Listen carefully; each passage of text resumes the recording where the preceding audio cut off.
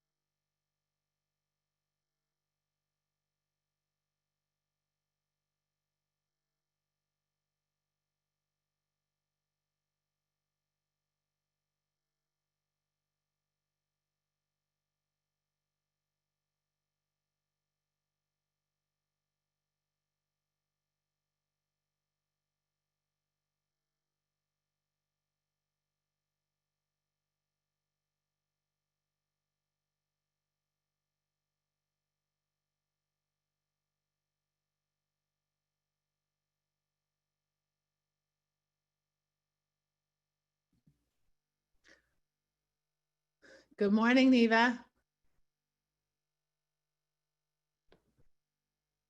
Or shall I say Chief Coakley Grice?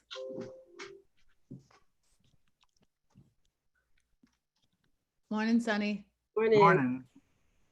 Oh, check out Sunny's COVID look. Wow. Julia.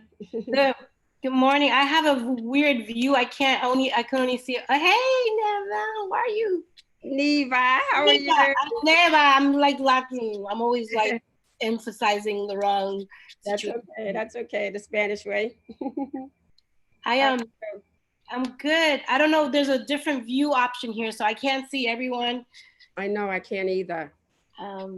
So hopefully that will change. I don't want to mess with anything, and then I bust myself out. It took a long time to get in here. I know that's right. Hi, Sabrina. I see you. Hi, good morning, everyone. Ooh. I put up the thing by accident. My bad, y'all. Yeah. You colored your face. Oh, okay. Yeah.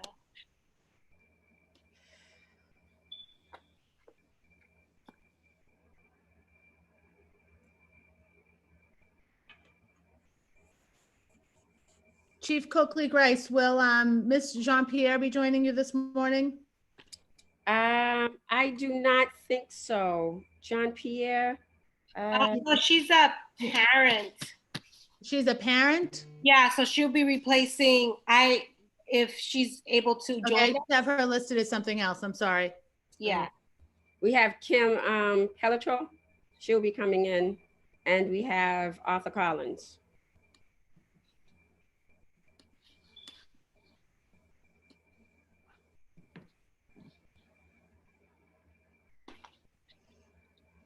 So Councilor Mejia, I have Sunny, Sabrina, and Miss Jean-Pierre in the first panel. Yep, and then there's Elizabeth, Casey,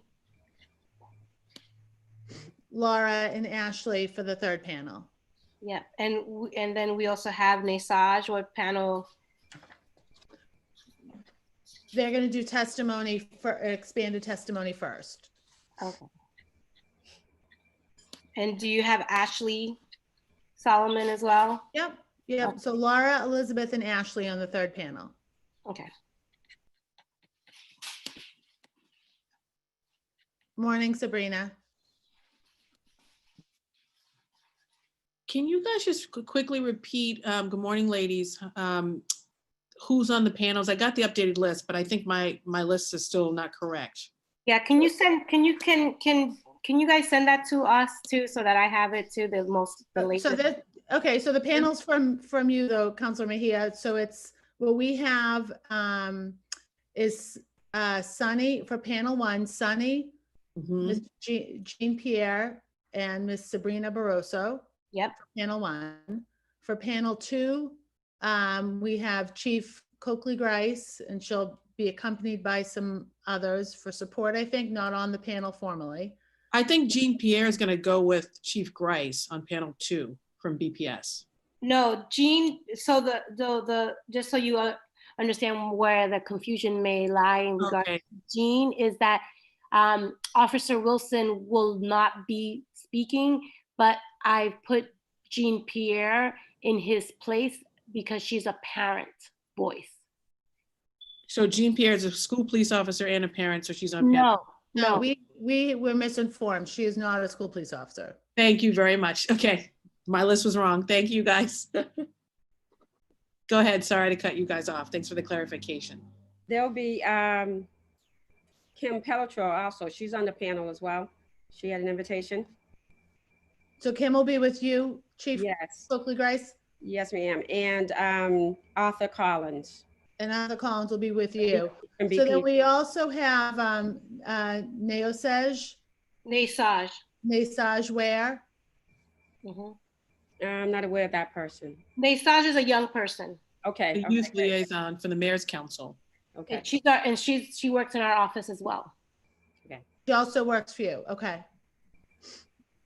in Madison Park and teen empowerment. She's a hardworking young person. Very good. Awesome.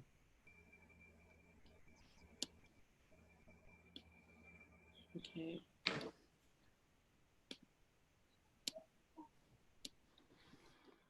Is anyone else on panel 3 beside, did I miss, are there more people? Panel on- 3, I have Laura, Elizabeth, Okay. Ashley. Okay, and Nesage. Okay, thank you, guys. Or ladies. Good morning. And then we waiting for Counselor Janey. She I'm said she's in the here. waiting room. I'm right here. Can you hear me? Oh, I can hear you. I didn't Can see you you hear at me? first. Yes, I can I'm right hear here. I'm sorry. Good morning. How's everyone? Morning. We have some people waiting in the waiting room. Yes. Oh, it took a long time to join for some reason. I had to leave and rejoin. That's what I did to get on.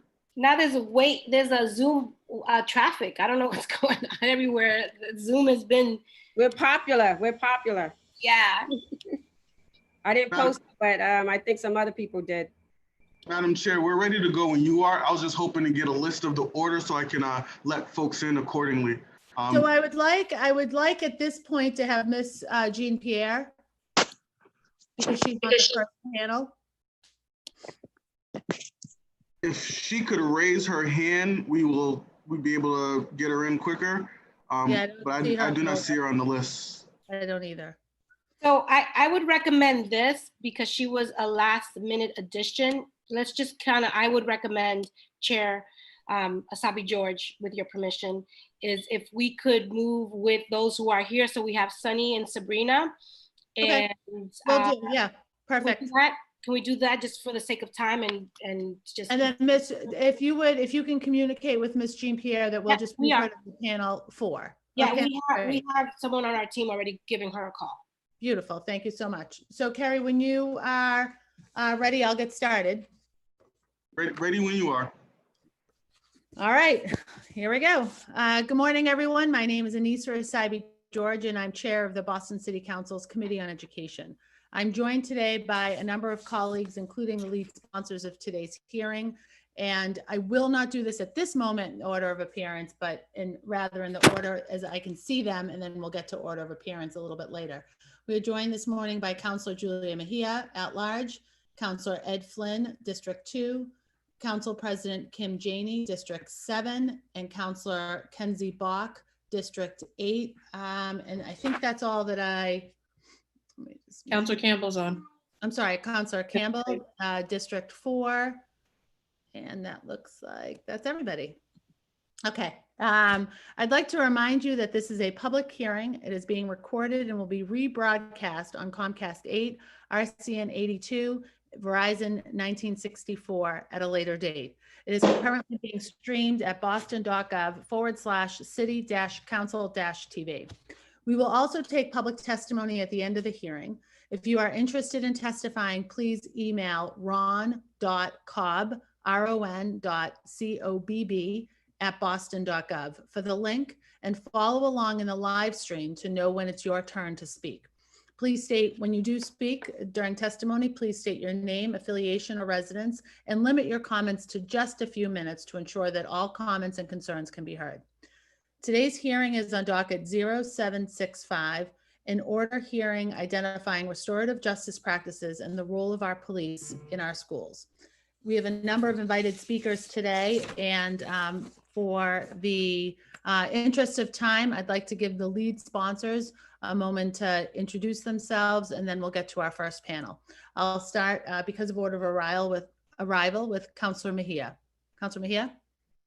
Thank you, Chairwoman Sabi George. I'm really grateful to be here, and I'm grateful to my sisters in service, Councilor Ed Campbell and Kim Janey, for their support on this particular hearing. As someone who grew up in the Boston Public Schools, as a parent, and as someone who worked in the education space, I understand how important this conversation is, and look forward to bringing everyone who has a deep connection to this issue to help us inform our thinking. I will say, as working in the education space, I heard a lot about dismantling the school to prison pipeline, and oftentimes how these punitive infractions would feed the school to deportation pipeline as well. But I've also heard from parents who have said to me, specifically, that a lot of the police officers that are in our schools oftentimes are the only male role models that a lot of our children see. And oftentimes for families who are experiencing trauma and who are experiencing high rates of violence in our neighborhoods, the concern around safety. So for us, when we talk about all means all, this hearing, my hope is that we'll be able to come to some common ground and an understanding of what restorative justice looks like and how we can support our schools to ensure that the social and emotional well-being of our students are front and center of every conversation, and that we are ensuring the safety of our children and making sure that we're not deploying punitive measures and continuing to feed the school to prison pipeline. So restorative justice is an issue that's near and dear to me, and I'm hoping that we can come to some real understanding of what that's gonna look like to ensure that all means all in this conversation. Thank you so much. Thank you, Councilor Mejia. Councilor Campbell. Thank you, Councilor Asabi George, and thank you to my sisters in service, Councilors Mejia and Janey, for the partnership here. We share, obviously, BPS connections growing up in the city, so I really appreciate your perspectives here in partnership. I also want to thank, of course, all the panelists for being here, for the work you guys do in your own right? We appreciate you, but we also appreciate you taking the time to join us today. I also want to thank Diana on my team, who is a fellow we have joining us this summer, who did a lot of research with respect to this issue and a lot of prep and cares about this issue as well. So I also want to thank her. As a former education attorney, I know for poor children and children of color, often their first encounter with the criminal justice system is sadly at school and can lead to permanent entanglement with detention in the prison system.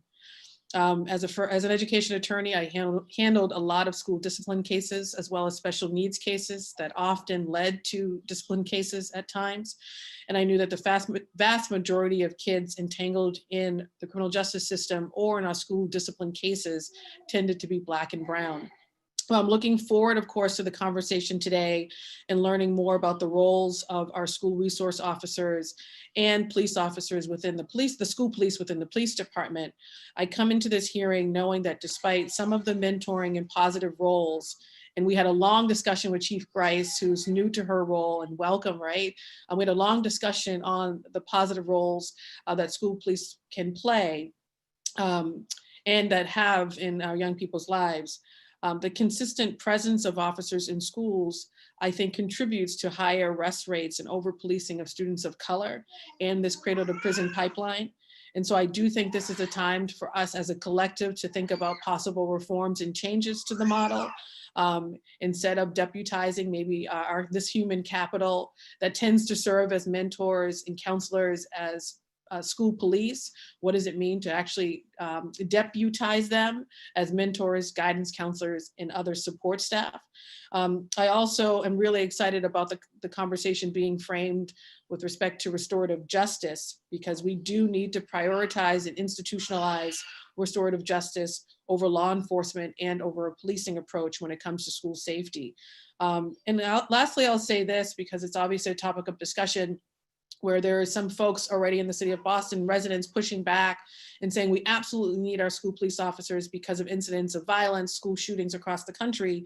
And I've been in contact with a lot of folks who've focused on this work for a long time. And everyone agrees that safe schools are created when you create a sense of community, where every single person who walks into a school building feels valued and feels a sense of belonging. And we know through numerous studies that restorative justice does just that, and that this approach proactively builds a school community based on cooperation, mutual understanding, trust, respect, and promotes and strengthens a positive school culture. And if you're wondering who that is, that's my son, Aiden. So I'm also a mother.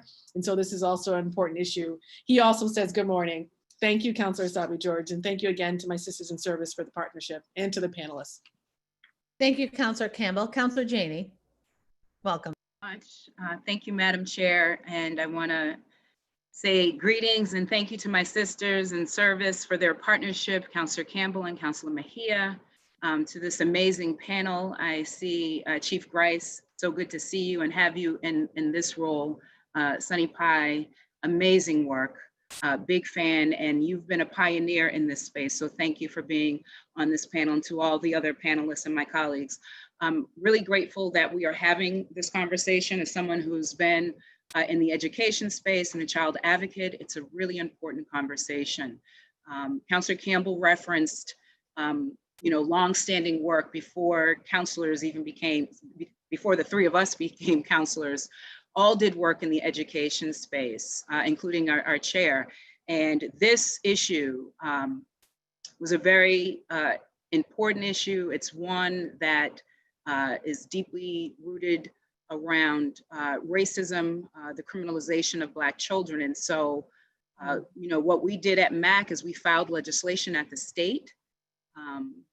We worked, to say that school exclusion would be a last resort, that we needed to do everything possible to keep our children in school, to keep them in the classroom, to keep them learning. We worked at the local level with educators like Sunny and others around the code of conduct in Boston. And I think the evidence is pretty clear in terms of needing to turn away from punitive measures and to look at restorative practices. So I think this is a really timely conversation, particularly as we look at the protest and the movement that we're in. We see the data, and the data shows disparities when it comes to Black and Latinx students. So I personally believe, and I think people know this, that we need to be phasing police out of our schools. But while we have police, I think we need to think about ways that we can support our students and support student learning. And with Chief Grice as our new head of public safety, I am really hopeful that we will have a different approach to how we view discipline in our schools and the role of police officers in our schools. So I'm excited to have this really important conversation and just want to get to it. So thank you, Madam Chair, for the opportunity. Thank you, Council President Janey, and thank you all for being here today. Unless any of my colleagues, the rest of our colleagues have burning opening remarks, I'd love to get to that first panel. I don't see a show of hands, so we will get to it, but I will introduce the rest of our colleagues who are with us this morning in the order of their appearance.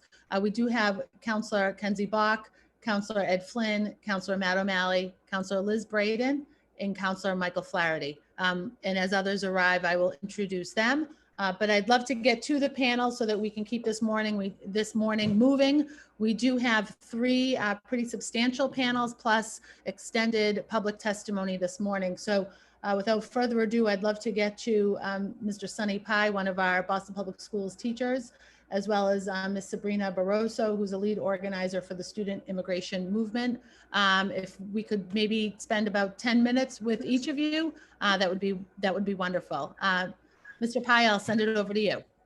Thank you so much. Really appreciate the opportunity to be here today. For those of you I haven't met, my name is Sunny Pai. I just completed my 21st year as a BPS educator. I'm also a BPS parent. My two sons attend the Curley K-8 in Jamaica Plain. In those 21 years, I've been a founding teacher at the Boston Arts Academy. I've been the founding principal of a media-themed high school at the West Roxbury Educational Complex, and I've been an administrator at Charlestown High School for the last 10 years. And during those 10 years, one of my responsibilities has been to direct the Diploma Plus alternative program. And it's there working with DP that I've really learned a lot about restorative justice and how it can be used in schools. And before going much further, I would be remiss not to acknowledge practitioners who've taught me about restorative justice. And it matters very much where you're from in this work. I've accepted this invitation today because I really respect the work that Councilor Mejia has done. And when she reached out to me, I try to say yes to everything she invites me to. But I grew up in suburban Connecticut in an overwhelmingly white neighborhood, attended overwhelmingly white schools. And I know about RJ a little bit, but the people I've learned from that have taught me the most are practitioners who grew up in our city, who've been deeply embedded in the Black and Brown community all their lives. And these are people like Janet Connors of Dorchester, better known in the community as Mama J. She is one of the wisest elders that I know, deeply, deeply entrenched in RJ and just the spirit of RJ. Ty Small of Hyde Park, who has been one of our DP directors, who has built much of the RJ systems in our program. And Ty is the person who I've observed that knows the most about how to fit this stuff into a busy school day, which is not an easy thing to do.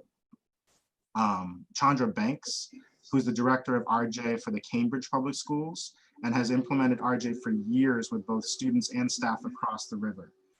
She's someone who she can seemingly resolve any conflict through RJ as long as the participants are willing to engage.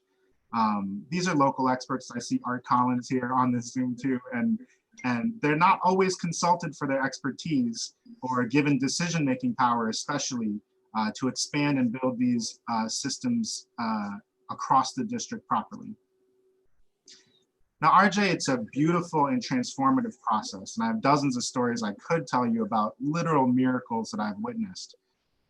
In recent years, though, I've been seeing it's become a very trendy and popular option, especially for alternatives to discipline, especially with the specific goal of lowering suspension rates. And I've seen books published, I've seen trainings created and PowerPoint slides shared, and some of them are helpful, but many of them are not. I want to talk to you today a little bit about just the real spirit and soul of RJ, because it's sometimes touted as this zero budget solution for curbing out of control suspension rates. And while I love it and would love to see it implemented everywhere, doing so effectively requires both careful steps and investing resources. The first foundation of RJ is community. So one basic principle, if you're new to RJ, is that if someone causes harm within a community, that person is then responsible to repair that harm, and they restore the community to be whole again. This has to be done in a way that's very authentic and in a way that the person is very unlikely to then repeat the harm. And one of my favorite examples of this is from Katie Delahanty's classroom. Katie is one of the best teachers that I've ever seen and was a co-founder of DP. And once in a student discussion, Katie had one student comment that another student's words were stupid. And she pulled the student aside at the end of class and said, I'm gonna give you an extra assignment. And I want you tonight to go find 3 adults that you really respect and to have them tell you a story about a time they were made to feel stupid by somebody else. And this student went home and did that and wrote it up and then talked about it the next day with Katie and read the write-up together. Katie said that student never, ever, ever spoke like that in class again, and cleaned up the mess that they made with their classmate. That to me highlights the level of community that you need to make RJ work. The student responsible for the harm had to trust Katie enough to do this extra assignment, and needed to care about having offended their classmate, about altering the climate of the class. And none of this action would have happened without that foundation. And Katie could not have asked the student to do this. The student would have just said, I'm not doing this extra assignment or whatever, just give me a detention or something, without having this foundation of relationship. Now, sadly, in our schools, especially in places where students are really disengaged from their learning and don't view themselves as academic material, there's already a huge gap where students do not feel they belong. And if a school is not already finding ways to build relationships and also create this strong bond of community so that every member will go out and want to restore their standing in the group, RJ is not going to work. It's one thing to ask teachers. Of course, every teacher knows they need to build relationships with their students so that they can teach effectively. But to build community to the level where any student is going to work through something difficult, something embarrassing, something that requires incredible humility to take action to repair harm they've caused others, that requires a level of community that's not present in most schools. One thing exciting to me about this conversation is this could be the pathway by which we hold ourselves to that standard. We've always been good about building community in DP. We had to step ourselves up to a higher level the more we wanted to incorporate RJ to have this foundation. We use the structure of talking circles when we do RJ. And if you've never been in a talking circle, you literally sit in a circle and you pass a talking piece around and you don't speak unless you're holding that talking piece. It comes from a tradition built in indigenous cultures. And one time we were doing a circle like this in DP. And this is to illustrate the trust required to make this work. We were having a hard time and a lot of students were failing and struggling at the time. So I went and I printed every single grade in the program with no names attached, but it just said, here's all the history grades, and it listed them from highest to lowest. Here's all the English grades, all on one sheet. And you got this sheet and you could see like the first few grades were A's and then they quickly dropped down and then there were a whole bunch of failing grades. So like 70% of the grades were failing grades. And so I passed the sheet out to the whole community, and then I passed the talking piece, and my prompt was, what do you feel looking at this sheet?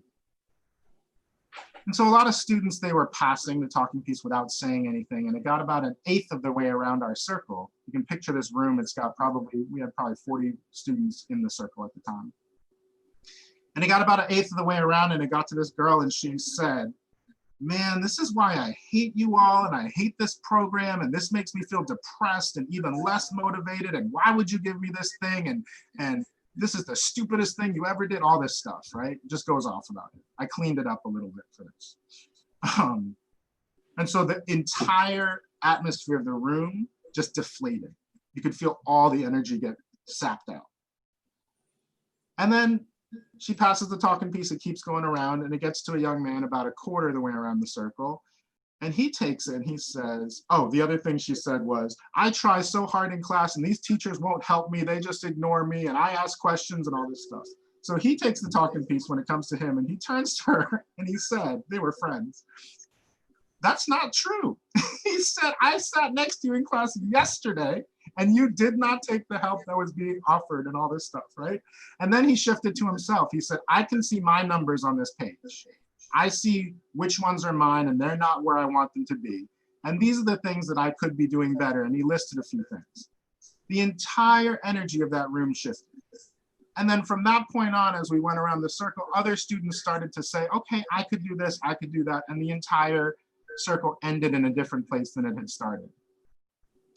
Now, after the first student spoke, if I jumped in as an adult and clamped down on her or said, don't say this, or you shouldn't talk that way, or that's not true, the same thing would not have happened. The biggest thing I've learned from RJ is I thought I trusted my students, but if you're in circle, you really have to trust because you don't know what's going to happen once you let go of that talking piece. And technically, it's not my place to grab it back and say something. That would be a violation. So when you really trust young people, what I've seen is they always rise to the occasion. And the things that become possible then in that space when young people are trusted is a completely new thing.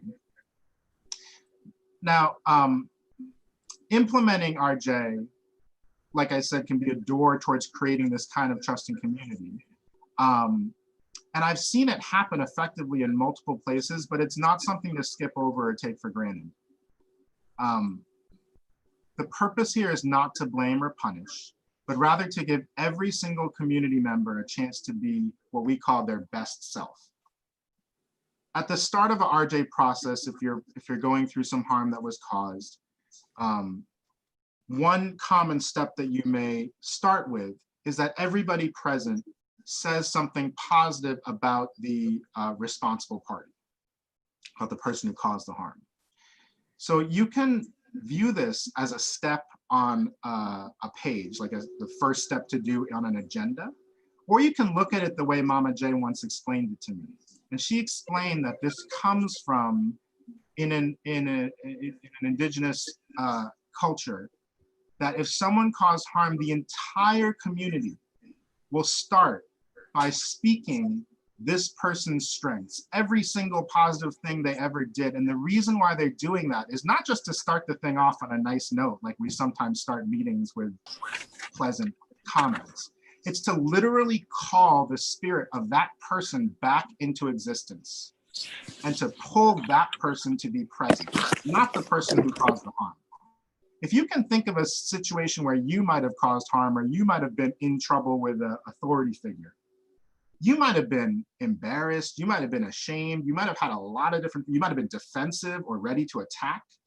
Can you imagine if when we started those processes, the first thing we did was you got to hear every single amazing thing you ever did for anyone in that community?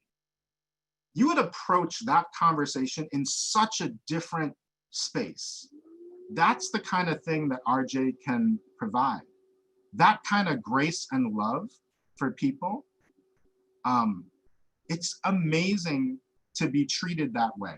And it's amazing what becomes possible when we create those spaces. And I need to acknowledge it is not typical. It's not typical in schools. It's not typical in societies.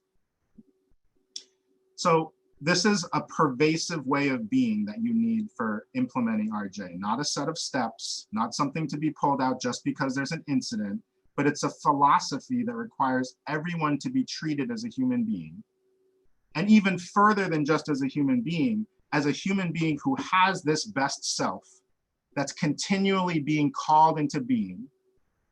And in the moments when you slip, there's a process that allows you to then restore your standing very transparently and explicitly.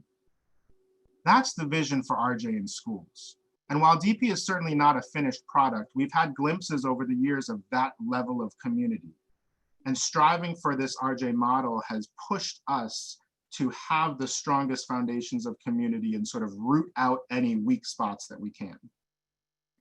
Now, I know I'm here primarily to talk about RJ, but the rest of this docket concerns the role of school police. And so I wanted to speak quickly just about the connection. And I've had the good fortune in my career to work with some amazing school police officers. I'd go so far as to say I feel the individual officers that I've gotten to work with are some of the very best school police officers in the district. And these are people who considered themselves educators first, not law enforcement, and who sought to build genuine relationships with students and were an integral part of our school community. But my feelings on this issue are not about individuals, but about the system. And I hope I've made the point that RJ can be miraculous and transformative, but it also requires a whole new way of being for the entire community. The practices that have been revealed around school police in the last couple of years are disturbing and really undermine this way of being. Like I said, trust is primary to RJ on every single side. And students have to trust adults to keep their absolute best interests at heart. And staff, on the other hand, must trust students that they can rise to the occasion, that they're worthy of our trust, and that they can be their best selves if we call them to be it. The stories that I've heard in recent years about the ways that students are surveilled through police presence in school create a wedge between desired implementation of RJ and the goals of the inherent goals of law enforcement. And forgive me, Chief, because I'm not a law enforcement expert, but from my view, law enforcement as a rule identifies threats, seeks to gather information about them, and is wary for the times when people may be their absolute worst selves, sort of the opposite lens. And again, this is not to besmirch the individuals in these positions, but it's the system that's set up to gather information, sometimes secretly, sometimes with the assumption that unknown threats may be lurking.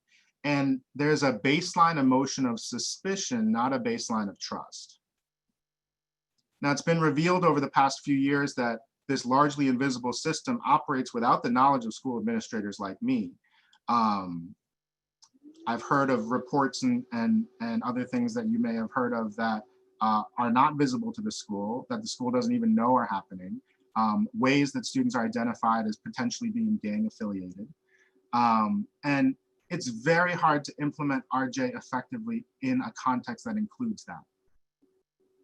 If our purpose in a school is towards control, towards law and order, towards identification and minimization of threats, I say threats in quotes, we cannot achieve the space of trust needed for true RJ to happen. I appreciate the opening comments from Councillor Campbell about safety has to do with how trusted and how known individuals are within a given community.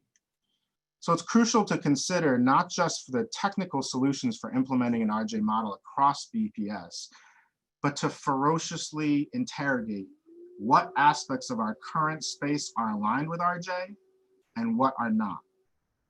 Competition, stratification, exclusion, these are all hallmarks of educational systems. Anyone who's seen an honor roll posting knows that. Those are aspects that we are far too comfortable with in our schools. And we do not recognize how those things are in direct competition with things like RJ. You cannot support competitiveness and exclusion or stratifying layers of levels while also supporting the philosophies truly of what RJ represents. They're antithetical to the tenets of restorative justice. So I'm really glad to see these topics on this hearing because to truly transform the climate of schools, we have to be willing to take bold and transformative action. Thank you. Thank you, Mr. Pai, and congratulations on your 21 years of service to our students and our kids here in the city of Boston. Sabrina, I'd love you to introduce yourself. If you would just mention your affiliation and get into testimony. Thank you. Hi, everyone. Good morning. Thank you to the city councilors. Thank you for all the panelists that are here today to talk about this very important matter. So first of all, like I said, good morning, everyone. My name is Sabrina Barroso. I'm the lead organizer for the Student Immigrant Movement. We are an immigrant youth-led grassroots organization, and we fight for the protection of undocumented and immigrant youth and their families. In SIM, we engage youth firsthand with community matters to create cultural, systemic, and institutional change. Our work is led by undocumented and immigrant youth. SIM's vision for our community is simple yet ornate and involves many components of our lives. for this hearing, I would like to just share a few things or components about our vision for schools. We dream of schools where young people can make decisions for their well-being, health, and education, where young people are given respect, credibility, and space to express and design what support they want and need from adults, where young people are empowered to grow, express curiosity, build relationships, and experience life in spaces designed by them, and where the community can hold ourselves accountable and restore when harms are done. SIM was founded by undocumented students from East Boston High School in 2004. So we have a complex relationship with Boston Public Schools. We go to schools even to this, well, not during COVID times, right? But even up until this year before quarantine, we were able to go to schools here in Boston and teach young people about their rights, about college access as immigrants and undocumented people, and many other really important topics.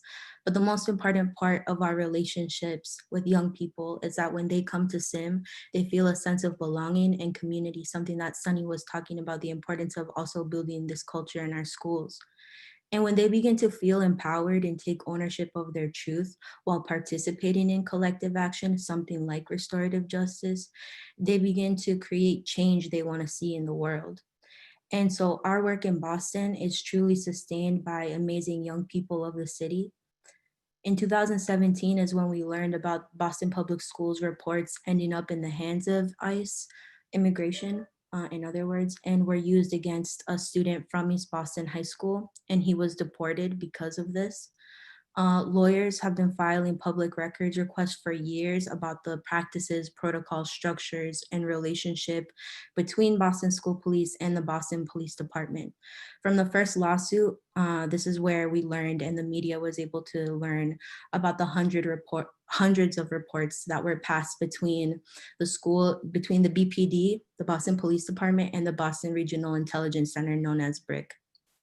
And there's a lot of material still from other public records requests that we're still waiting to receive. As young people and the community, we needed to dig and do our research to answer crucial questions that were being ignored by Boston Public Schools and the city. Young people and families must know the relationships between the Boston Police Department and the schools and BRIC, because there's no justification for not having these answers and data as it pertains to young people and their families.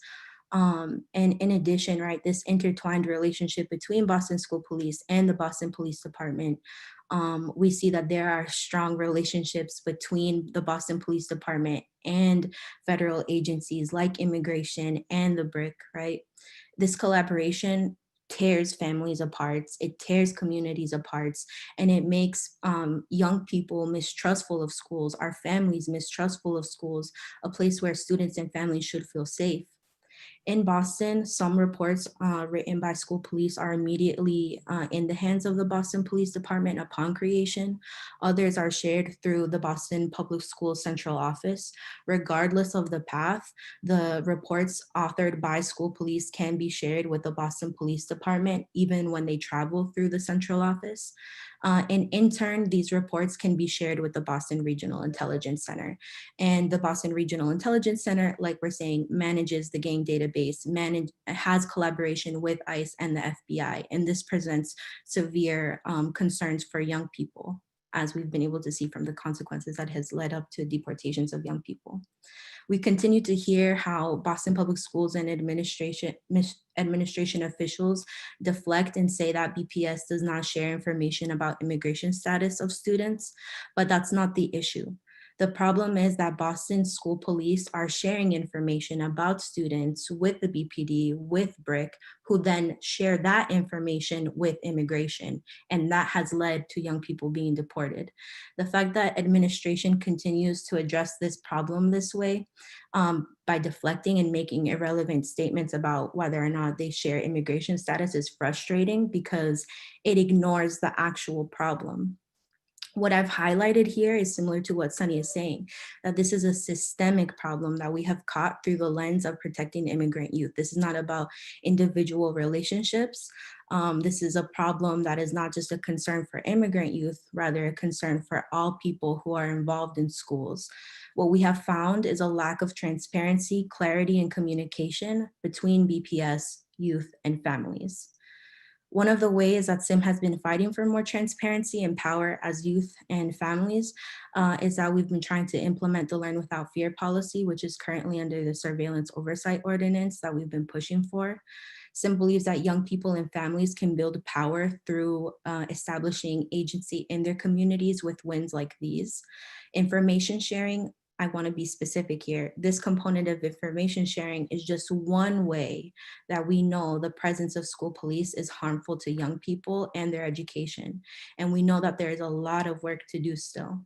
The true experts on this subject are students themselves because of their experience, and they can share more about, even different aspects than information sharing about how they're impacted, which is why I would like to request hopefully another opportunity for young people to have more time to prepare testimony, for them to be able to have it during the evening so that them and their families can participate in sharing their stories. For us, this was a little bit difficult because young people, right, they have things to do during the day. Their parents are working during the day. So it's hard sometimes for young people to show out and share their stories for hearings like these if they're scheduled early. But hopefully we can have other opportunities where y'all can hear directly from young people to hear more experiences. Like I'm saying, like Sunny said, even for an organization like us that we work directly with directly impacted youth who are experiencing challenges because of immigration. This was unknown to us for years, right? So this was happening under the radar, and until this work came up with lawyers was when we were finally able to address something. And that truly is something that is very shameful. We hope that we can begin to address these issues with youth present at all levels of addressing this issue. Thank you, everyone. Thank you very much, Sabrina, for your testimony. And I do want to just let you know that we have loads of young people signed up to testify this morning. So at this point, I'd like to open up. I know that Sabrina and Sunny have some time limits, so I'd like to open this up to some questions from my colleagues. I see Councilor Mejia's hand up. You'll be first, so you can share your comments at that point. I would like us to, because we have 3 panels, to limit our comments and our questions to 5 minutes. So the panelists, if you could keep your responses brief and simple, that would be very helpful. I'll start with Councilor Mejia. Yes, thank you, Councilor Asabi George. I just wanted to just note that Ms. Jean Pierre has joined us, and so just wanted to just give you the heads up on that. So just a quick question for, and thank you also, Councilor Asabi George, for acknowledging the loads of young people that we have on deck ready to testify. We're really intentional about making sure that youth are leading this conversation, and excited that they're able to join us today. So for Sabrina, I'm just curious, can you talk a little bit about the language barrier for students and school police and how that has impacted their relationship? I know for me as an English language learner who grew up in Boston, translating for my entire family, I know that language barrier is definitely an access to building relationships. Can you talk to me a little bit about what you've heard from young people as it relates to that issue? Yes, thank you, Councilor Mejia. This is actually a very important topic. Again, I'm going to speak from the lens of my own experience and the work that I've been able to do on this issue. So for the work that we've done in regards to the reports, we've been able to see that young people and their families are oftentimes, well, from what we've seen, they're not informed that these reports are written and sent to law enforcement. This is a very, very dangerous thing to do, especially like we're saying for immigrant youth, because this has led to the deportation of young people by literally handing over reports about normal teen behavior, like Sunny was saying, literally just surveilling their behavior and writing it down and claiming that someone is a gang member.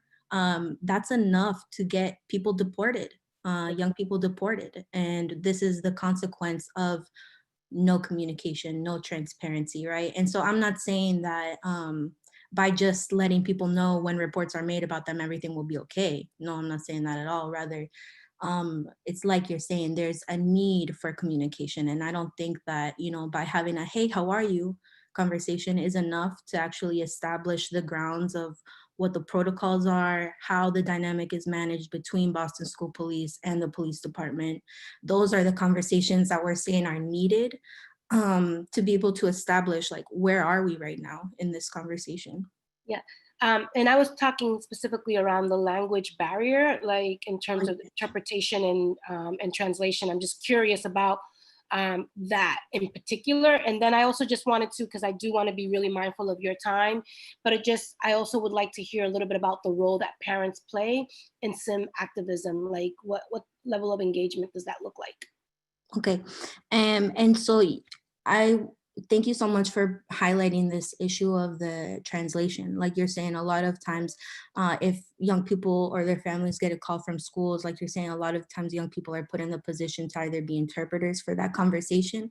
At least like I was saying, in regards to my work, the reason why this is concerning for me is because if young people are put in the positions to interpret very important information about legal matters, it's almost it is a disservice to young people and their families to put them in that position without access to, like we're saying, a qualified interpreter who can accurately express the matter with the guardian or parent of that young person and to the young person themselves, to make sure that decisions that are being made, steps that are being taken are all communicated with the family.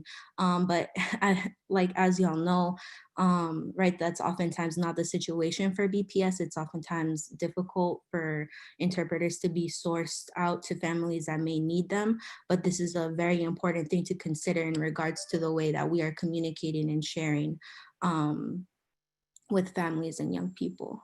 And then in regards to your question about how parents can participate through SIM, we are a youth-led, undocumented-led organization. So our place, or the place that we invite parents of young people to show up and educators, is in our larger community events. Again, that's a little difficult considering quarantine and all of these things.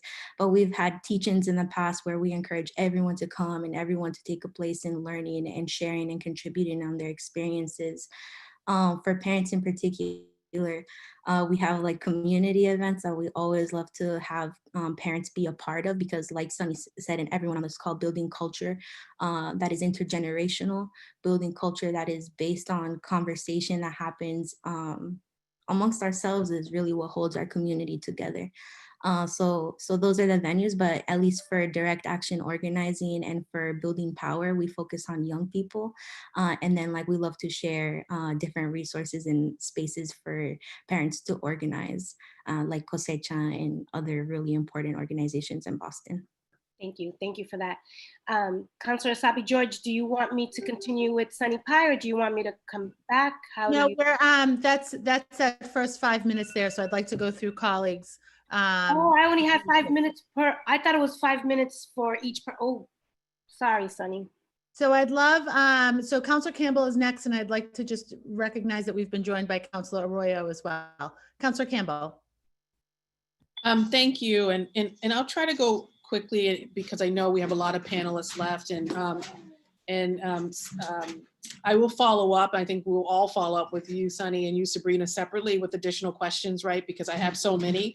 But I think first with you, Sabrina, I guess it's more of a comment. First of all, thank you for sharing. Thank you for the work you're doing. This obviously connects to the public safety conversations we're having too with respect to the BRIC. It's all interconnected and interrelated. So we'll keep you posted on those conversations too, because they very much connect to the lack of transparency that sort of all counselors have been asking a lot of questions about, including the gang database and our relationship with ICE. So we'll separately stay in contact with you on that, but just wanted to say thank you for your work. Sunny, thank you too, and thank you for naming those folks who have been doing this work for decades, including Janet and so many others that we can learn from, and that want to make themselves available for us to sort of adopt this philosophy within our system, right? As we move away or shift away from a law enforcement model. But from your perspective and from where you sit and from your decades of experience, I'm curious, you know, it can, from the layperson or someone who's on the outside, it can seem so overwhelming, right? Like, where do we start? Is it policy changes and then sort of working at that? Where do we start? It's not just mere training. It's like when we say equity, we can have a definition, but if no one sort of adopts it. So just, I'm curious from your perspective, where do you think we start to shift this philosophy and this culture? You mentioned the honor roll list, which it's embedded. So I'm curious from your perspective, where do we start? I think the first thing is just having more conversations like this, right?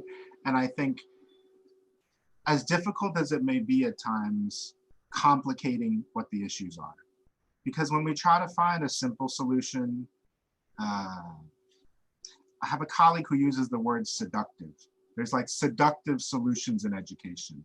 If we could just get a good formative assessment and know where every student is, then we could differentiate well and it's all gonna work. But you can't buy a test that's gonna do that. You have to actually know your students really well as a teacher and spend hard work and really effort to get to know where they are if you're gonna teach to each of them. There's not like a app that you could give them that's gonna identify that, although they will sell you one, right? And so the more we can complicate these issues, RJ, we need to get to know them well. And the systems, we need to get to know the solutions. So what I'm grateful for is that A, it's being talked about, B, it's being talked about very broadly.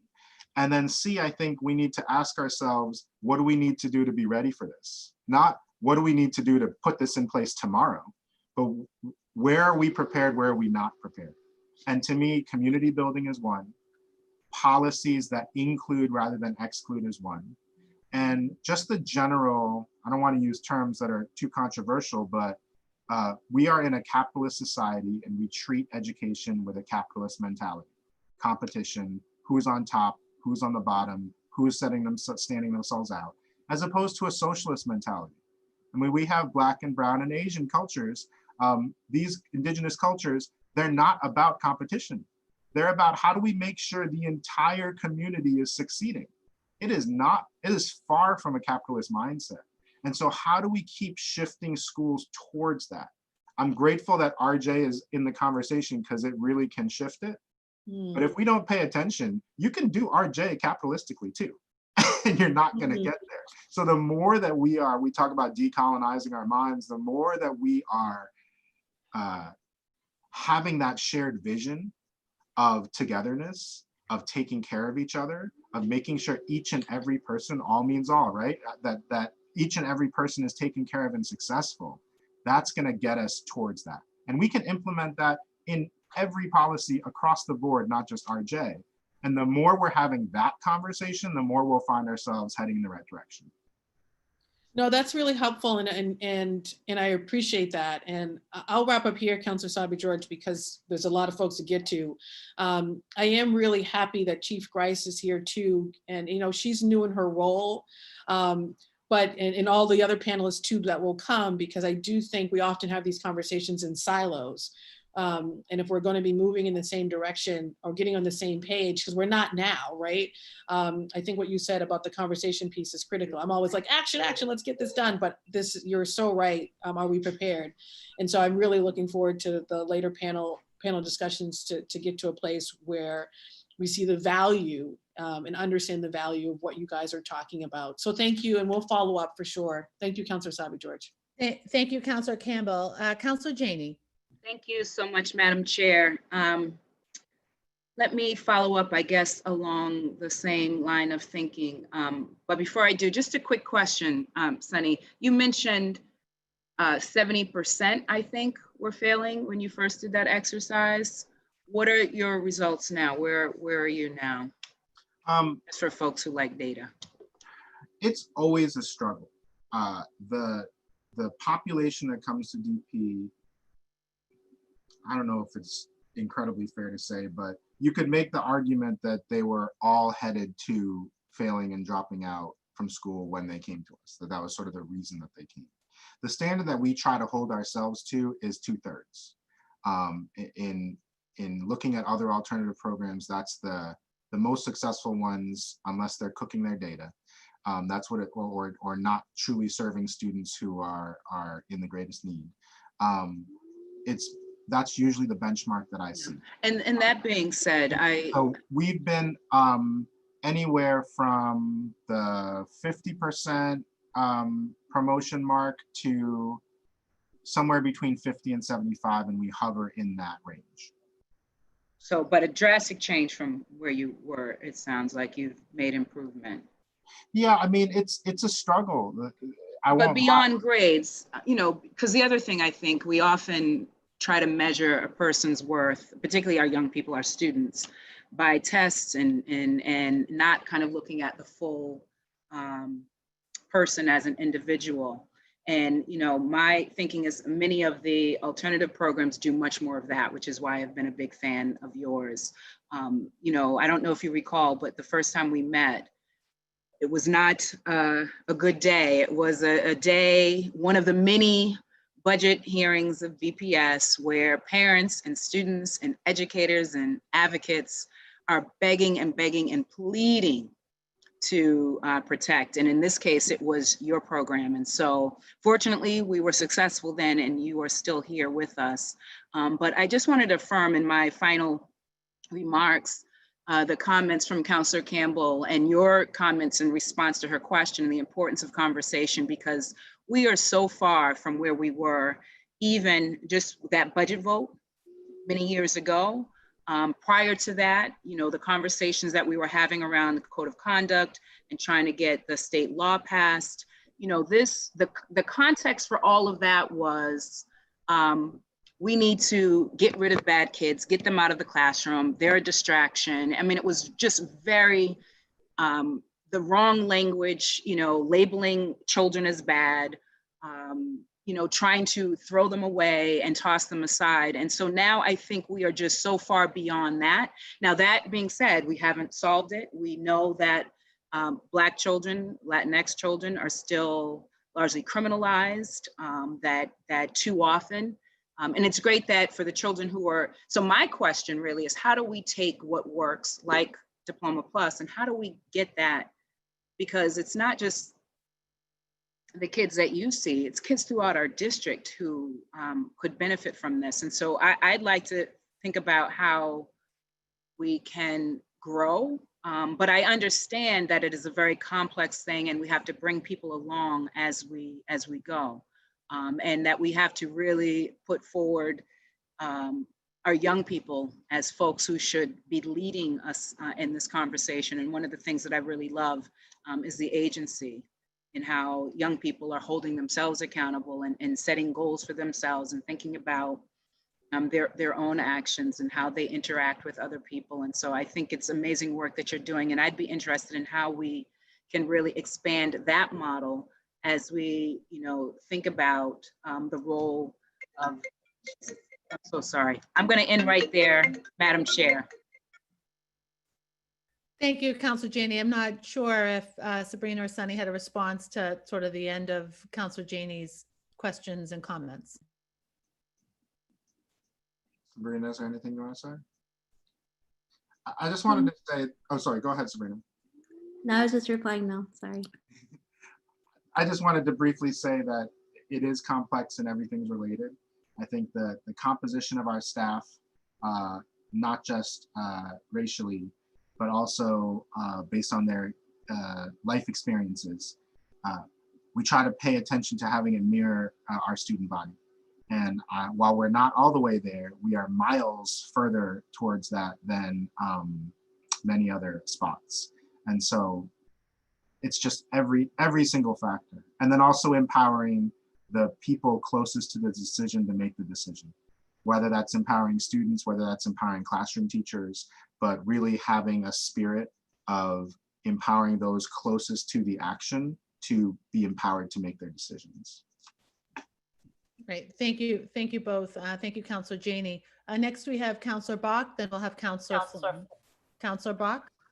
Thank you, Madam Chair. I'm mindful of how many of us counselors are here and how many panels we have, so I don't want to take up a bunch of time. I just want to say I really appreciate the panelists, and I think that It just, to me, what it just reemphasizes again and again is that, we have this way of talking about people and young people in our schools that's very much like, how do you take action Y that has effect X, and I think, what restorative justice is all about is the fact that the real way that human beings interact is relational. And I hear you talking about building those relationships, and being able to acknowledge when those relationships are broken, but doing it in a way that's just sort of fundamentally takes in the whole person. So I really appreciate that. I agree with the questions other counselors have raised. I think what's hard about something that's tailored to the whole person and relationship is that when you're in our chairs, you try to think about, well, how do we systematize this? How do we scale this up?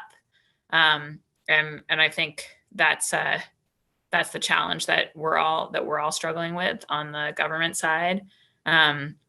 I think, and obviously the sort of the hard case issue of like, what do you, and maybe if Sunny, you have anything to say about this, just like one of the questions that I've been getting from folks who are more skeptical is well, what happens if there's like a violent incident? And how do we take that kind of relational reparative approach while also keeping everybody safe? So I don't know if you have any comments or experience there, if you want to comment on that. Otherwise, I'll yield the rest of my time. Thanks, Madam Chair. I think there's a lot of things you can do, but I mean, one simple thing is just engaging outside organizations. So we don't necessarily need to have a police presence within the school. In the rare instances that there is an incident that's serious, you can engage other organizations. You can engage law enforcement. You can engage in, if it's a sort of domestic violence or relationship situation, you could engage folks like BARC, Boston Area Rape Crisis Center, I think it's called, or other community organizations that are specifically trained to handle some of these things. And I don't want to say everything can be handled. There's certain things that are inappropriate to handle through RJ. But I think in those instances, when a party outside the school is handling that, that's almost cleaner and easier. And we have so many partners who specialize in that work and do that well. I will also say we had a circle once for 2 students, and this was sort of optionally done as an extra resource. So it's not something we would sort of force upon students, but they were in a relationship for a long time, and they were really struggling with some unhealthy patterns within their relationship. And Ty, who was our running our restorative programs at the time, brought in a bunch of community members who practice RJ, and had a long session with those students and provided that sort of as a service to those students. You can't do that with everybody, and those students sort of opted into doing that, but there's ways that we can handle things. It's just so many different options become possible in that context. But I do want to say for those people, it's not saying shut everybody out. There's definitely situations where we may need outside intervention. I just think they don't happen as frequently as people fear. Yeah, no, and that really resonates with me, the point about that being cleaner, because I do think like the types of resources that we have in our schools day in, day out, they set the mood music for students about what kind of a like site is this, right? And so it's like, if those resources are law enforcement, it says this is a place of potential like law enforcement interaction and crimes and right, as opposed to if your resources are more relational, you're saying this is community. When we rupture our relationships with each other, we're going to try to rebuild them. So I really appreciate the work you're doing. Can I say, in terms of the relationships also, I'd prefer to think of it not just as relationships because we use that word so much, but it's relationships on steroids. It's like what kind of relationship is necessary? We had a parent who an incident occurred that we had to do mandated reporting on, and we had to contact Department of Children and Families. That parent called us for support. knew we were making this call, and it was not contentious. Reached out to us for, geez, I know this happened. I know you have to do this. That's not how those conversations normally go. What kind of relationship do you need to have so that that happens in that situation? So that a young person who has to have incredible humility and go in front of their peers and say, I made this mistake, is gonna do that. That's what we need to sort of, if we're gonna scale up, the question we need to ask ourselves is, how do we have that level of relationship across all our schools? And what do we need, actions do we need to take to make that possible? Thank you. Thank you very much, Councillor Bach. Thank you, Sunny, for that, sharing that experience. We now have Councillor Flynn, and then I think Councillor O'Malley had to leave. He'll be returning shortly. Next, after Councillor Flynn will be Councillor Braden. Thank you. Councillor Flynn. Thank you. Thank you, Councillor Asabi George. I want to say thank you to Councillors Mejia and Janey as well for filing in this hearing order. And again, to Councillor Asabi George for chairing this important meeting. I agree that our schools should have more counselors, social workers, psychologists that can help students resolve these conflicts. We should employ restorative justice methods in our schools as well. I know now the Boston Police School Police under the new chief, she was an officer in C6 in South Boston at one period of time, and she was well respected and did a tremendous job in the Gavin School and in and around the Tynan School. So we certainly have an excellent leader in that department. I also wanted to highlight one issue. I was in between jobs and I was a substitute school teacher at Charlestown High School and at South Boston High School. I don't know if many people remember Val Shalley over at Charlestown. I worked with Val, but I would see the school police and their relationships, the personal relationships they had with the students, and it was something exceptional to see. They knew the students that were struggling, and they knew the students to watch out for, and I was surprised to see that level, that personal connection that our school police had with our students. I didn't think that existed, but it certainly did. And I think the school police, based on my experience, played a tremendous role at Charlestown High School, at South Boston High School. I can only speak from my experiences. But again, just want to say thank you to the panelists for being here, for the makers of this important hearing order, and just wanted to follow up on a brief comment Councilor Mejia made. Is I also noticed at Charlestown High School that the police officers that were male police officers, there was some type of role model, people looking up to the officers at times, treating them with respect, but a little bit of going back and forth in a funny way, building strong relationships. I recognize that was an important part of it, was the personal relationship, but also the role model aspect as well. So those are my thoughts, and again, just want to say thank you to the makers. Thank you very much, Councillor Flynn. Next we have Councillor Braden, and then we'll have Councillor Flaherty. Thank you, Madam Chair.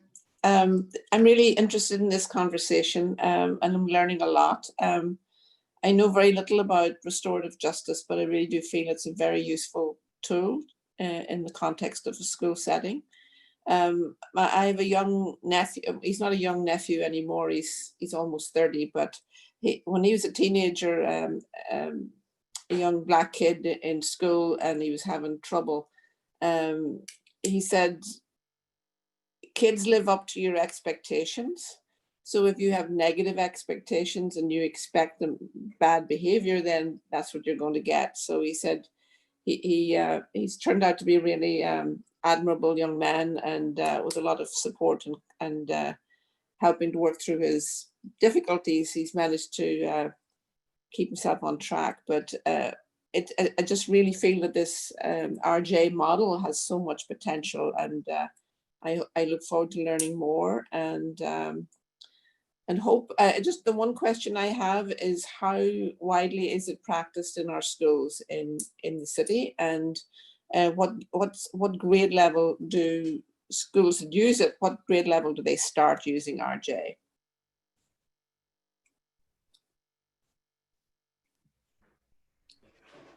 I don't have all of those details, Counselor. I know that there's a huge grant right now that Art actually probably knows more about than me, but that's allowing for professional development across the district for teachers, many teachers, to get sort of basic RJ training.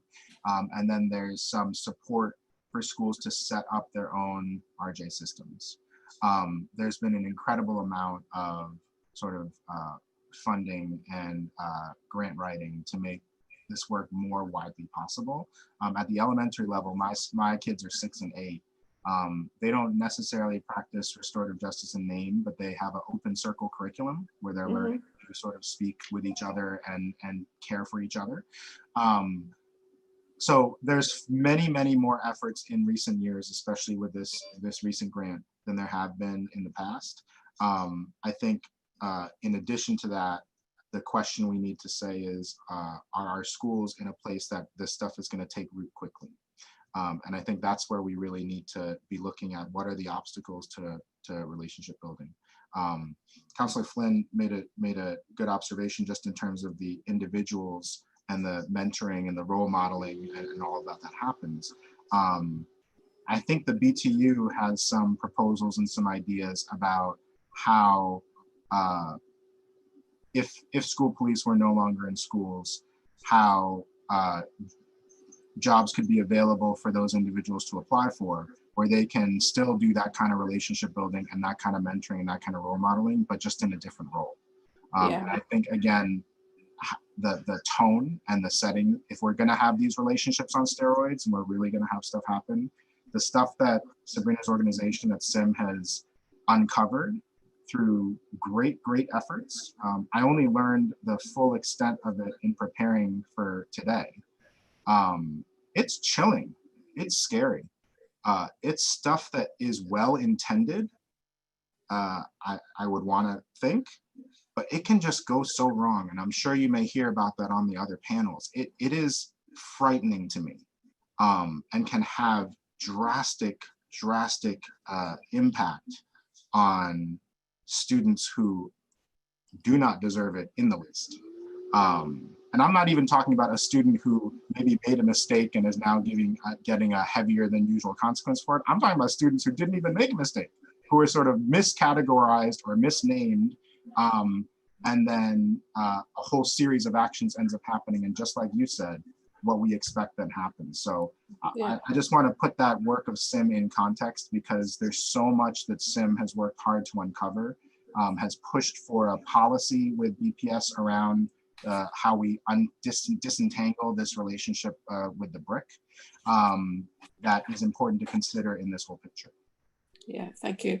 And just another comment, really. I worked in special education for many years, and I had an educational psychologist who always said that behavior is communication. And so and I worked with special kids that were deafblind and didn't have good, a lot of, they had severe communication difficulties because of their impairments, but she always said that the behavior was communication, and that if you sit down, and so many young people who are struggling, maybe they don't have the emotional capacity or the language skills to be able to talk about their feelings, and they come out sideways. And so a lot of the time we see disruptive behavior rather than just saying, I'm hurting, I'm scared, I'm afraid, I've had a grief in the family or whatever.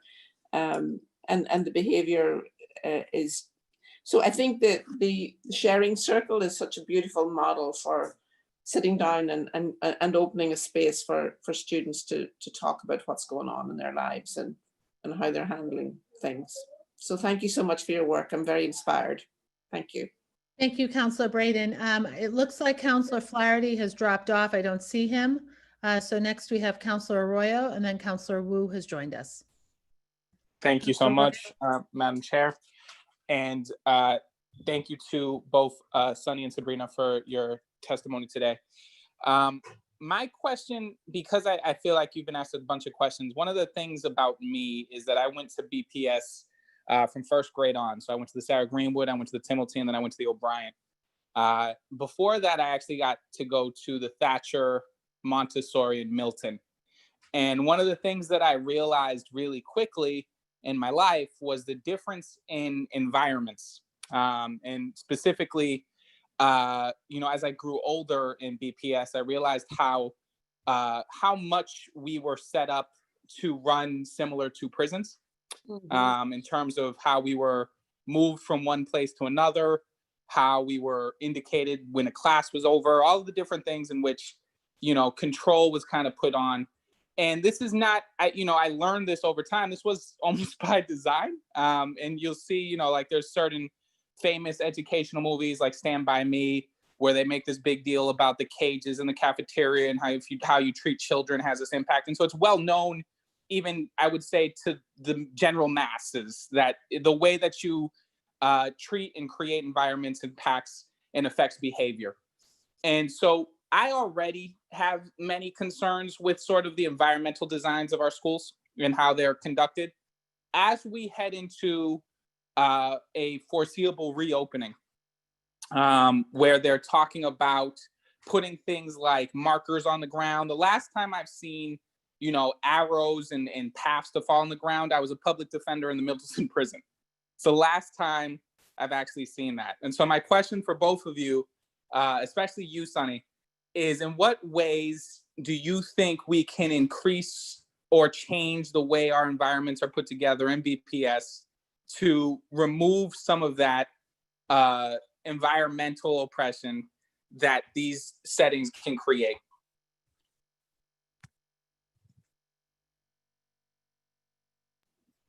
Sabrina, do you want to go first?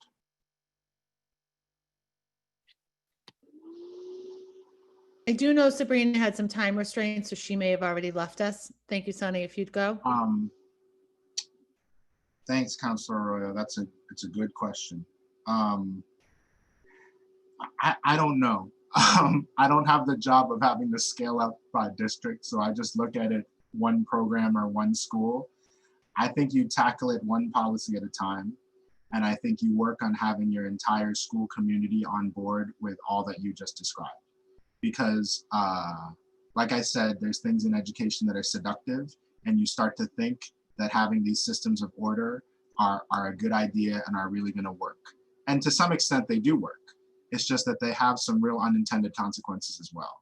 And so, I'll say at Charlestown, we engaged in some learning. We read a book together, a book called Make Me. And the author's name is slipping my mind, but it's about student resistance in schools and how when students resist, that's a very natural and developmental thing that teenagers are gonna do, and that we don't need to stamp it out, we need to understand it. Just like Councilor Braden said, it's a communication, that behavior. So we first need, as a group of professionals, to make sure we are on the same page with everything that you just described. And then we need to work to interrogate ourselves and break down policies. I mean, I think from a system-wide level, there's things that we've done, like the work Councilor Janey referenced on the code of conduct and stuff like that, to little by little move ourselves. I think we just have to keep moving. At Charlestown, it took, I think, 7 years before we got rid of our rule that you can't wear a hat inside the school. And during those 7 years, there were so many conflicts between teachers and students over a hat. And when I first got there, I said, why do we have this rule? Because my previous school didn't have it. And I got shouted down like in a meeting. And then 7 years later, we completely got rid of it, right? And so I think that kind of slope, it's frustratingly slow sometimes, but how do we interrogate everything and little by little keep moving towards a shared common vision? And in order to do that, we have to have the shared common vision. So I don't know if that answers your question, but I don't know a way to shortcut it, because you have to build trust and you have to build community and you have to make sure that people really believe in what they're doing. Thank you, Sunny. Thank you, Councilor Arroyo. The pause, we're at the last seconds as it is. Thank you. Counselor Wu. Thank you, Madam Chair and everyone. And I'm really sorry that I'm coming in late. So if you have already answered this, please just say I've answered this and I'm going to go back and watch the tape for every question. So I just wanted to start big picture. And do you all feel like the district there's already a stated full commitment to the type and breadth of restorative justice that we need? I think there's a stated commitment to it, and I think there's been a lot of work towards it. I am concerned not just for the district, but for sort of the educational world at large, that folks don't really deeply understand the level of relationship needed to pull it off well. And I think you can pull off a version of it and that'll still be better than what we have. But if you're truly going to go for the gold and make this and reap all the benefits of this, we need to be willing to interrogate everything in our system and align it to an RJ values. I'm not sure that we yet have the understanding, much less the will to do that work. Got it. Okay. That was I was trying to get where we are in kind of a spectrum of commitment vaguely to shared community visioning, to principles, to implementation, to outcomes. And so we're still very, very early on. I think folks are 100% on board of implementing it and 100% pushing it. I think the question is how much money is really behind it. And do we have a shared vision of what the endpoint could really look like? That's what we're working on. Yeah.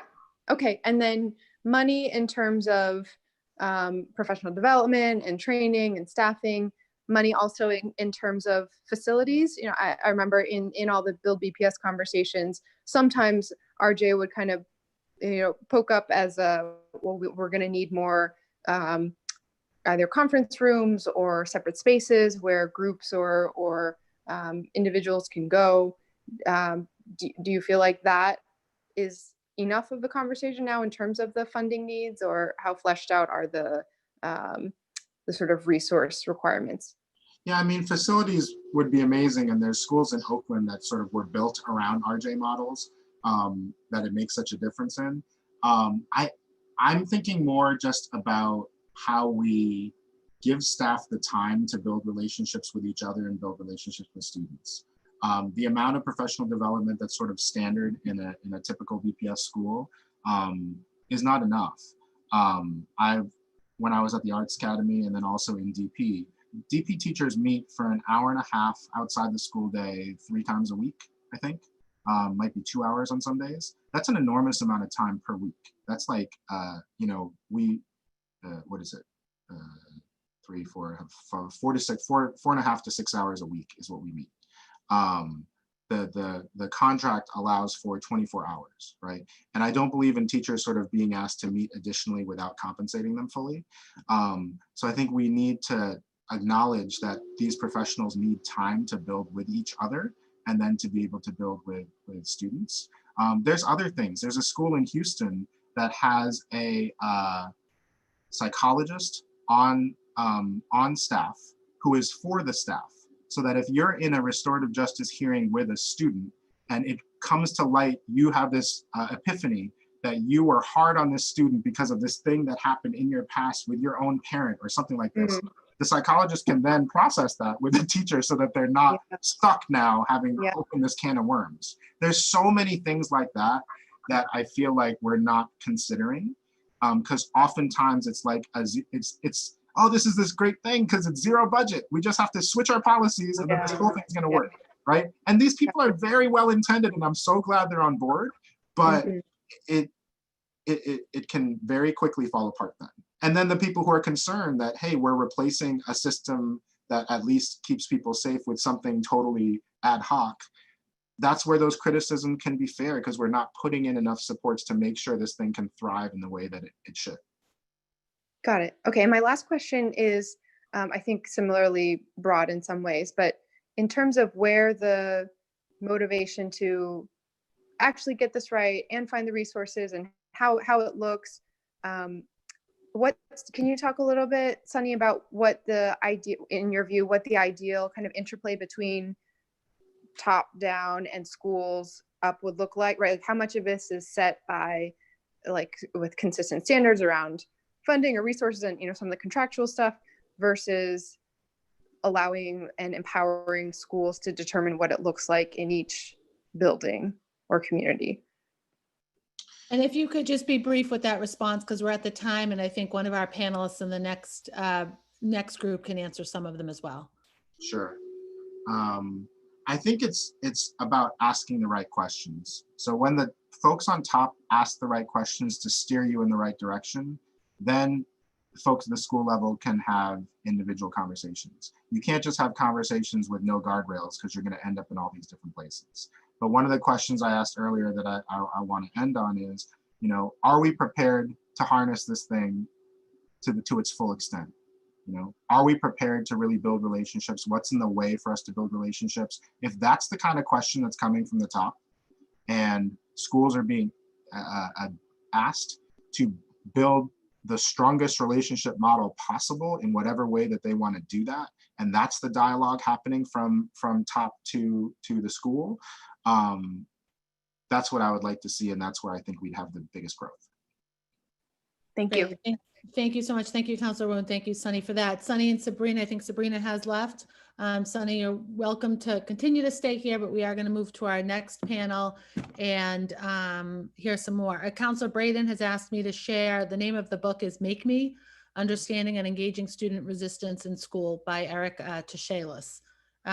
So that's that. So we're going to move to the next panel with Chief Coakley Grice and Kim Pelletrew and Arthur Collins to speak a little bit. So if we could, again, I would like to remind colleagues that we do have another panel that has a number of people on it. So we'll try to keep this moving, and I'll welcome Chief and congratulations on the new position. And I'm going to leave the floor to you.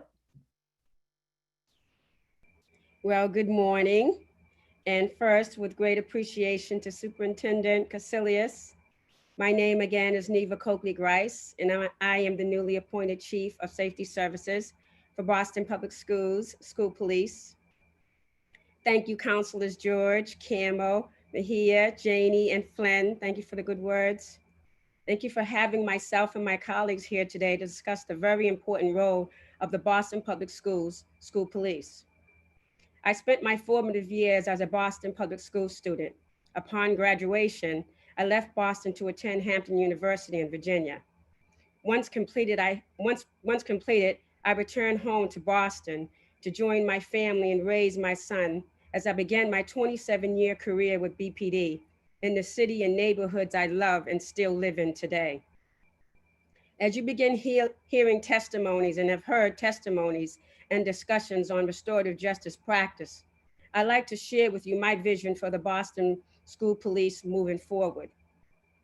My plans for the department moving forward promotes changes that stress partnership, prevention, and problem solving as core principles in a redefined role and approach to public safety and the school department.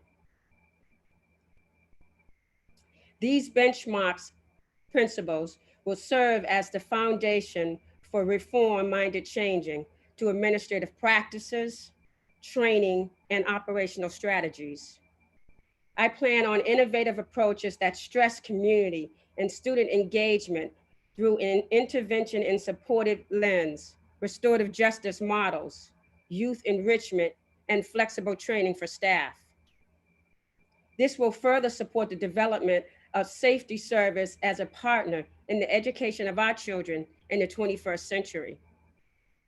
I look to the future for our department as a proactive, service-oriented unit that promotes partnerships, prevention, and problem solving and the use of enforcement as a last option. We will work with BPS and city partners to reposition the department as a proactive and efficient contribution to the education and safety of our students and community members. My 54 officers and 18 superior officers are unarmed and licensed as special police under Rule 400A the Boston Police Licensing Unit. We have jurisdiction, including options to arrest on all properties owned or controlled by Boston Public Schools. We closely collaborate with all administrators to provide a safe and productive environment for all students, staff, and families. We observe students' arrivals, their transitions throughout the building, and dismissals. But more than that, we are an integral part of the fabric of the school community, culture, and environment. We serve as coaches, mentors, instructors, and in some cases, educators, even while ensuring that all come and go safely. We establish a recognizable image that has fostered a sense of familiarity and stability for more than 55,000 students. In my short 3 weeks, I began to instill the core principles of positive engagement and self-empowerment.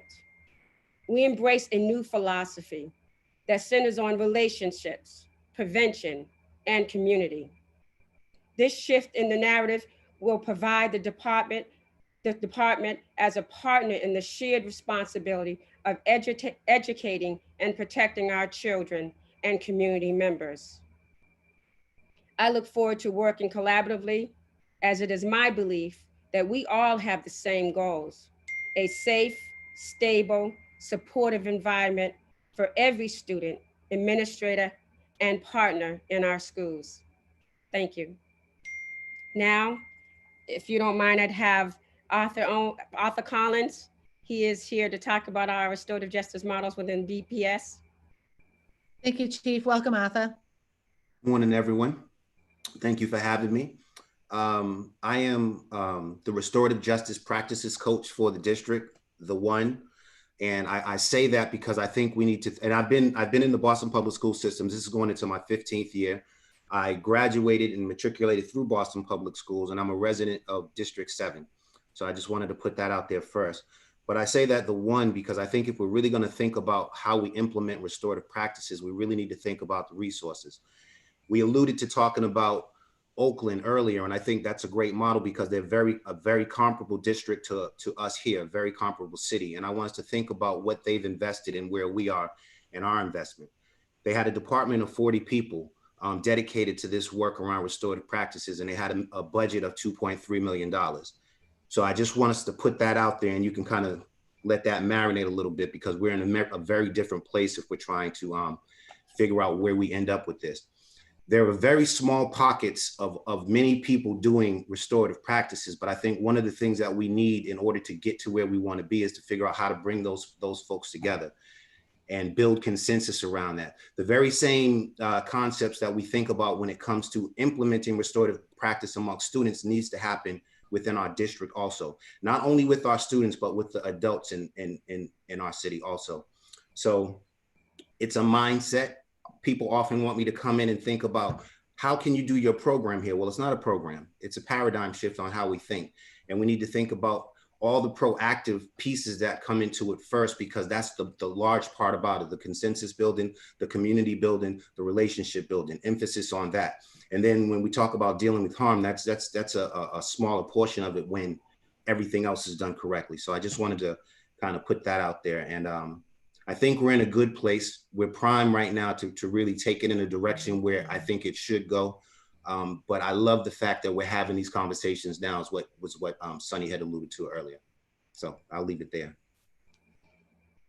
Thank you, Arthur, and thank you, Chief Coakley-Grice. Is that it for your two, and we can get to questions? Yes, ma'am. I think we have Kim as well. Oh, does Kim want to speak, or is Kim here to answer questions as needed?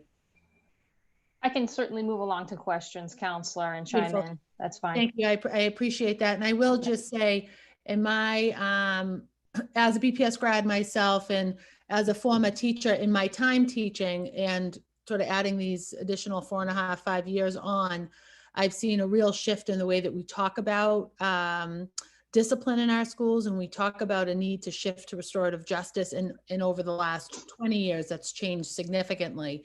And certainly from my time in high school working on, at that point, the city's code of discipline, we've changed a tremendous amount. And I'm happy, Arthur, to hear about your work and to I'm encouraged about the desire to do more of this. Now let's put it into practice. Let's put it into play. So Council Mejia, if you'd like to ask either Chief or Arthur some questions, you're welcome to. I'll start the timer and go through the roll call again. Council Mejia. Yeah, great. Thank you so much. So just really quickly, I'm just curious about how BSP monitors student and parent satisfaction with their role in the schools. You know, are there opportunities where families can provide input, whether it be through surveys? And I guess this question is more for Kim, since you've been on a lot longer. Just wanted to know what you have done to engage families in this conversation. Thank you, Counselor, and thanks to everyone for having us today. We certainly have had multiple discussions with families. Any questions that come up through 311 or ombuds person, we address directly. We have not sent out a direct survey to families or communities, but they have had the opportunity through other mechanisms and surveys to certainly comment on the services in general.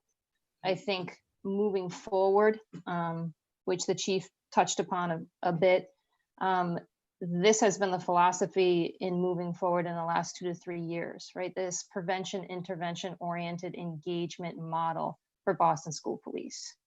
I mean, I firmly believe, as I stated from the beginning, and I'm going into my 5th school year, that an urban school district, the umbrella of safety services, in collaboration with multiple internal and external partners, has to be prevention and intervention focused. It has to be based on communication and relationships, and it has to be based on how you coordinate school-based teams with the extensive resources we have in BPS to draw those lines for young people for successful pathways, safe and successful pathways in life, meaning academic and social and emotional. So we need to create more proactive avenues to get direct feedback. And I'm certainly be having those conversations with Chief Coakley and others at Central Office as we move forward. I think particularly in this time of unprecedented crisis, we've had some really extraordinary transition, and with that comes opportunity, which we are very excited about. Great. And just to kind of just stay on this train of thought in terms of engagement, I'm just curious, and this question again is for you, Kim, if you could just talk to me a little bit about your level of engagement with the school police officers and the role that they play in helping to inform the thinking in terms of the relationship building. Yeah, well, I mean, I think as you've heard, even from some counselors who have experienced this in schools, we in general need to highlight, we need to move away from the anecdotal. And as we reframe the position and redefine the role, we need to provide the professional development and resources for those officers to become a fabric of each school community, right? And so we have gone in with the philosophy and vision that they are a proactive part of every school community and leadership team. They should be an active part of the student support team and safety team within the building. I think the best officers operate through their communication and relationships, not only established with students as a primary, but staff throughout the building. If you consider every BPS building as a microcosm of BPS with all departments represented and the families of those students. So I'm going to move along just because I know that I got this timer situation. I do have more question for you. Sure. I'm just also curious about the budget. You know, I hear from a lot of police officers who oftentimes come out of their own pocket to help supplement building the relationships with the students. So I'm just curious, you know, what efforts are being made to help support, if we're looking at a restorative justice model, and if we're really serious about relationship building, what budget is set aside to help supplement and support these efforts? Within safety services, we have some flexibility to facilitate professional development and community engagement. We certainly look at our budget every single year and we're extremely frugal, but I think this is an opportunity to be more creative with the budget and access those opportunities. I don't see that as a barrier. I think that I just wanted to add that in the under the prevention and intervention umbrella, so that folks understand kind of some of the broader work and what we've been pushing for. Yeah, sorry. We were able, I'm gonna have to cut you off for this. That's okay. I have one more question that I want to make sure that I get in here, and it's about, talk to me about how the Boston Public School Police collects data, because this is a concern how do you collect data and how do you and share it? Because there's a lot of concerns around data sharing. Can you just talk to me a little bit about that? Yeah, data is collected as officers complete an SSR1 report. There's certain data fields within that database. And if, for instance, if you want to run arrest data or different data, it's dependent upon those fields. It's a bit of an antiquated database system that BPS is aware of. We'd like to update, but that's where that's our primary source of data. And then would you be able to tell me, have there been any parent complaints submitted about misconduct with school police officers? And if so, where would that information live? It would live with probably our Office of Labor Relations. Those incidents are, any complaint or report of anything is handled through our legal office, along with our department in collaboration to resolve those issues. Okay, and can you, one last question, and I know Asabi George, you're allowing me a little bit of extra time. I do appreciate it. I'm just curious in terms of racial background, in terms of the different levels of leadership. Can you just talk to me about it on the executive level, you know, lieutenant, sergeant, kind of like how many people are of color in positions of leadership within the... I don't have the exact breakdown of the superior officers, but I can say that of all of the staff, the 80 staff in safety services, there's 42% identify as Black, 28% Hispanic, and 30% white. 20% of those officers speak a second language. In the executive team, management team,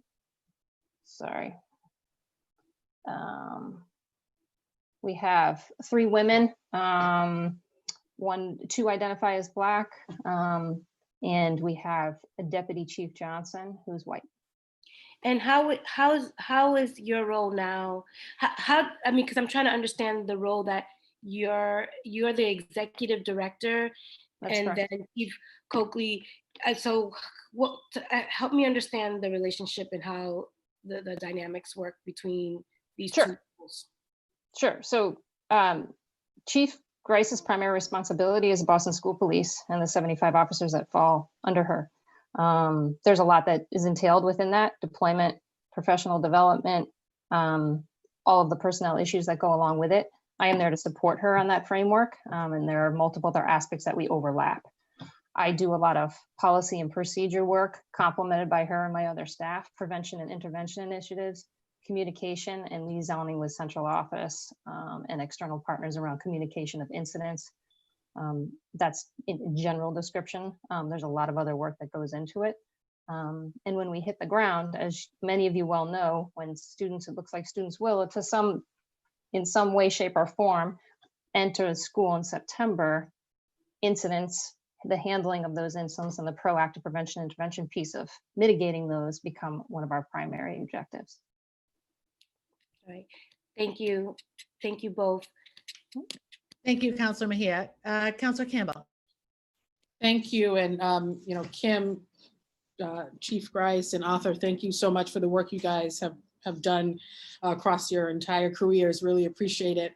And I want to definitely go on record and support you, Arthur, in a need to invest more resources, both monetary and human capital, in this restorative justice project, right? And restorative justice, or RJ, is only one way in which to create community right, to get away from law enforcement approach to a different approach that we know to be effective.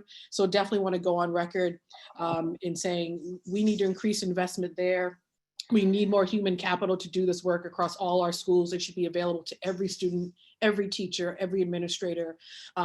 Anyone who sort of says, I want to do this in my school, it's going to be hard work, shouldn't be denied that. So definitely want to go on record saying that. And on the code of conduct changes, you know, obviously, when I was an education attorney, we had the original BPS code of conduct. This was before the changes in the state law.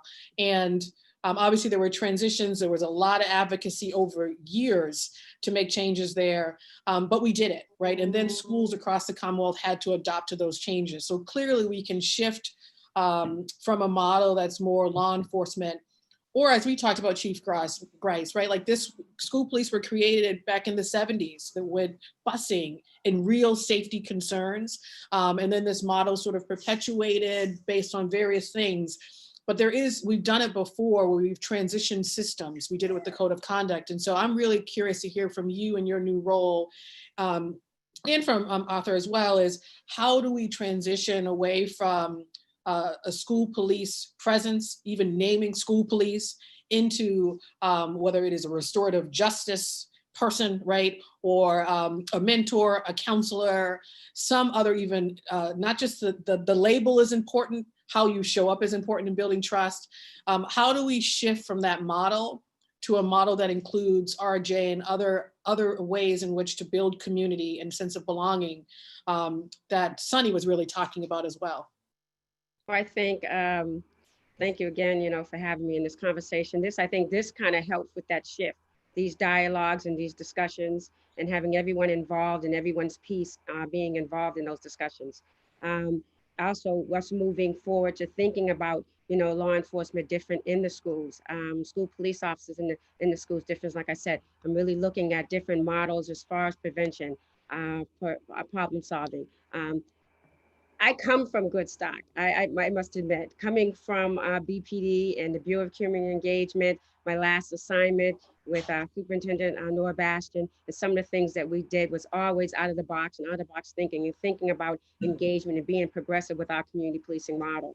The same thing, I'm bringing that same attitude over to BPS and my school police officers. That's going to be a different look, a different training aspect. And I've always been a big fan of restorative justice. I remember when it came in the very beginning, back in maybe the late, early 2000s, when we started just sitting down at the table with some of the other individuals on the panel, talking about how could that be a really revolutionary model in problem solving within our, at the time, it was just our criminal justice system. So I'm very happy that it's in the schools now. But I'm looking at bringing that training into our officers. A lot of them have already had the training. So we're looking at really expounding on that training and possibly being some of the trainers involved in some of our other officers. So we're really looking at just changing that narrative as far as shifting it from arrest and separation really to engaging and empowering young people. And we're doing that now, Andrea. Like I mean, I can't even say it enough.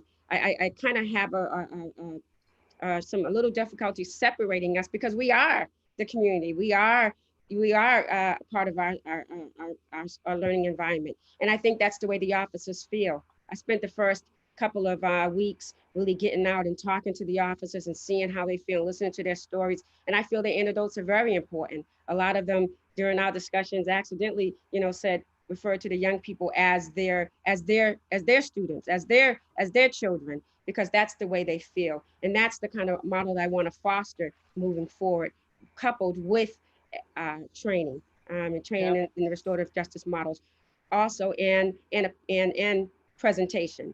And I don't want to elaborate too much because I'm still, kind of getting my feet wet. But we're looking at a number of different things as far as our look and feel within the Boston Public Schools to be a contributing integral factor moving forward. And I'll just say, I mean, and this is, we'll probably make sure Councilor Sabi George, as chair of the committee, knows, we sent a whole list of questions around the number of officers in school police and BPS, BPD, asking for where school police, what schools folks are at, how they rotate.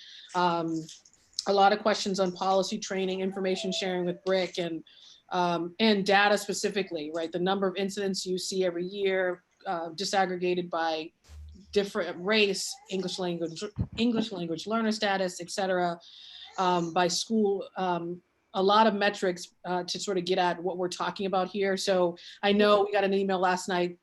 The administration's still working on those responses. So I will also make sure that other counselors and the chair has that too, and we'll loop her in.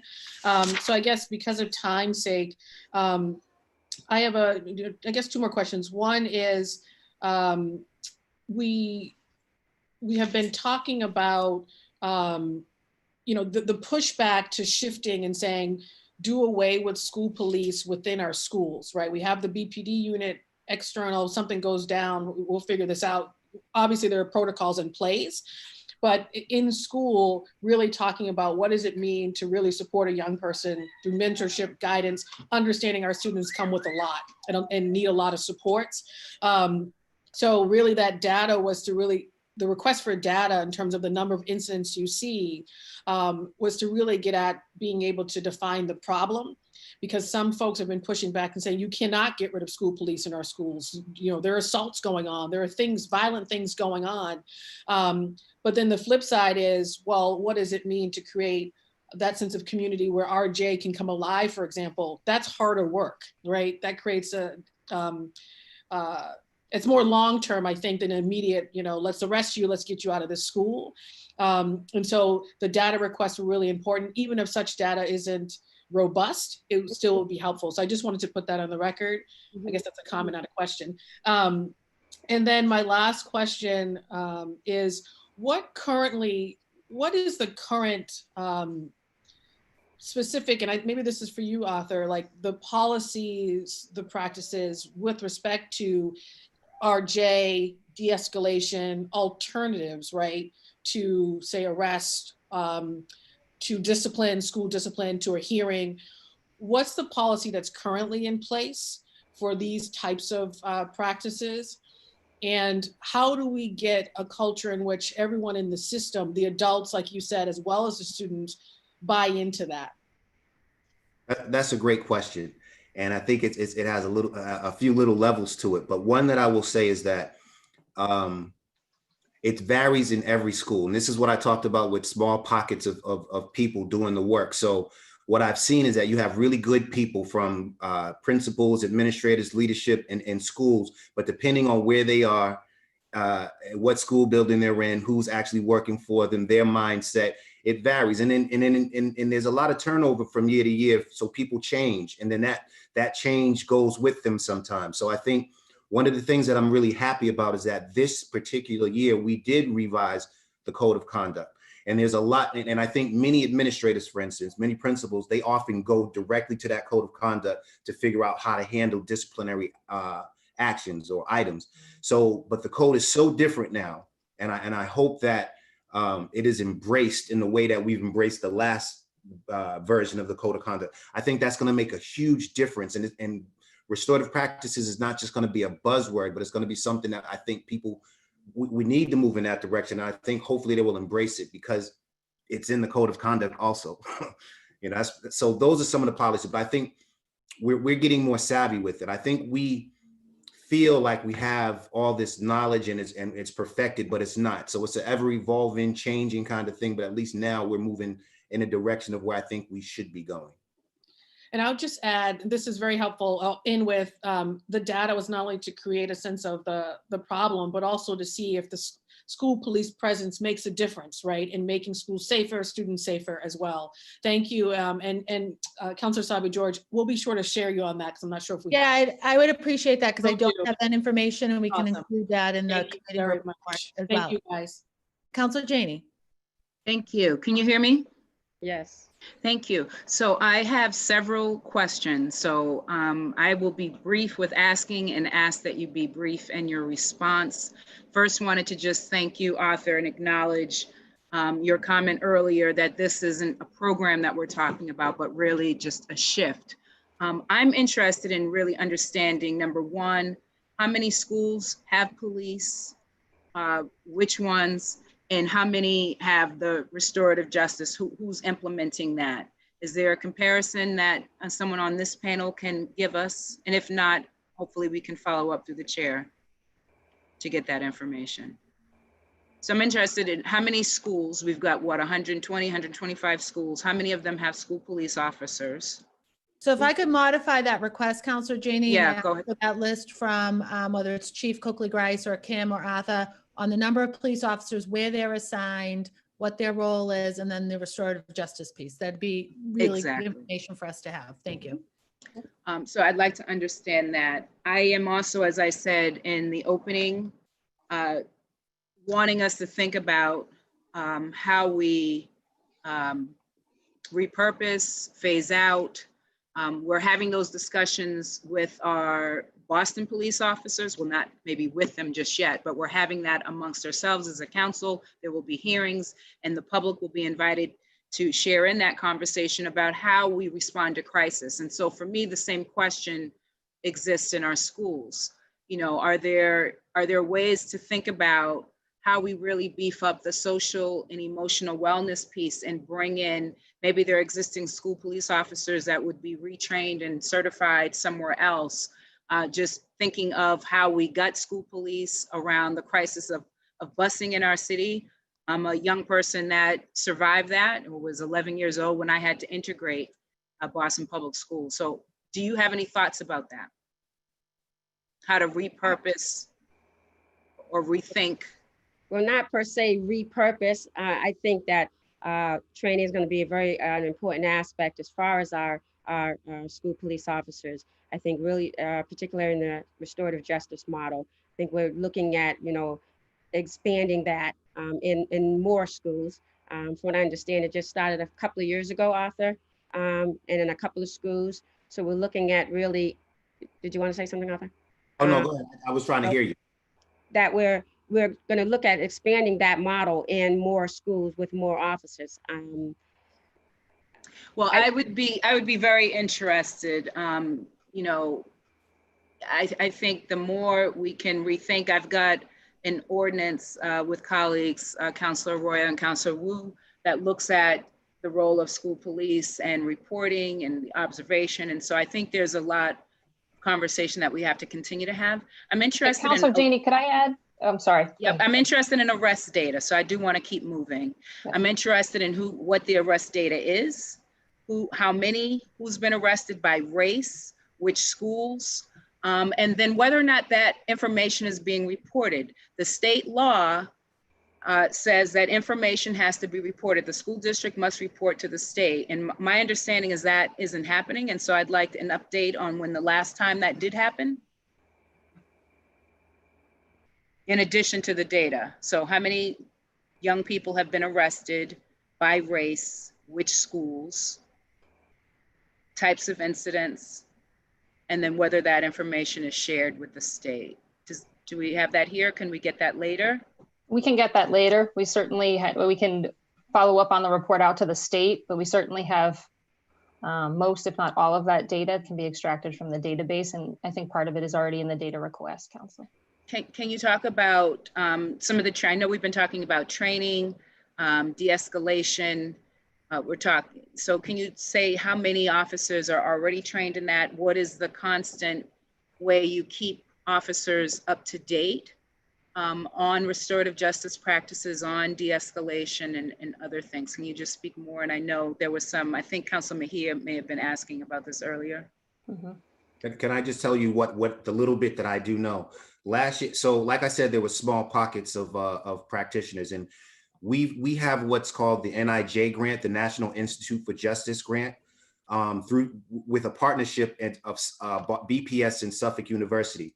And I mention that because they've been working with 30 schools over the last couple of years. But last year we tried to, and we did do training with some of the school police officers. I don't have the exact number because I wasn't officially part of that training. I helped with the planning process of it. So I am excited that Chief Grice is here because her staff has already reached out to me about providing upcoming trainings for all her staff as we move forward into the future. So that's the little bit that I know. I know some things have happened, but this is what I mean. We need to have a bigger coalition around how we coordinate and plan and do the work. So that's just— Can we come back to the information? And I won't take too much time because I know we'll have a hearing on that ordinance, but what kind of information are you thinking about changes, I think is a better question, to the type of information that school police officers track when they observe students? Well, we're looking at a number of different things, Councilwoman Janey, and we're still in the process of kind of formulating some policies. Looking at different policies coming in now, and one is the information sharing policy. I would love to, as a follow-up, get the ordinance to the folks on this panel So we'll do that so that you have it, and then we'll have when we have that hearing, we'll have I think a good conversation. I know I must be running low on my time. If over your time. If a young, so this is my last question. If a young person or a parent feels that they have been mistreated in some way by a police officer, what avenue, a school police officer, what avenue do they have in terms of recourse or reporting that? What happens currently, and how can we improve upon that? Well, they have a problem with one of the police officers as far as reporting. They can come directly to me. I told them that I have an open door policy. I'm going to be around. I've been at mostly all the schools during our stations for the summer. We're doing the food distribution stations, but during the school year, I'm going to be one of those roaming chiefs. I'm out and about. That's where I come from. That's what I've always done. I've always been a kind of boots on the ground individual, and I don't plan to stop that. Matter of fact, we're going to boots that up. If a person or a student has a difficulty with one of our police officers, I think this kind of fits in perfectly with the restorative justice model. I think we can sit down and talk to that officer, along with administration, along with parents. And I even like the idea of even bringing in other community partners to sit down and see if we can rectify that. And if we can solve it at that level, that would be great. If it has to go any further, then I'll take appropriate actions. Can I just add to the repurposing question, Counselor, but quickly? Just to educate the panel, this is an important aspect, I think, coming into this school year, pardon me, we repurposed 2 officer positions. We eliminated 2 positions to make room for what we thought identified by school leaders and identified by our work in central office and on the ground. Repurposed the funding for 2 officers for an assistant director focused on prevention and intervention and direct service to schools, particularly student support teams and individual young people who presented with the highest level of need. This position was filled with someone with a specialty with special ed, Jillian Kelton, mental health counseling, masters, and 14 years of operational experience on the ground. This has been an integral part of the department moving forward with prevention and intervention. There's a whole other aspect of partnerships and communication and collaboration on specific young people with communication with families that I'm happy to articulate for this group in the future, because it's really setting the tone for the model that Chief Bryce and I would like to see implemented moving forward, and how do we incorporate our officers into that model more proactively.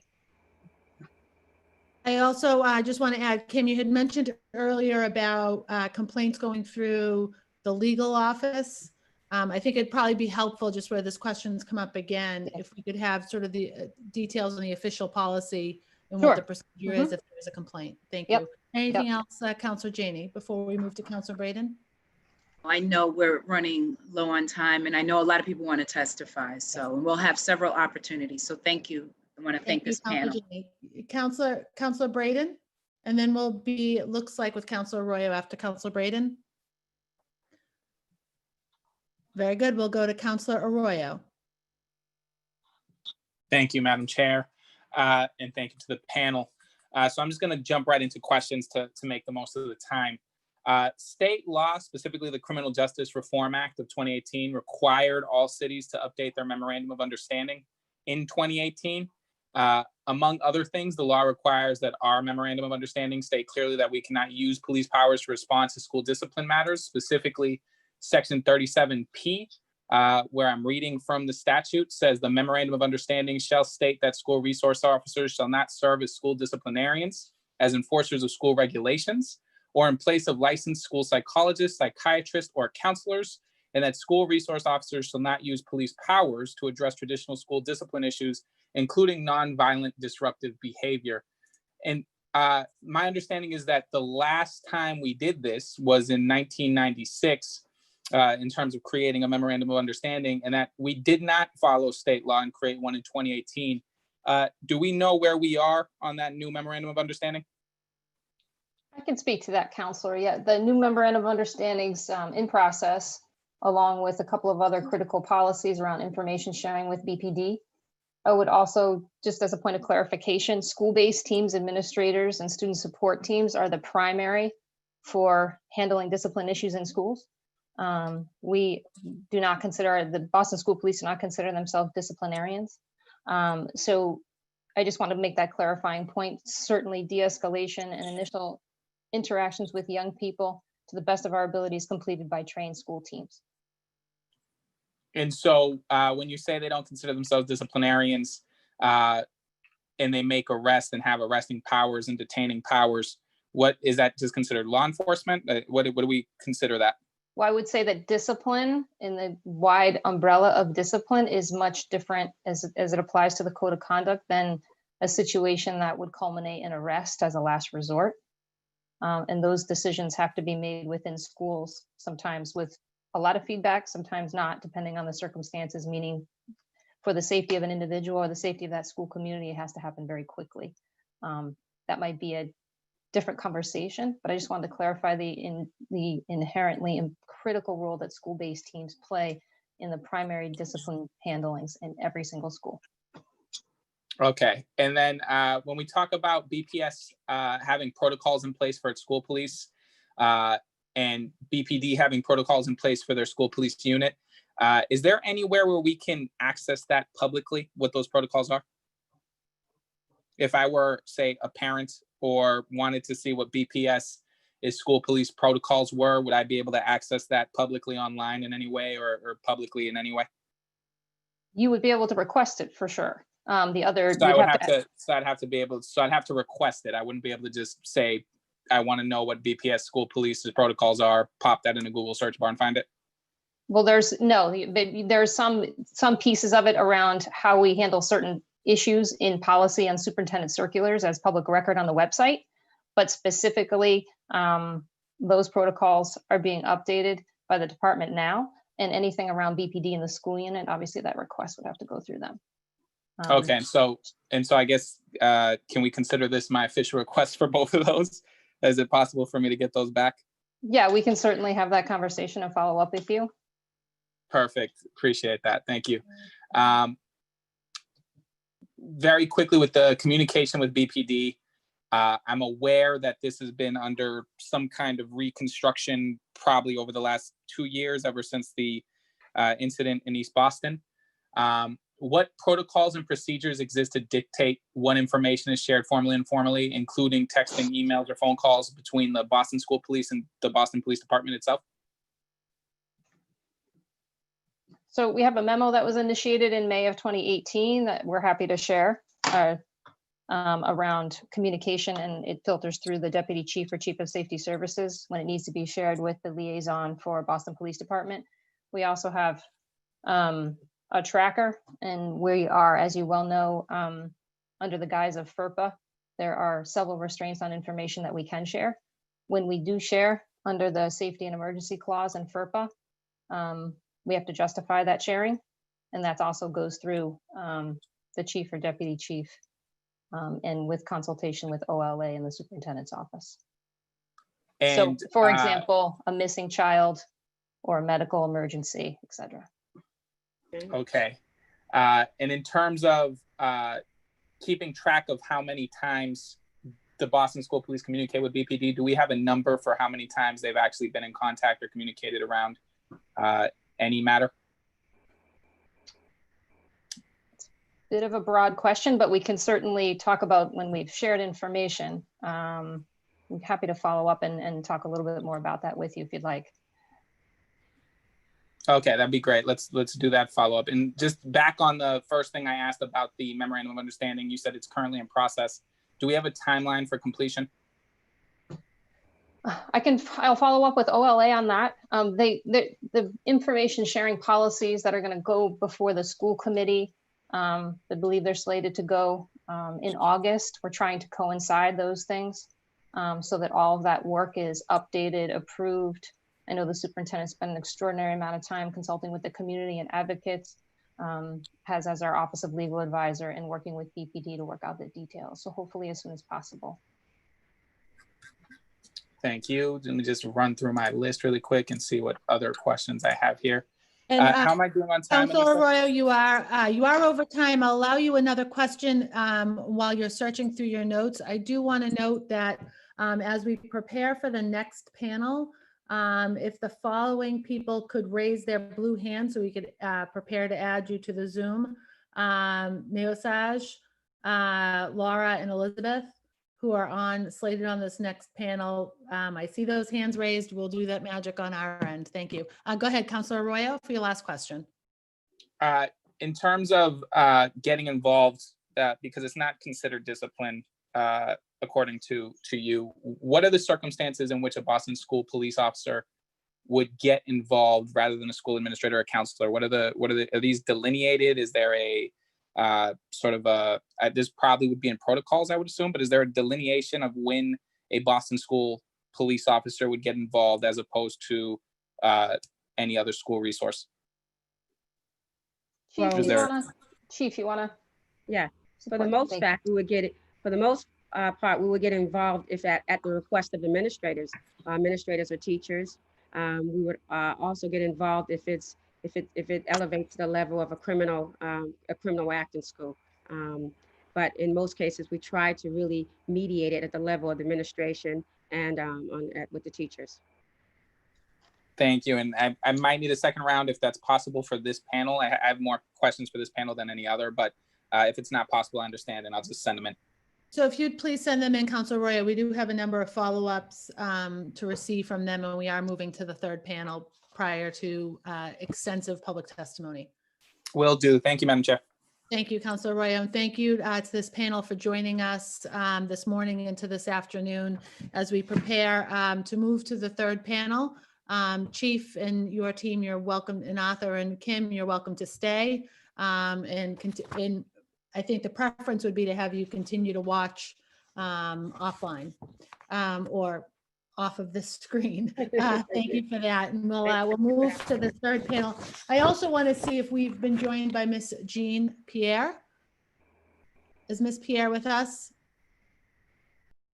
So if we get her in, we'll welcome her for. Oh, I believe she's joined us. Okay. Is that Ms. Pierre raising your hand? I've got a Fiona raising their hand. I'm not sure if that's the names should match. That's very helpful when we allow people into this Zoom.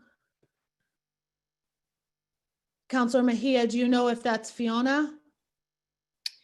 I don't know. I know that she was going to join us after 11:30. I was informed by my staff that she would be joining us. I just don't know what name she is using. I know we have Ashley Rose on deck as well. Yep, so we've got Laura, Elizabeth, and Ashley, and I see Miss Thomas with us as well. I think she'll speak on this panel.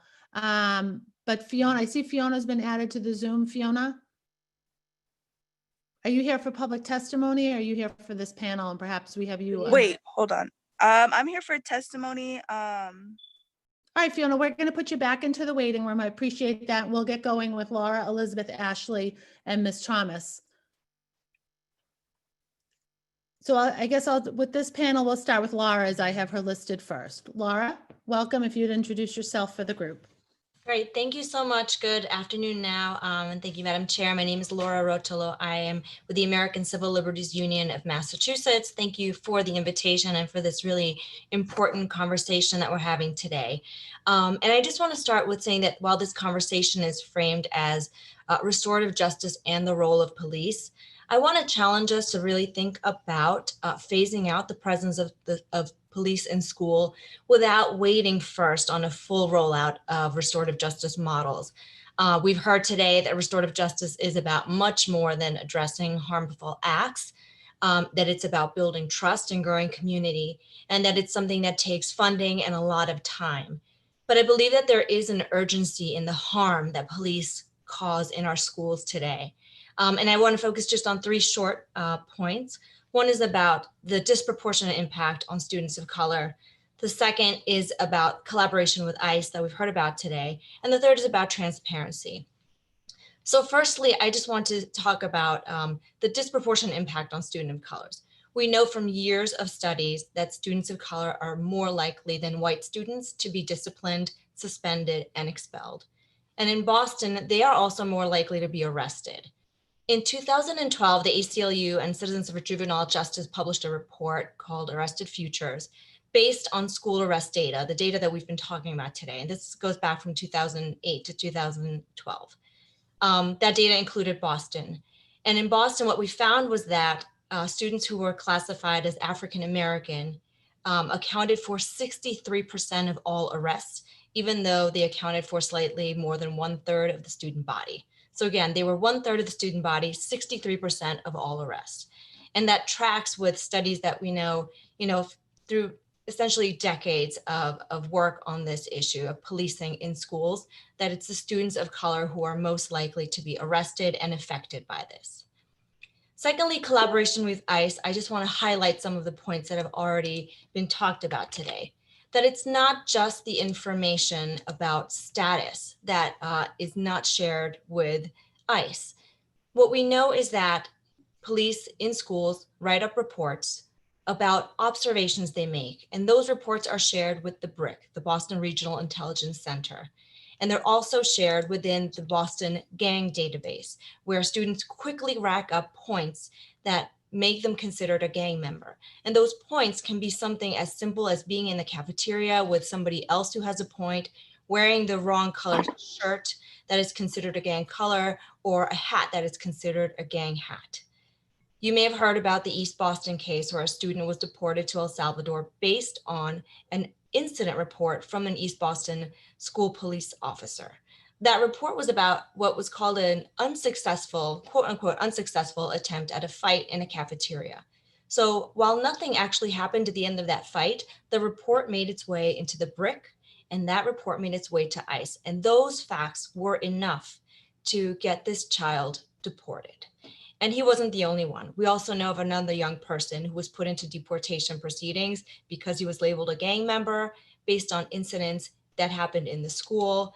Another young person accumulated gang points by even being a victim of an assault in a school, but because he was also seen leaving the school and hanging out with others who themselves were alleged gang members. And so we see this chain reaction happening where one person is considered a gang member, they start racking up points, and everybody who associates with that student is also considered a gang member.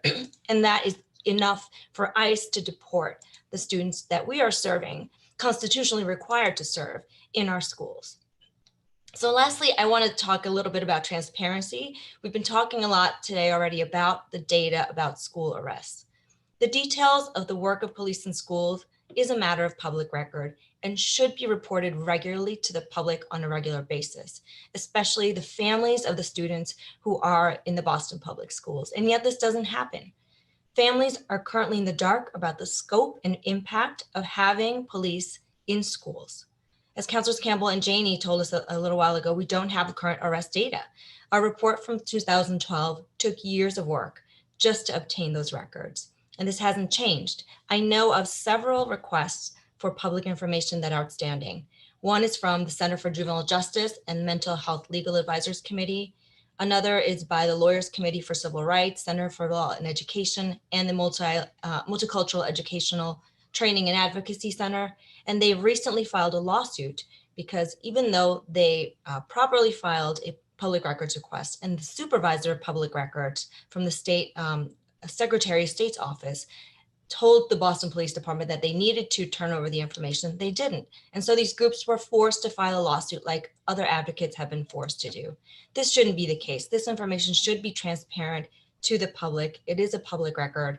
And I thank the counselors for continuing to push for this data.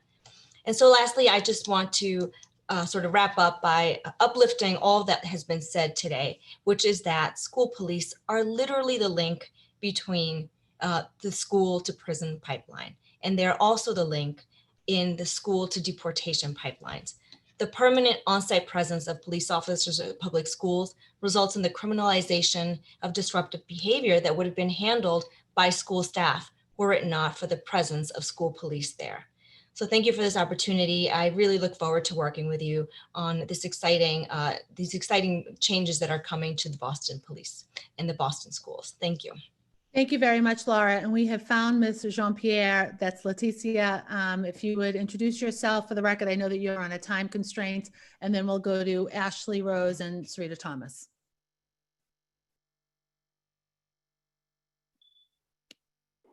Hello?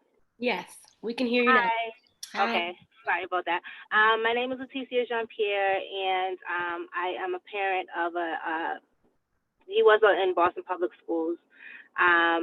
And I feel that the Boston police, the school police is definitely well needed in the school. My son came from Brockton High School. November of 2008, I transferred him over to Brockton Public Schools. One reason was because of his behavior over at Brockton High. Transferred him over to Boston Public Schools, and he immediately, I thought it was going to be a problem. Boston and Brockton are two different places. Bringing him into Boston Public Schools was definitely a different experience, and I want to say it was because of the police officers that were there to, and their relationship with him.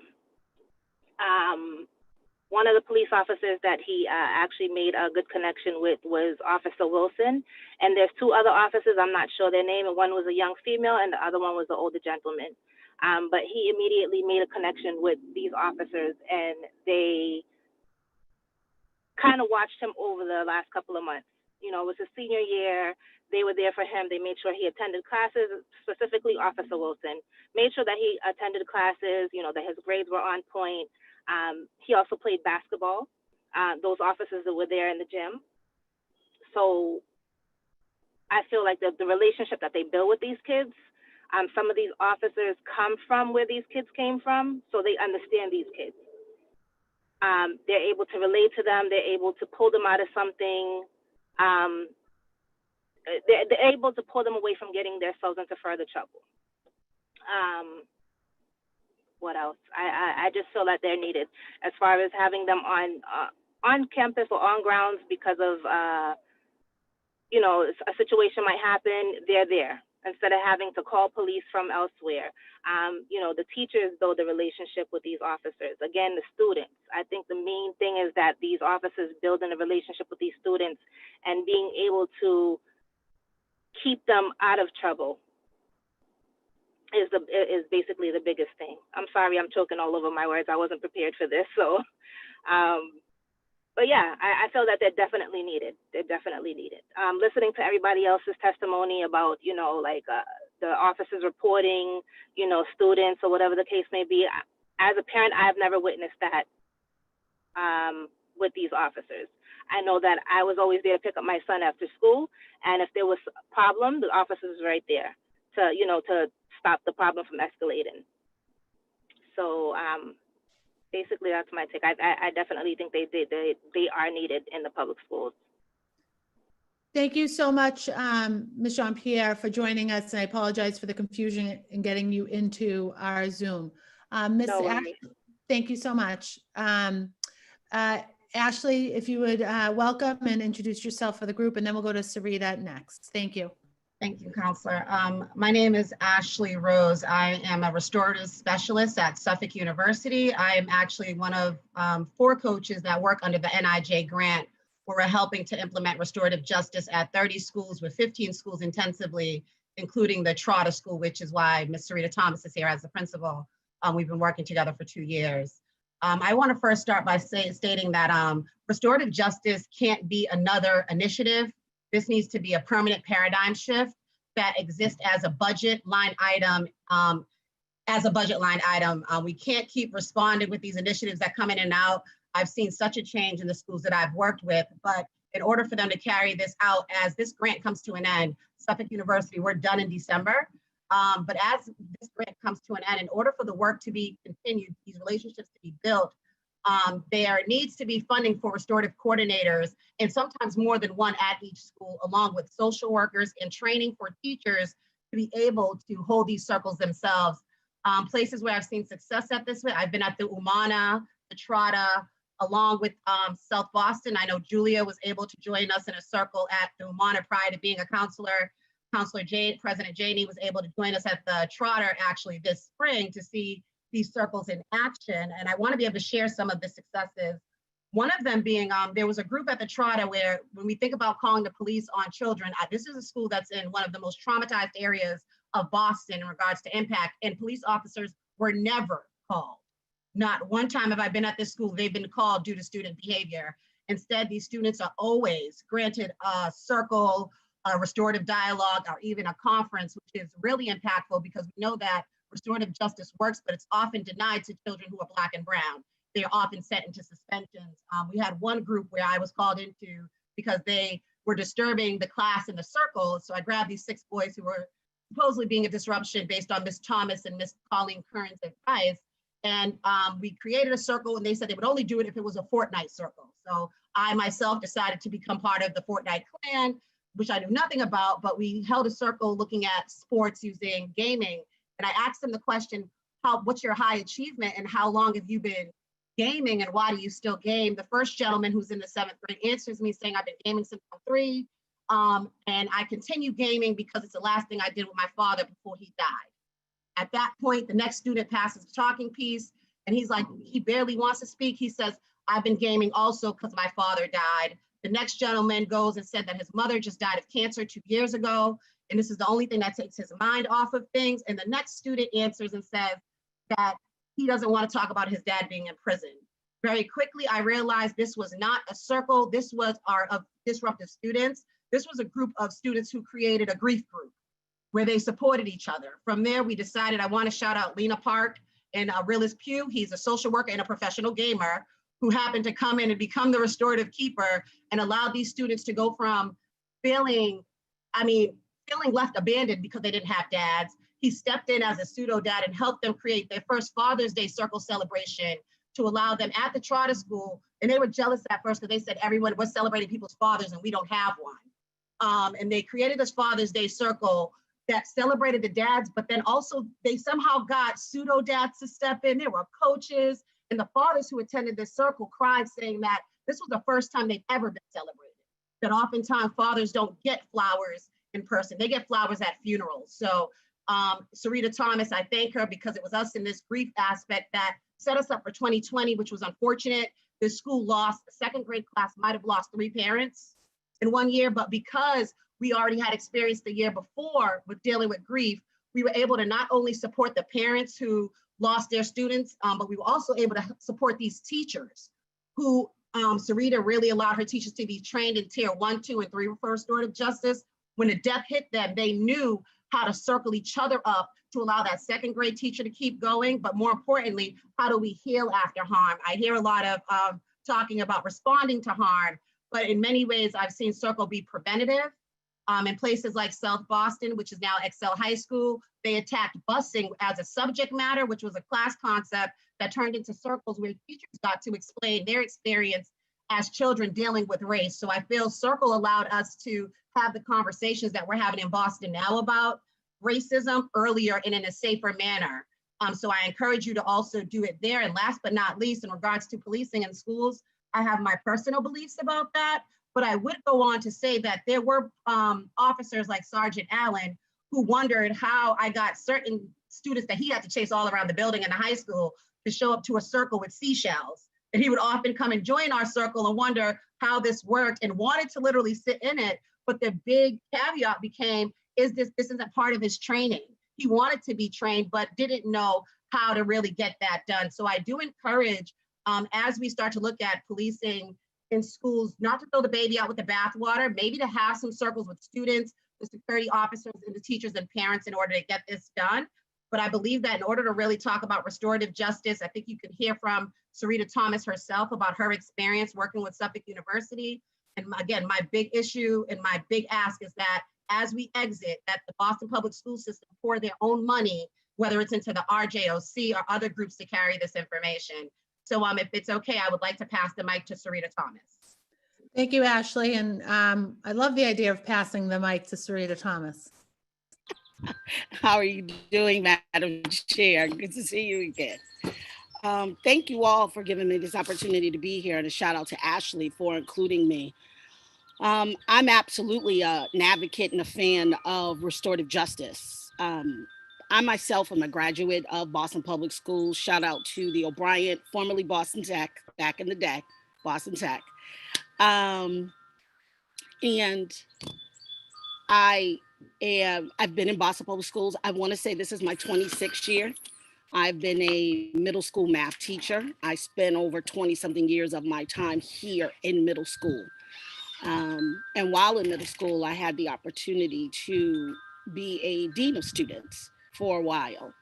And that work was very empowering in that it allowed me to see my students in a whole perspective that I didn't get as a classroom teacher. But also, as the dean of students, I was in charge of the discipline and the code of conduct in the school. And it was during that time that I can say I honestly learned the damage I had done myself as a dean of students, just blindly following the code of conduct and not knowing and understanding school to prison pipeline and understanding that our students needed to be taught behavior just as we teach math, just as we teach writing, just as we teach history. They need to be taught. And there's this assumption about children that they should know better. Now that I'm back in elementary school, having spent decades at the middle school level, I can see how many of my middle school students were masking a lot of their own trauma that they had learned to push down. And as they got older, it resulted in a lot of physicality and it became more volatile because no one had ever offered them a different way. I have had great encounters with school police officers. I can't speak to I don't have a school police officer at the Trotter, let me say that. And when I arrived, I did ask for one because it was what I was used to having in my school. But I don't have one at the Trotter and I have not had one. I do have school police presence in the afternoon at dismissal, and that is for safety reason. My school is situated right on Humboldt Avenue, and unfortunately, we will have people who come up and want to meet up with our students. Having officers at my school at the end of the day helps with the de-escalation of anything that could happen.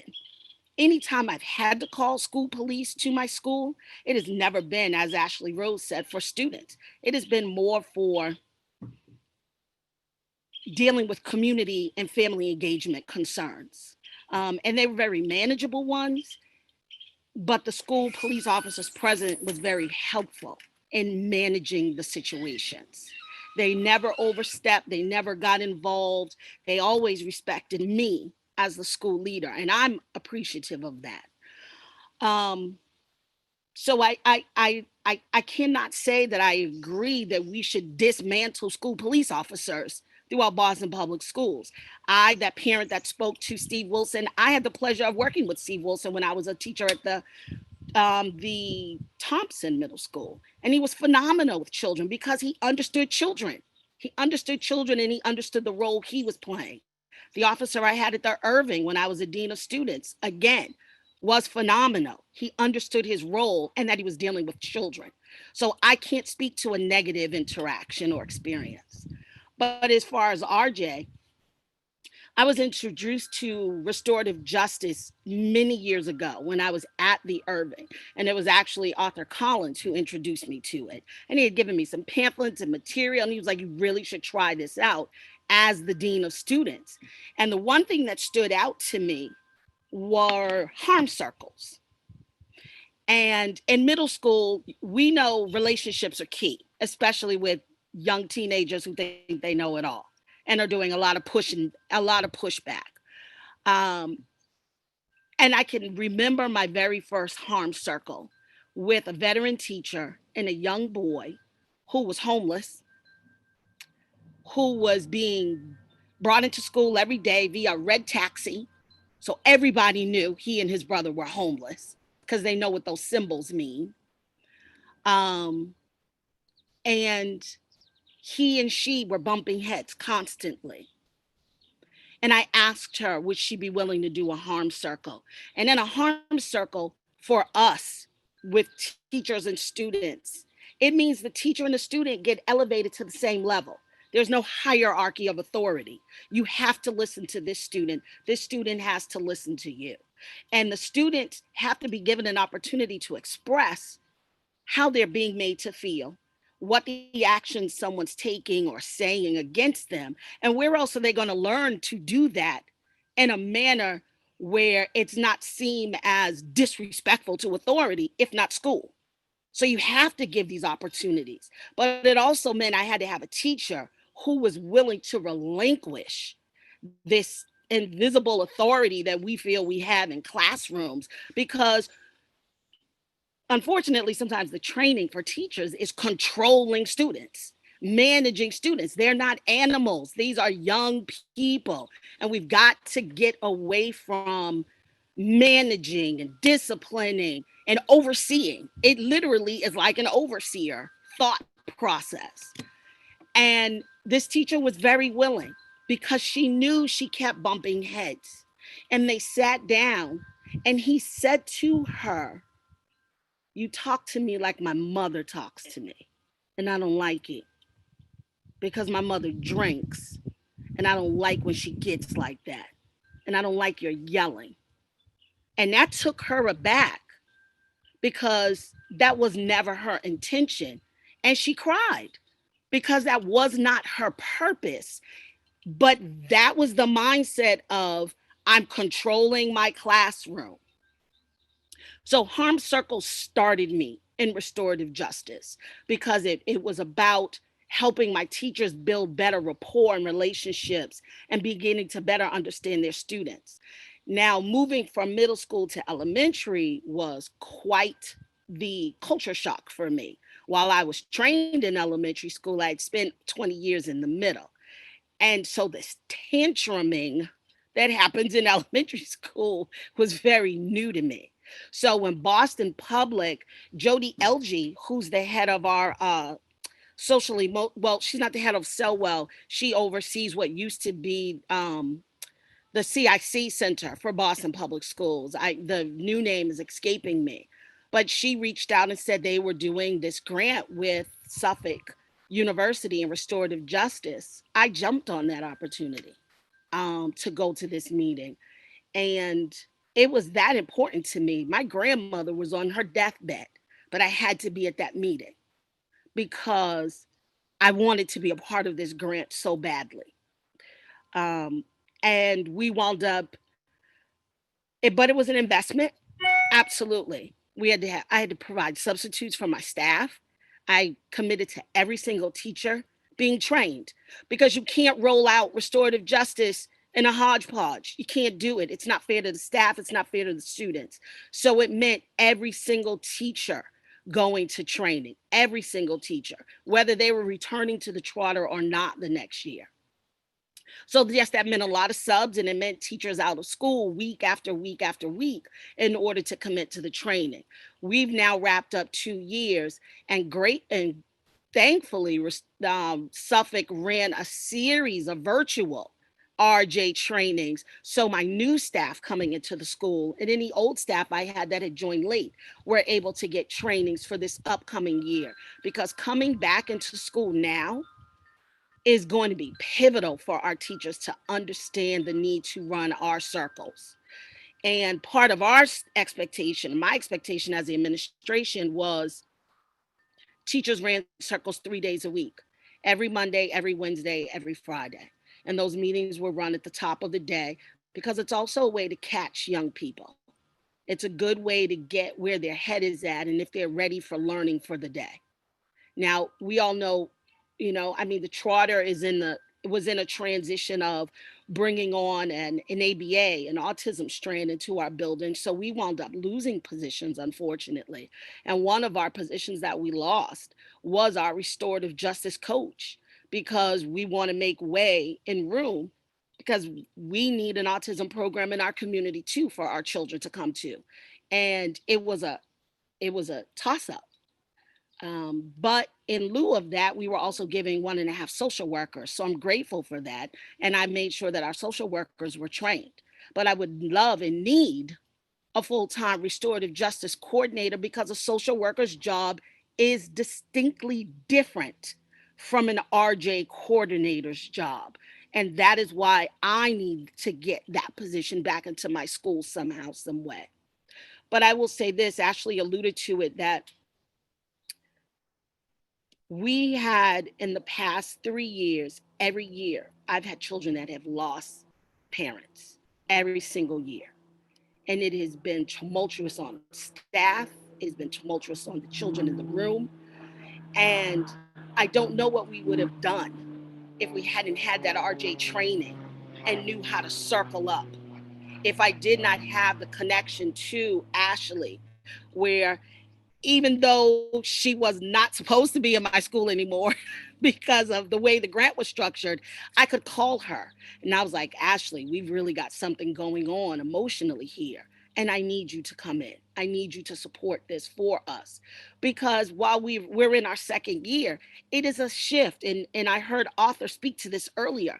It is a shift in the paradigm of educators to move to an RJ way of engaging and dealing with students. And it's a huge shift. And sometimes something has to happen in order to get you there and shift you there as an educator. And for me, it was that session in the prison to school pipeline. And I had to sit there and own that I had been a part of that.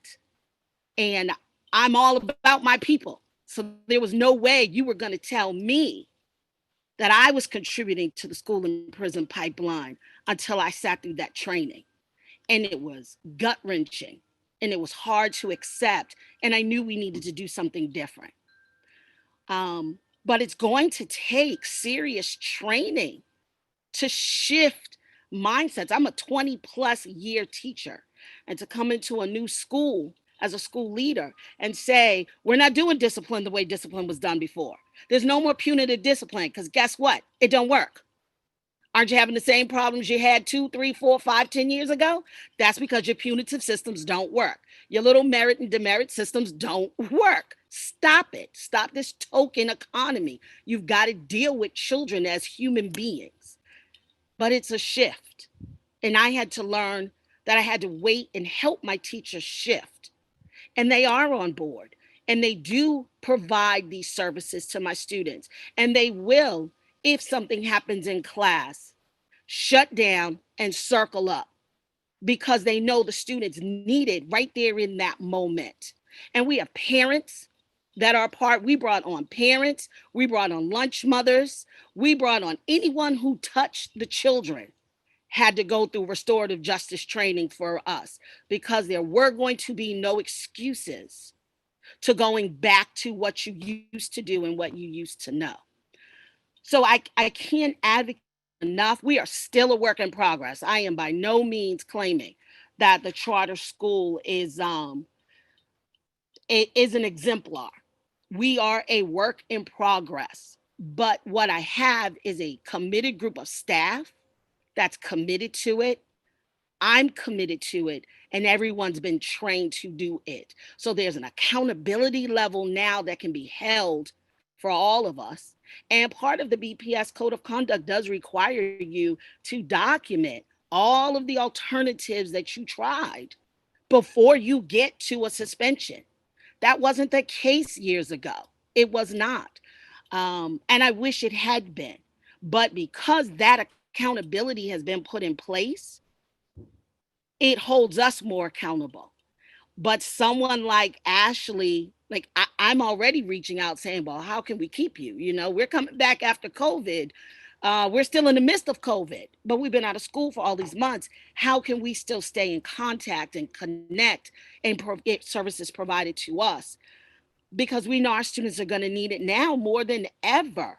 They're going to need those circles. And while we've done circles on Zoom, there's nothing like being in present, in that spirit, in that space where you can feel. And with the district really pushing issues of equity, I can't tell you how powerful our circle practices have been in addressing this with staff, because staff have their own trauma of dealing with issues around race and inequity that cross over into school. So I'm an advocate. Thank you, Sarita. Thank you. I'm going to take some privilege with you first. I just thank you very much for sharing your experiences and your passion throughout your career and your work. And I do want to just extend a special thanks to Ashley Rose for being there when Sarita needed you. Just really want to just grateful for that and grateful for the continued work, and I love the little OB tech excitement that we share. My one question, and then we'll go to, it's a very quick question. I am curious about the use of circles, and you mentioned it just there at the end, Sarita, of your comments during the time that we're doing school virtually. How has that been? How have you been able to utilize that? If you just very quickly, and then we'll go to questions from colleagues. We used it with our parents because they were very, it was a lot to ask parents to all of a sudden become their children's main teachers and take on that level of work. And so we needed that. We needed to give our families that opportunity to release and help them understand that they were doing the best they could. So it was very powerful for us to have that capacity to do that for our families. And also virtually, if I could just jump in really quick, John Barry created an online COVID pandemic circle packet along with some folks at Suffolk that was circulated that allowed anyone to hold it virtually. So I would really like to shout that out, that pre-made packet really helped people hold these virtual circles online with the tools. That's great. Thank you for that. So questions from colleagues, and then we do have extensive public testimony. Councilor Mejia. Yes, I don't think Elizabeth, did I miss Elizabeth? Did she go? I don't think so. We haven't been able to locate her. Okay. So first of all, I just want to give a shout out to Ashley, who I've been working with in so many different capacities for so long. It is so great to have you on this panel, and to Sarita too, for all your work at the Trotter and how you've turned that school around. I'm really excited to have you here present and sharing your truth and informing our thinking, as really what you're really doing is helping us understand that if we're really serious about this work, we're going to have to invest in the work to ensure that the work gets done correctly. And you are a true testament of what that work is all about. And so we can't just say it's a buzzword anymore. We got to put our money where our mouth is.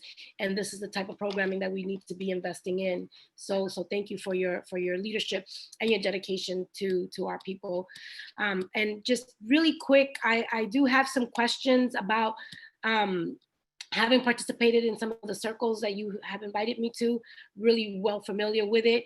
Just curious though, if you could just talk to us a little bit about how students respond to the restorative justice practice in schools where it's been implemented. Has the reception been positive? It just really seems like this is something that is well received, but I'm just curious about when they first hear about, we're gonna do a circle. What do kids think and feel when you share that with them? So you want to go? So I'm going to let Ashley speak more, but I will say this as the principal. If my teachers were not running their circles, especially for my middle school students, they were telling. They were coming downstairs and they were saying, we did not have our circle. I don't want to do any work right now because I have not had my circle opportunity. And I was like, okay. So there was absolute buy-in on the part of our children in regards to circles. Great. And Ashley can speak to that even. I'm sorry, I had to laugh because I remember the student who came down and did that. But in Sarita School, where when the admin really believes in it, the students buy in. But I've been at other schools where restorative justice has been rolled out the wrong way. And when certain kids, I'll use an example of a high school I was at where one teacher did circles all the time. So every Monday, the kids loved it. They knew when the circle was. They had Nipsey Hussle circles. They were the circle keepers. I just watched from the outside. But there were other places where the kids, as soon as they saw the circle, they were like, oh man, we're in trouble again. And this was because circles were only given to them as a response to harm, which is why it's so important. I believe the gentleman who spoke first talked about using circles for community building, because if they have the community, once the harm arises, the circle polices itself. Circle solves itself. So they do love it. And I would also say, I worked at the Umana school. There's a particular program called SLIFE, where these are students who escaped the war. I had a student who walked from Guatemala to like Mexico and ended up in Boston. And unfortunately for her, she was exposed to war tactics. And for her, circle was scary at first. She used to say, if someone's alarm went off on their Apple Watch, she'd be like, no, don't check it, you're gonna blow up. But within circle, she was able to hear from her classmates how sometimes that scared them. And with her limited English, student D stated, my heart's heavy, I didn't know I was scaring people. And so from there, she started to use circles for lunch bunches to bond. And that shout out to Ali Schmeiser over at the Umana School. But I would especially say in the age of ICE, this was also when parents were able to reach out and say they needed resources through circles, virtual circles, where we were able to, Julia, you know, I reached out to you like, hey, they need masks. They don't know how to go outside and get them. So the students do respond positively, but it has to be rolled out the right way. No, thank you. And I actually went to the Umana. So when I walked back through those doors to participate in the circle there, it really brought some really great memories back. I'm also wondering how you all incorporate the school police officers in your circle time, or are there opportunities to do that? I love the officers to come in. Sergeant Allen, I told you, he would come to my physics and circle class oftentimes and stop by and he would literally want to join, but didn't know if it was okay. And I guess that's why I'm saying, you guys, there are some officers who want to do the good work.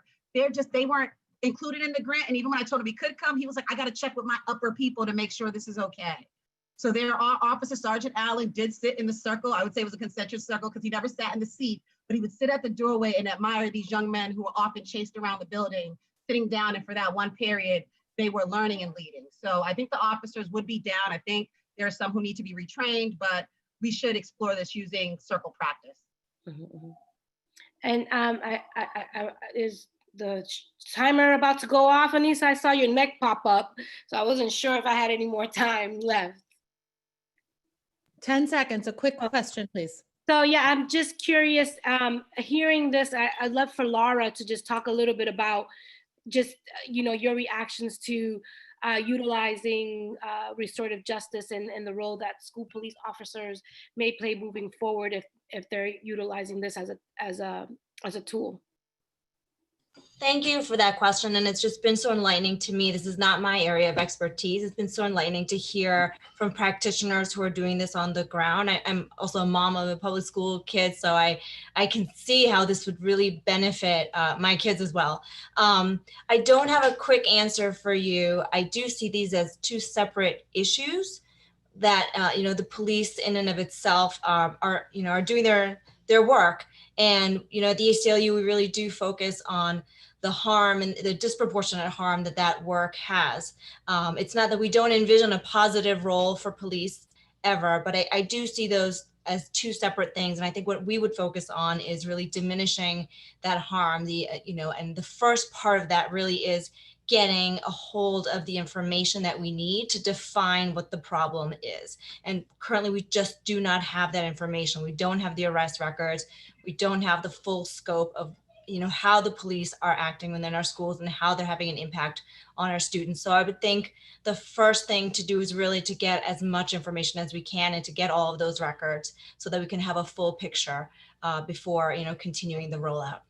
Okay, thank you for that.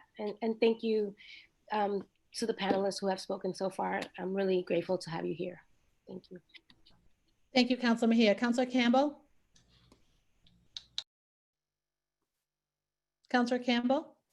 We'll go to Councilor Janey. We'll see if she makes it her way back. Councilor Janey.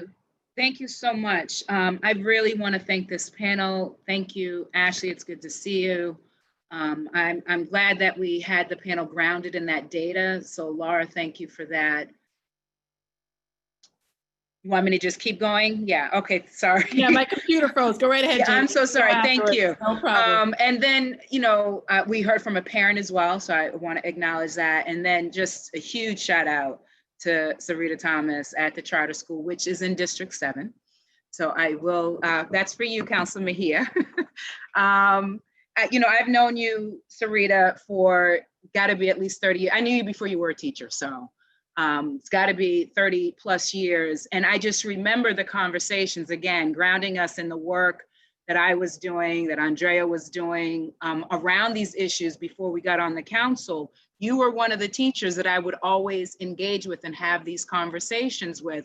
And I was so impressed with you even then, because you were further along than some of the other teachers that I was having like you were checking your own assumptions, you were, you know, seeing the data in a new light and understanding the issue from a different perspective. And so to kind of now fast forward what maybe close to 10 years later, and to see it being implemented the way it has been in your school. And I think, you know, we've got to get beyond this grant. You know, we've got to get beyond, we do it because there's some sort of grant.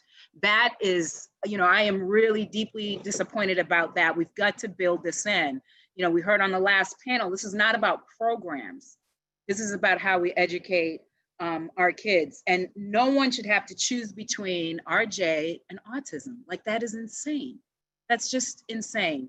I also just want to highlight, I think one of the things that I heard you, I'm not sure who on the panel, but was talking about the importance of the circles on a regular basis. And just reminds me of a quote that I like to think of and remind myself of, and that's that you need to build bridges when the sun is shining. You don't wait for the storm to come. You go out and you build that relationship because the storm's always going to come. And, you know, schools and the relationships between our students and our educators and our families, at some point the storm is going to come. And so when educators have made that special effort to connect with a mom or a dad before the report card comes out, before the child has had some sort of issue, it's just a different conversation. So I don't have any questions for this panel. I just wanted to say that I'm very impressed with the work, that we have more work to do to figure out how we make this a permanent part of all of our schools' experiences, because we see that it is so needed and so necessary. I know there's a lot of folks who want to testify, so I'm going to cede my time and just wanted to say kudos and thank you all for the work. Thank you, Madam Chair. Thank you, Councilor Janey. Councilor Campbell.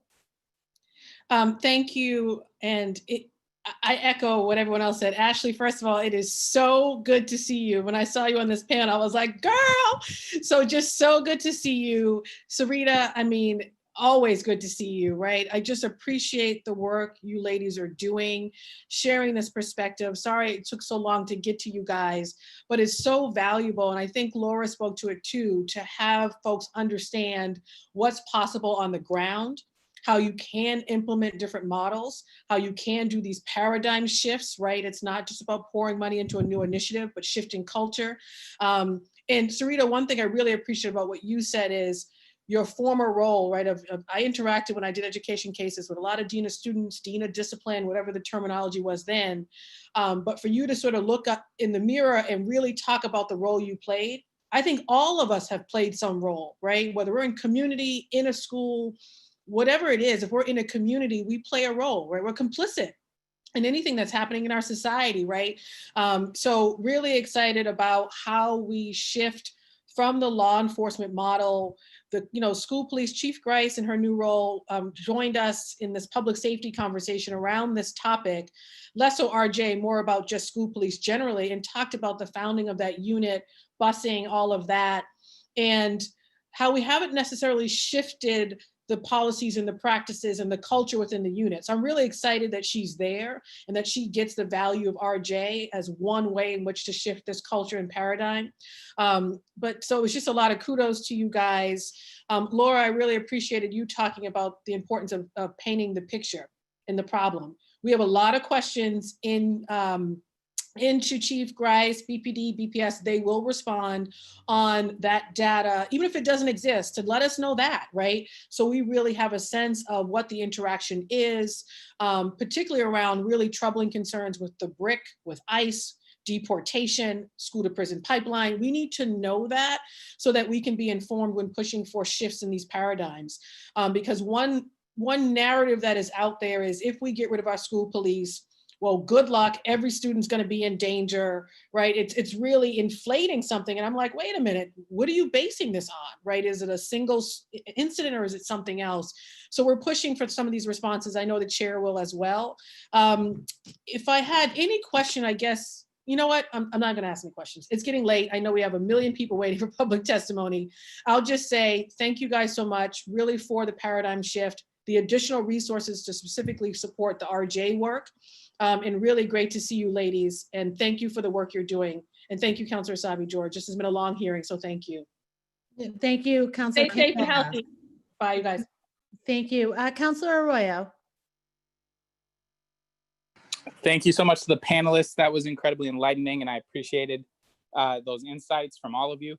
I'm going to keep it short. I'm just going to ask one question to the ACLU for myself to be abreast of.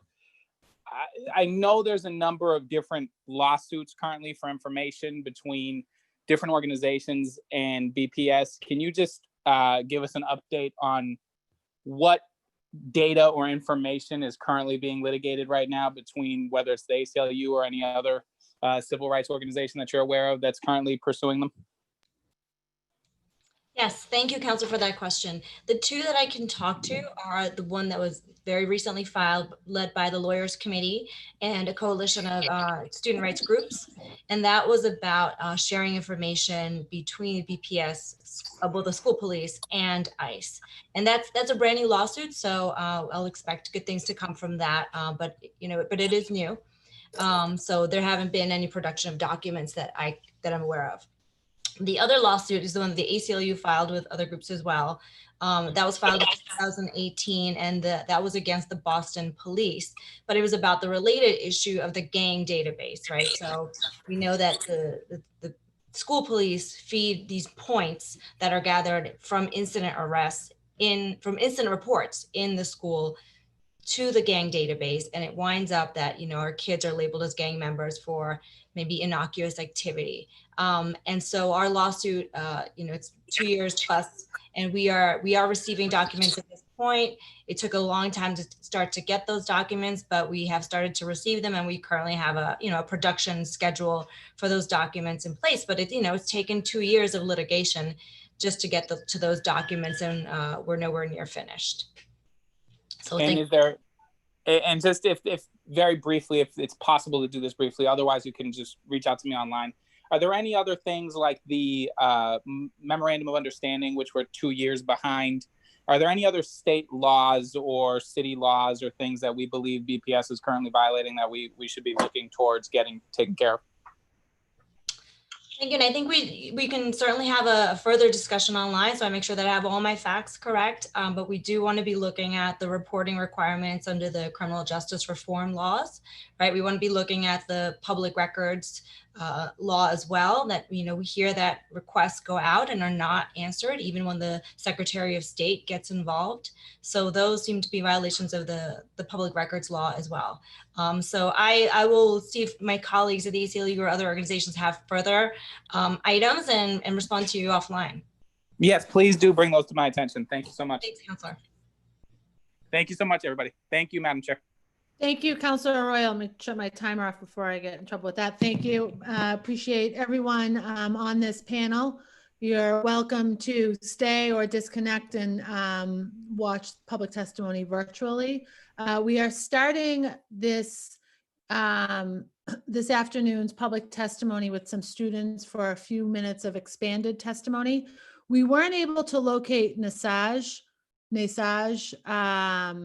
Ware, who was the youth liaison for the Mayor's Council. I'm not sure if that's Nesaj raising their hand or not. Let me just see if I can find that.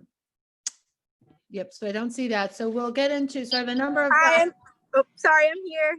Oh, there you are. Very good. Nesaj, welcome. If you'd like to share some comments and some testimony, that would be wonderful. Welcome. Thank you. Oh, should I share at this time? Yes, please do. I was asked to come and speak about how I feel about, my feelings towards police being in Boston Public Schools. Does that still hold true? Yes, please. Thank you. Me personally, I'm not a fan of having Boston police in schools, but that's only because of the stigma against police and how it makes students feel. I know as a student, I'm from Mattapan and I'm surrounded by a lot of gang violence and a lot of violence just period. And police aren't necessarily good in my community. Of course, they're able to do some good, but do they always do good? No. I've also been in situations where police have treated students very like rudely. They've handled students very like rough. And I just don't think having them in schools is really beneficial, especially because like, are they there really doing the job that they're supposed to do? I think that's what we have to worry about a lot when putting Boston police in schools. I think if they were to be replaced by mental health supporters and trauma supporters, it'd be a lot more beneficial to students. Students would feel more comfortable in school, which is what we need because we spend most of our day at school. And those are just my feelings around it. Thank you very much, Naisaj. I appreciate your comments and sharing that with us. You are welcome to stay here or to go back into the waiting room for to continue watching. We have a number of young people that are also slated to give some expanded testimony. Nayela Lynch and Djakina and Nakia. I'd like to welcome them into the panel at this time, and they are welcome to give slightly expanded testimony. Good afternoon, City Councilors. My name is Nayela Lynch, and I'm a resident of the Dorchester area. Being that I have been a student of the Boston Public School System for most of my life, I find it important that my peers and I remain safe in a place in which we learn. I haven't always felt safe, and that is why I'm testifying today. While in a class one day, a student and I got into an argument and anyone could visibly see how upset we both were. As a result, I was escorted out of the classroom by our school police officer. The amount of fear I felt isn't easy to describe, but I know it frightened me even more that this was my first interaction with the police officer.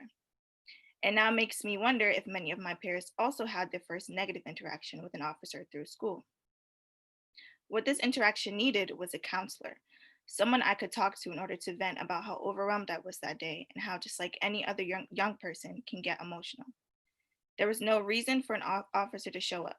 I was not causing any harm to myself or others. While I was eventually able to voice to a staff member how I felt, I realized that I could have done without being filled with fear. I envision schools with no police officers. I envision a school without a presence students are scared of.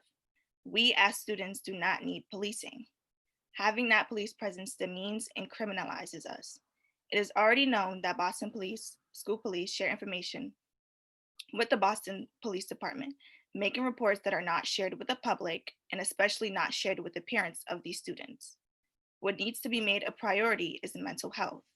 Students continue to feel pressure from different aspects of our lives, whether it's at home or at school.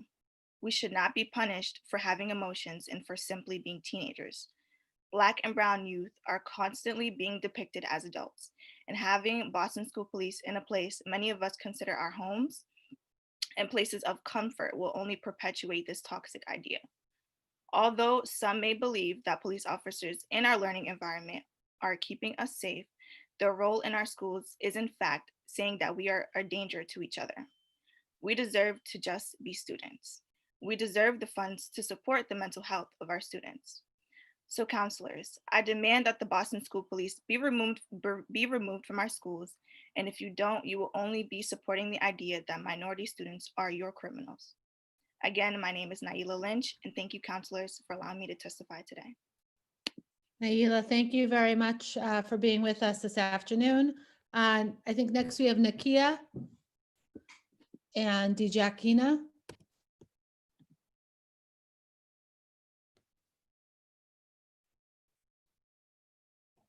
Can you hear me? Yes. Okay, hi counselors. Thank you all for being here today. Many of you have known me from the past through the organizing that I do. My name is Nakia Jean Charles. I'm a lead counselor at St. Stephen's Youth Programs, the co-executive director at March for Our Lives, Massachusetts, and an elected board member on the Greater Mattapan Neighborhood Council. I'm a 17-year-old that has had the fortunate opportunity of transitioning out of BPS school system with police officers to now attending Cathedral High School with no police. As a longtime native of Mattapan, which has a huge Black population, policing has impacted us, unfortunately, at an early age. Policing is everywhere in our neighborhoods and unfortunately in our schools and libraries. Imagine not even allowing your child to go to a library because they may get arrested. As a student in elementary school, I would watch as we leave school to go to a library and have to deal with policing every single day. Police at the Mattapan neighborhood, Mattapan library, police are called every day on students, and this is unfortunate when we come and do our homework and to have mentors to teach us and tutor us.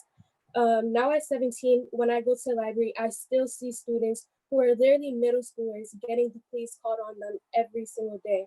Our students need funded programs like violence intervention programs, mentors, tutors, and mental health workers, and a safe space for them to learn and grow without the worry of being projected as a violent gang member or being in the space where police officers can arrest them.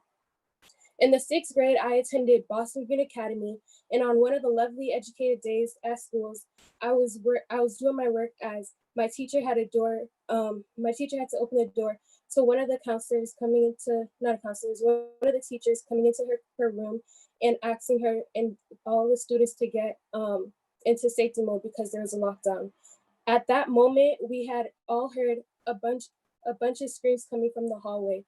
And this was because one, we didn't have speakers to come through because our school wasn't funded at the time with for every student to just get in lockdown mode. So all teachers had to come to each classroom individually to tell us to get in lockdown modes. We ended up finding out that a student had brought a gun to school and they were gonna eventually get in an altercation with another school at Brighton High School, which is across the street from BGA. I will never get the screams out of my head when I heard the student who was screaming several times that they didn't feel safe and that they didn't do anything wrong. But just because of this altercation, I felt like it could have also been prevented if we had more funded programs in our schools, like violence intervention programs and restorative justice practices, and to individually teach our students that they matter and understanding the note of not wanting to have violence against each other. This is extremely important to have mental health counselors at our schools, but at the same time, we cannot choose police to come to our schools when at firsthand, the violence could have been prevented if we had more counselors in our schools. Police ended up coming afterwards, but that would not lead into the point of having the violence not occur in the first place. So we need to definitely see as police as not in a way of helping our youth, but in a way of continuing the violence, because at the end of the day, our students most people at BGA were police heavily 24/7. It was just a roundabout dangerous for our teens and for the families that went there, and also with Brighton High School. And just having police coming to our school every day put us at risk even more. And I feel for the students that have dealt with, for the parents that have dealt with the deportation of their students because of the role of police in schools. On June 17th, For the People held a youth-led council town hall and took a roll call asking if the city councilors are in favor of removing police from schools.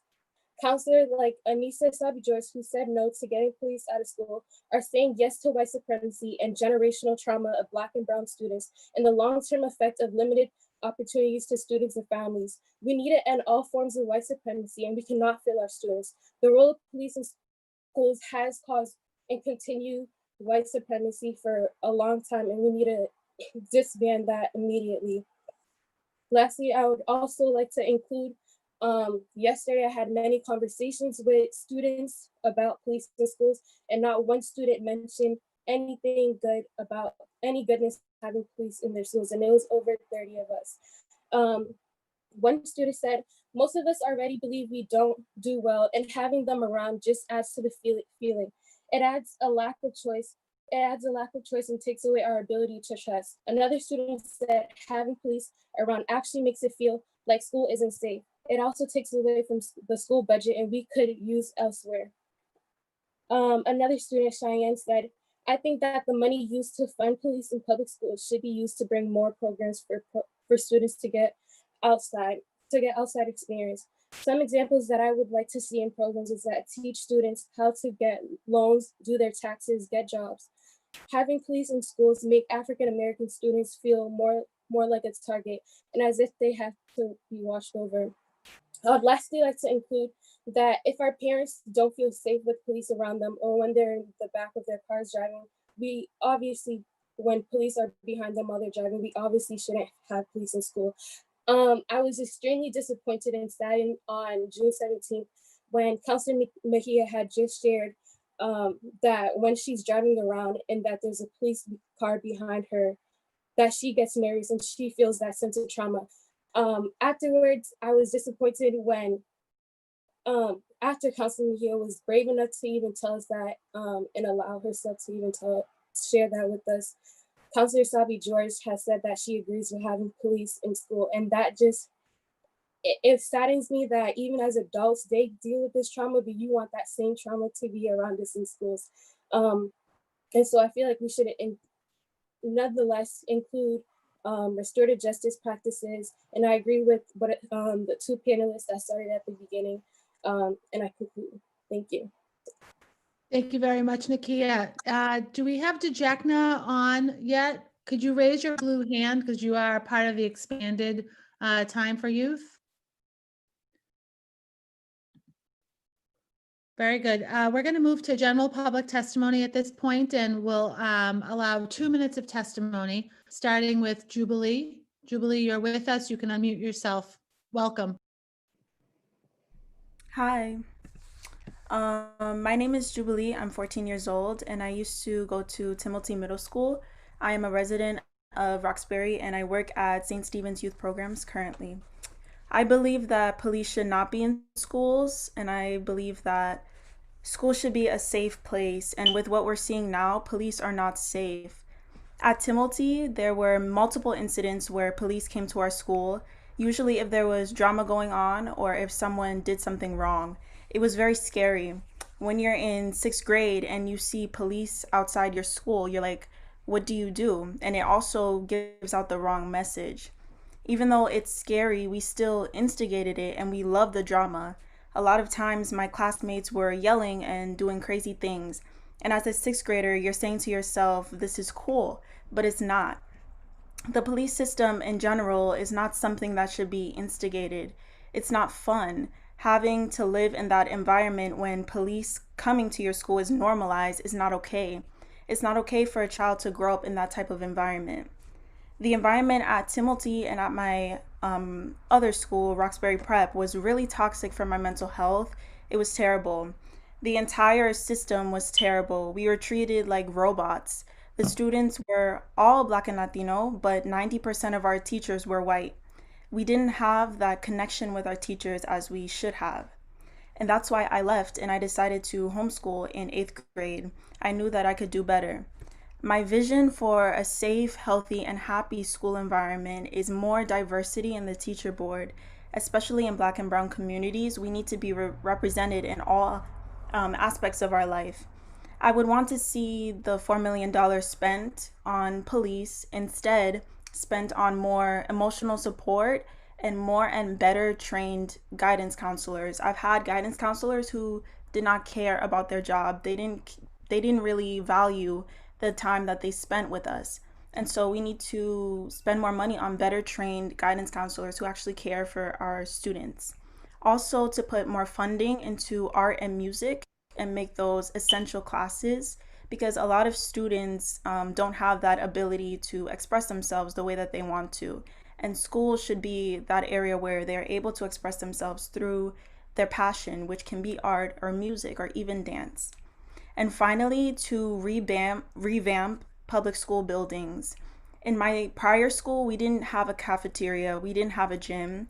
We had to have gym outside and even in the wintertime. And it's not fair that other schools and other communities have gyms, they have cafeterias. It also affected my grades. I got a C in gym because I wasn't going to exercise in the cold. Even during the wintertime, we had to go outside for gym, and it was just not a good environment at all. I left Boston Public Schools because they were toxic for my mental health, and I wish the budget that is being invested in police should transfer to be invested into art and music classes, revamping public school buildings and guidance counselors instead of police, and then maybe then I would still be a public school student. Thank you for your time. Thank you very much, Jubilee. We next have Nayeli, and then Kajaki will be after Nayeli. I'll start the 2-minute timer. Welcome. Hi, good afternoon. As she said, my name is Nayeli Martinez, and I graduated this year from Fenway High School. In my school, we had a full-time police officer. He was a lovely person, however, he did nothing. Conflict was rare at Fenway, but when it did happen, the last person there was the officer. And honestly, when you think about it, why was he put there? Maybe to de-escalate situations and help keep the peace, but the reality is that he did not do either of those things. If anything, all he ever did was be a doorman. Our teachers and other staff members are the ones who dealt with the conflict and had us talk things out so that we understand why that sort of behavior is unacceptable. At Fenway, we had a student support system where the coordinators, who were counselors, would talk to the students involved and how to sort out the problem instead of punishing us with no intent of helping us. Our system made it so that we never needed the officer, and it should be like that in all schools. I was a cheerleader at Madison Park High School, and it was the complete opposite. They had fights regularly, and the officers were always there and super rough with the students. They resorted to punishment immediately, and they almost never talked to the students to check in about the situation or even help them resolve the conflict in the first place. This type of system is common in BPS and is 100% outdated and ineffective. So today, I'm asking you to take the police out of BPS. They're definitely not needed and a waste of money. With the $4 million used on keeping the police in schools, I request that you put that to something that will benefit schools and that show us as students that you actually care about us and our futures. Get us more resources, more counselors or psychologists of color, because we feel way more comfortable opening up to someone that looks like us or grew up like us. Get us updated textbooks or better technology so that we have the chance at seeing our school as a way to our bright futures as opposed to a tunnel to jail. Thank you so much for your time. Perfect timing. Thank you, Nayeli. Next, we have Kajaki, and then Natasha is on deck. Jackie, you can unmute yourself. And welcome. Hi, can you guys hear me well? Thank you, counselors, for being here today. Thank you, advocates and testifiers. I understand you're all busy people, so I appreciate your time. My name is Kajaki, and I'm an 18-year-old BPS alumni currently attending Salem State University. I'm here to testify about my experience with police in school. I don't believe police should be in school. Coming from another country as a 10-year-old, I already did not have a good image of police. I was stopped and questioned by a police officer as a 10-year-old after not stopping for the raising of the flag, something I didn't understand and struck fear in me.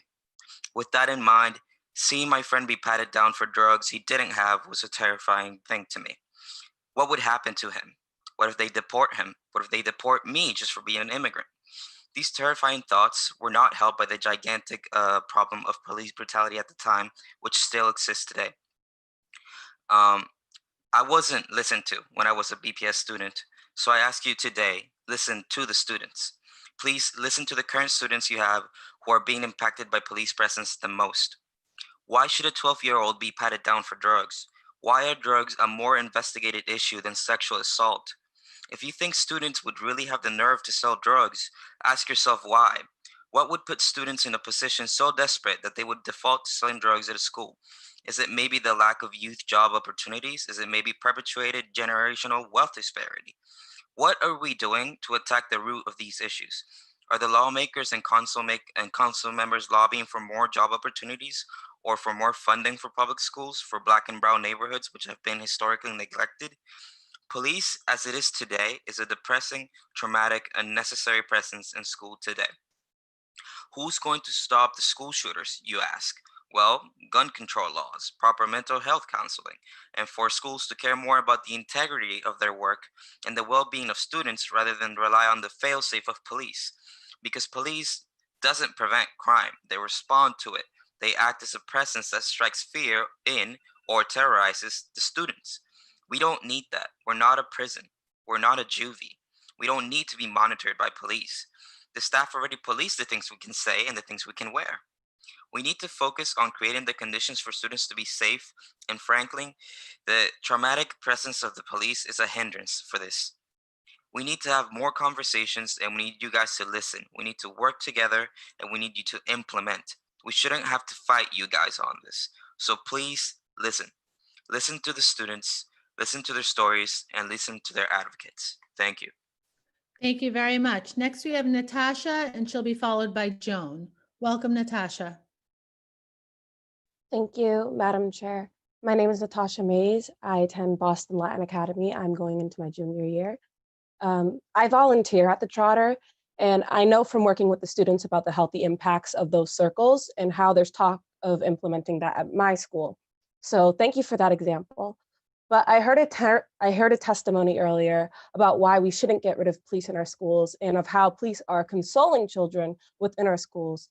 Though their intention is to de-escalate tensions within our schools, their impact has created tensions or this mindset within our students that we are criminals and that we are the issue. Their impact is that they're guidance counselors and that we need more guidance counselors. Why not train more teachers with this intention that we are also holding this expectation of them. We already are taught by our teachers. We already have this trust and connection with them, but yet they're not taught to de-escalate, or so there should be. For the longest time, it has felt like our school system has put unnecessary pressure in unnecessary places. For me personally, has been the unnecessary pressure of doing well in a subject that I don't even plan on pursuing, or the unnecessary pressure of explaining why I've had to miss a day or two, even though mental health is not an excuse, or at least it does not excuse my absence. But what feels most unnecessary is the presence of police within our schools.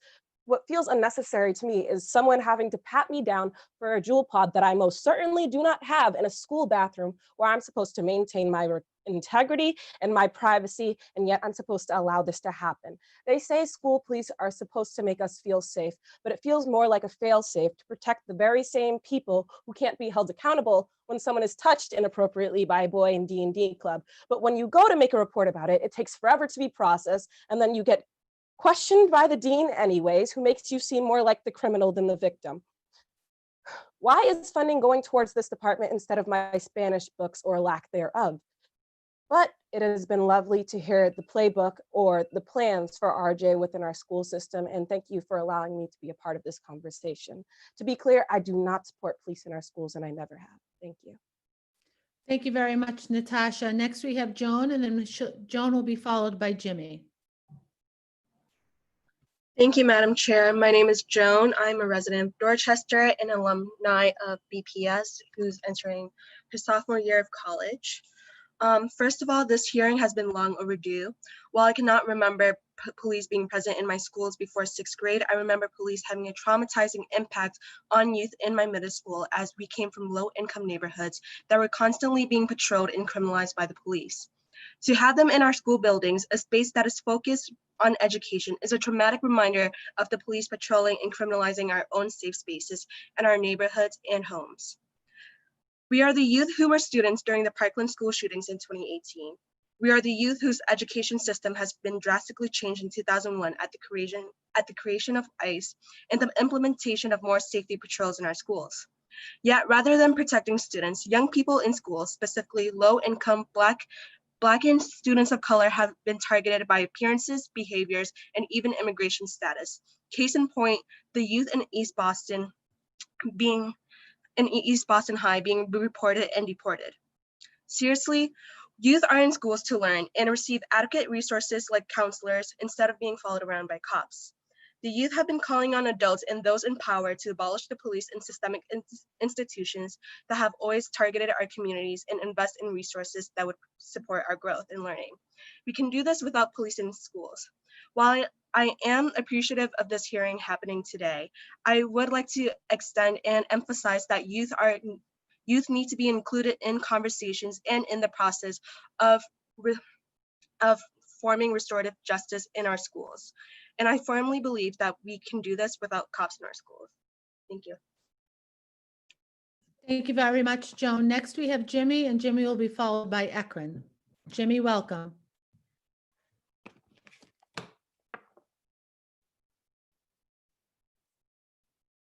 Jimmy, you'll have to unmute yourself if you're speaking.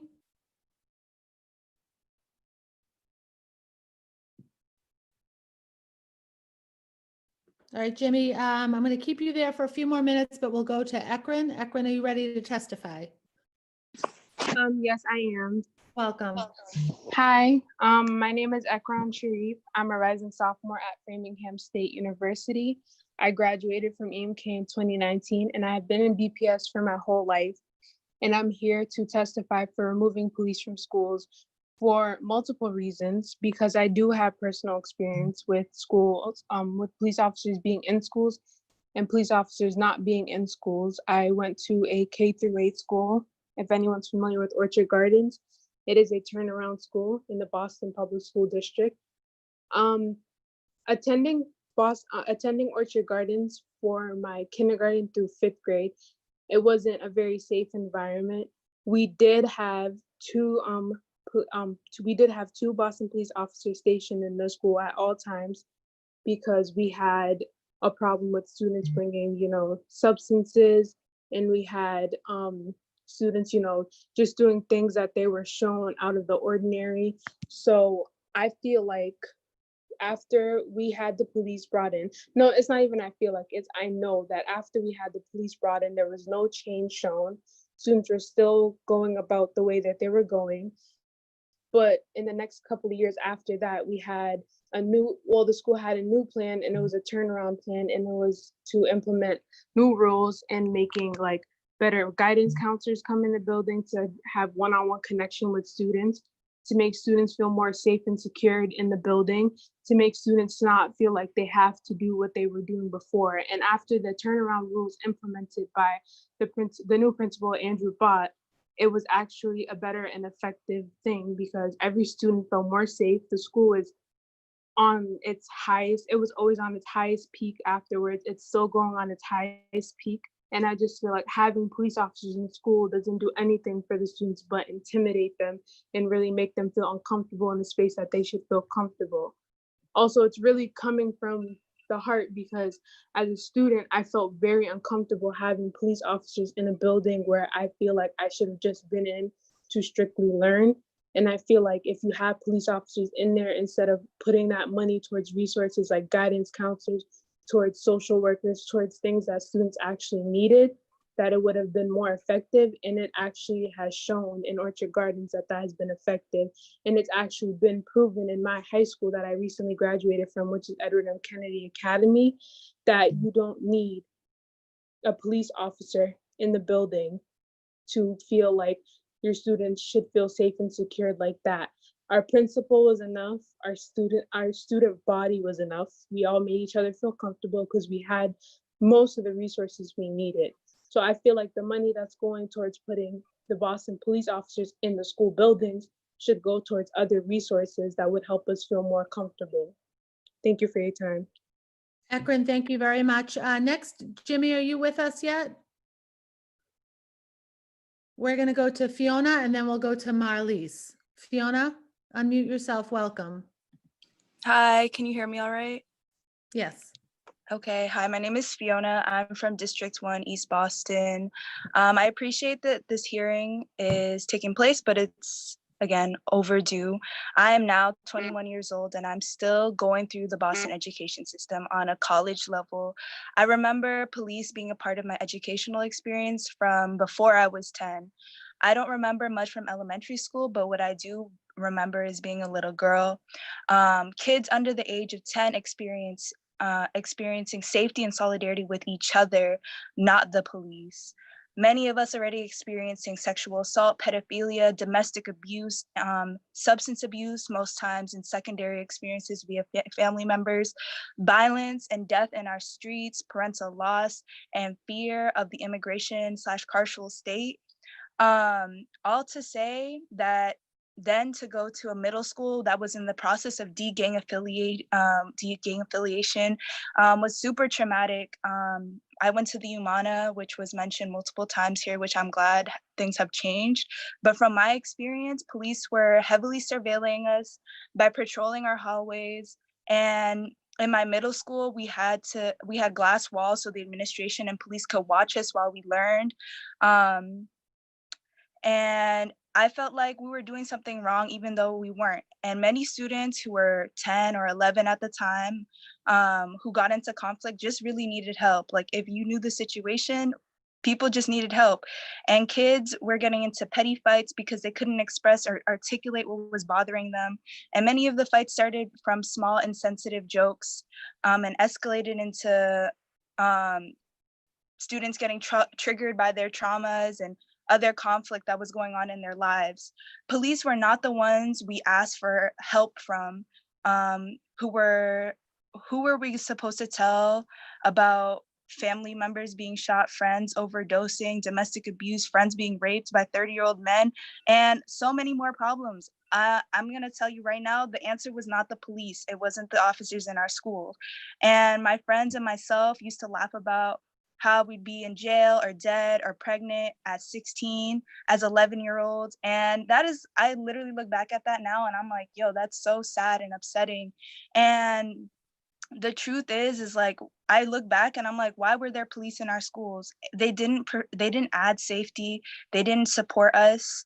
And so I really questioned that. And then I was really privileged to be able to go to an exam school, BLA. My guidance counselor was your sister, Counselor Asabi, and everyone had essentially said to me that was in my middle school before that I was gonna be able to live longer and be more successful because of that. And they were right.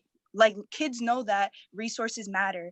And the fact that me getting into this exam school was gonna determine a change in my life that was going to make it longer. It's so sad that 10-year-olds know this fact.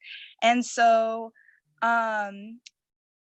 it wasn't because of an addition of police, it was an addition of resources that made it possible for me to be at where I am today at a college level going to UMass Boston.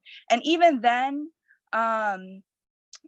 police are still used to threaten Black and brown students at my university. So it speaks to a bigger principle of patterns of abuse by the police, because when I did get to the resource-rich environment, the trust had already been broken.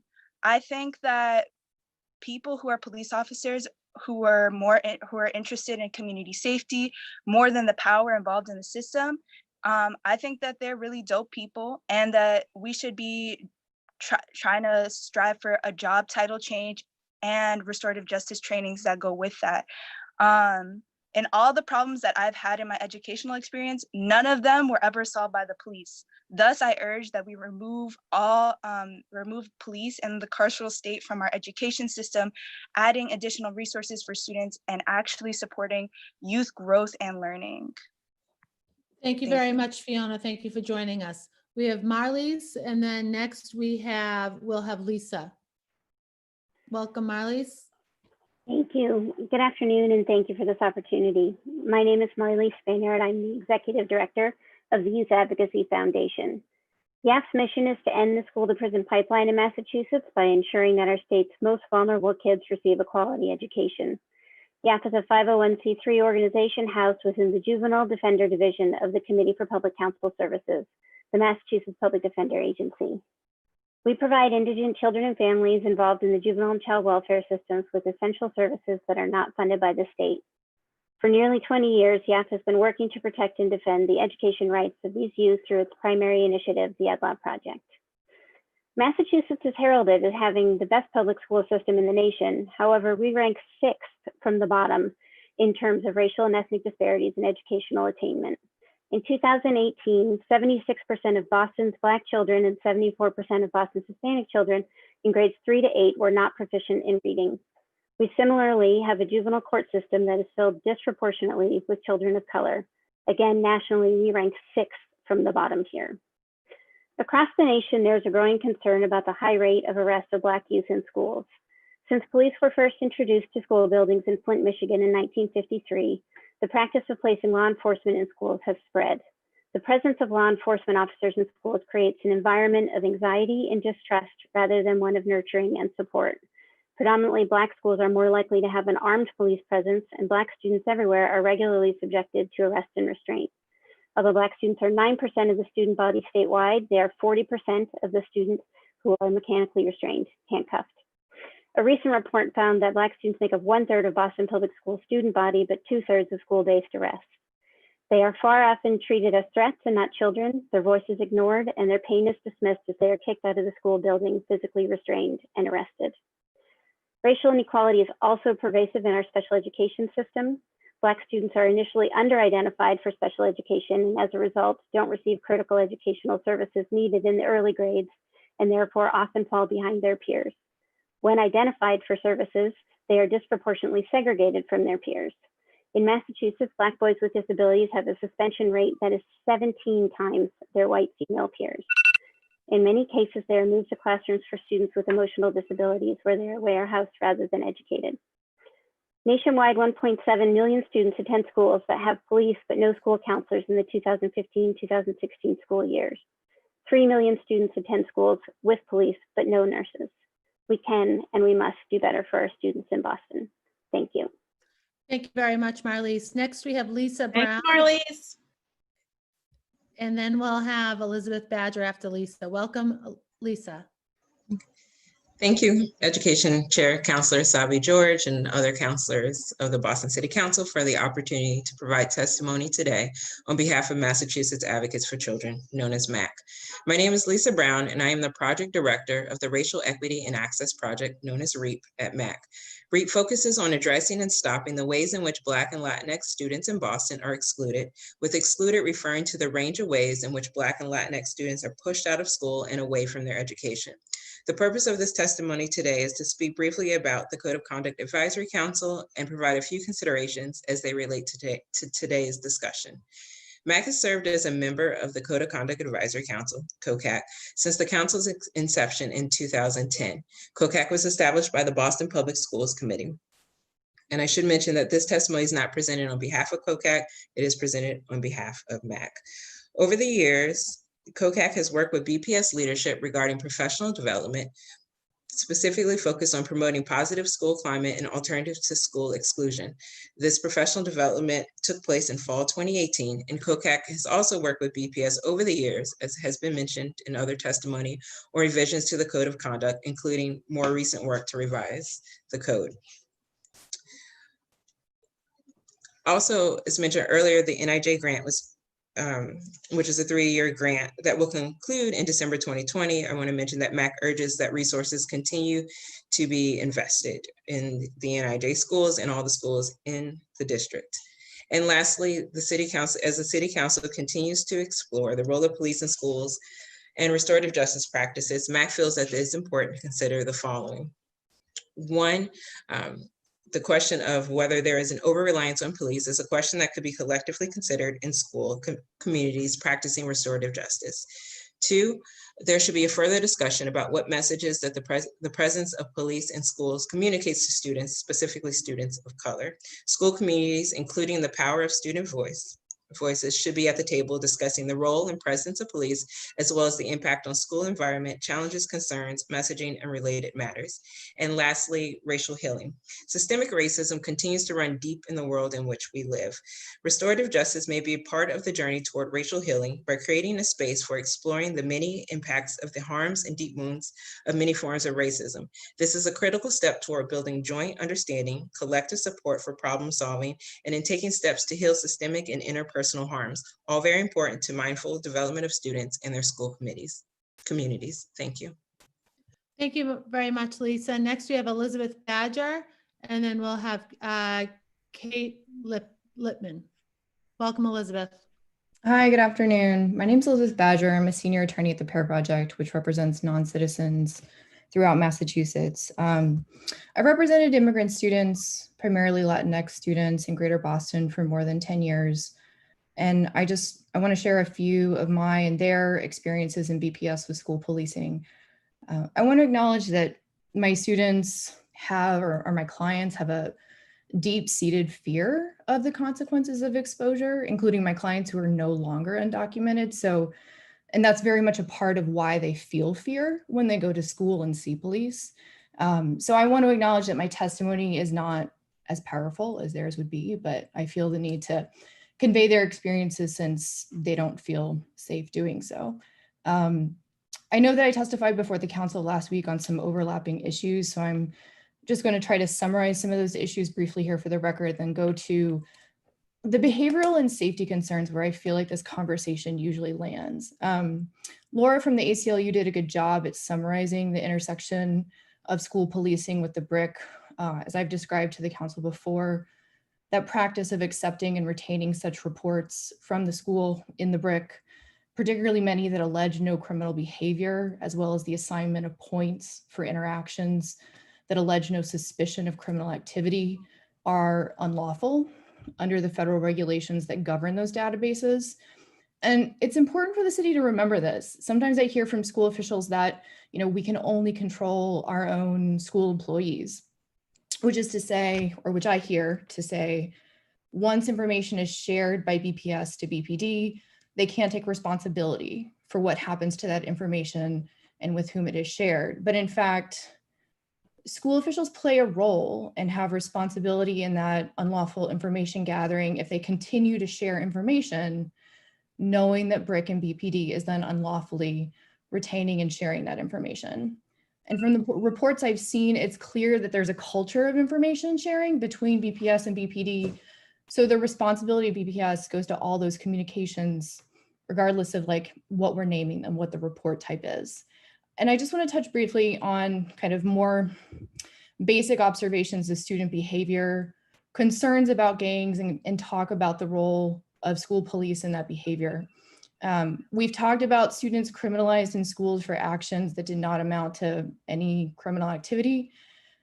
Have those kids sometimes intersected with gang-affiliated individuals? Sure. I've seen that, particularly where a kid is trying to manage trauma or a sense of isolation in the absence of like culturally appropriate alternatives that the school could be providing. Would a school officer be the person that does the intervention work that helps that child navigate to safer behavior? Probably not. And that's because of the need for like the intense supportive relationships that Sunny mentioned. And the mother who testified, her son is very lucky to have a great relationship with a school police officer, and that individual sounds amazing. But that relationship that she describes is the relationship that a young person should have with someone who's a youth worker and mentor and doesn't also have the role of criminalization in the school. I don't want to pretend that I've never had serious safety concerns for a young client in the Boston area. I have. And I want to acknowledge those because, again, I think this is where this conversation often turns to. It's never been, though, a school police officer who identified or protected the young person. So I'm not blaming, I'm just saying that the system, the school policing system is not conducive to that. It's been community workers, particularly from the same ethnic origin and native language community, who identified the risk and helped them physically and, more importantly, like mentally and behaviorally get to a safer place. So almost all the young people I've represented who we've lost to violence were known to law enforcement as being at risk, but the common thread among them, as opposed to the young people who are still with us, is that a youth worker who had created a trusting relationship with them and who was from the same ethnic and language community had formed a relationship with them. So I totally echo Sunny's emphasis on these intense relationships that promote safety. Lastly, I just want to say that, you know, my experience is that some of the most heavily policed schools in BPS, there's a culture of exclusion of community agencies that could be supporting students that needs to change. At one of those schools, a teacher was so desperate to get support for her immigrant students that she felt like her school culture wasn't allowing her to do, that she actually had to invite me in under the guise of a career talk just to get help for her students. So I'll end by saying my clients' experiences and the data show that meaningful relationships with students promote student safety. And I've yet to see any data that school police promote safety. I have seen the data and examples that they promote criminalization. So if the city is serious about maintaining safe schools, the way to do that is ensuring community organizations as well as mental health professionals, especially those that reflect the ethnic and language makeup of the student body, have access and funding to work with students and leave police to do their work outside of schools. So this is a topic I feel really strongly about, and I'm happy to discuss further my clients' experiences, and I appreciate the council's consideration. Thank you. Hey, thank you very much, Elizabeth. Next, we have Kate Lipman, I'm sorry. I also have the Mental Health Legal Advisors Committee that is on this. So if you would raise your blue hand, if you are interested in giving public testimony, and any other participants in the room, the waiting room, if you would like to testify, please raise your blue hand so I can call on you. Thank you. Thank you, Kate. Welcome. Hi there. I just want to thank everyone for this really important conversation. I want to thank the BPS students who spoke so powerfully. They can speak a lot more powerfully on this than I can, but I would like to lend my voice as well. So my name is Kate Lippman. I am a school social worker with 9 years experience in Boston Public Schools and a former co-chair of the Restorative Justice Organizing Committee out of the Boston Teachers Union. I wanted to speak to the specific psychological impact on students of being approached by school police officers versus participating in restorative justice practices such as restorative justice circles. So many of us know that the most intense trigger for children and adolescents and even adults who've survived trauma is being approached in an aggressive or what we call power over way, which too often is the nature of how school police interactions proceed. I've seen my middle school students, when I was working with middle schoolers, approached aggressively for walking slowly to class, for chewing gum, for things not remotely resembling any crime, and being approached, I should say, by school police officers. Regardless of the way that they were being treated, student survivors of trauma in particular are approached, when approached in a dominating and power over way that triggers a feeling of unsafe vulnerability and understandably triggers distress and dysregulation.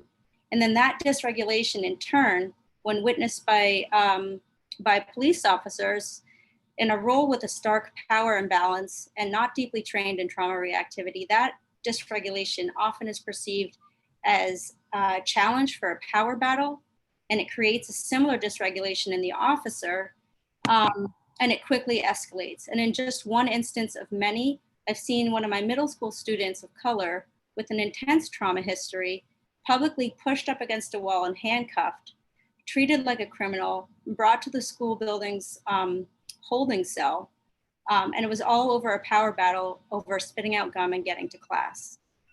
Restorative justice, in contrast, is about pulling a community together in as an egalitarian or equality-based way as possible, to speak about the impact of a person's actions without any assumptions or allegations about their intent. And that's really important.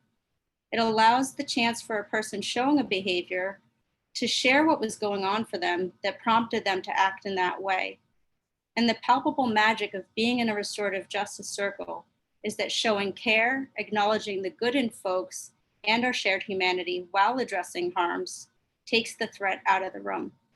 And when the threat leaves the room, it leaves space for students' best selves to show up. So in place of school police officers, because I agree that we do not need to be policing students and criminalizing them in their schools, we need to hire more social workers such as myself as mental health counselors, and absolutely more restorative justice coordinators and coaches and training for all staff. And I just want to say restorative justice as a paradigm shift is critically based, like I said, on a model of equality where all participants, including young kids, have equal voice and power in sharing and reaching a shared plan for repair. And I do not feel restorative justice practices in schools could or should be led by police officers whose role is tied to a stark power imbalance and a one-way power to arrest students. It's antithetical to restorative justice practices.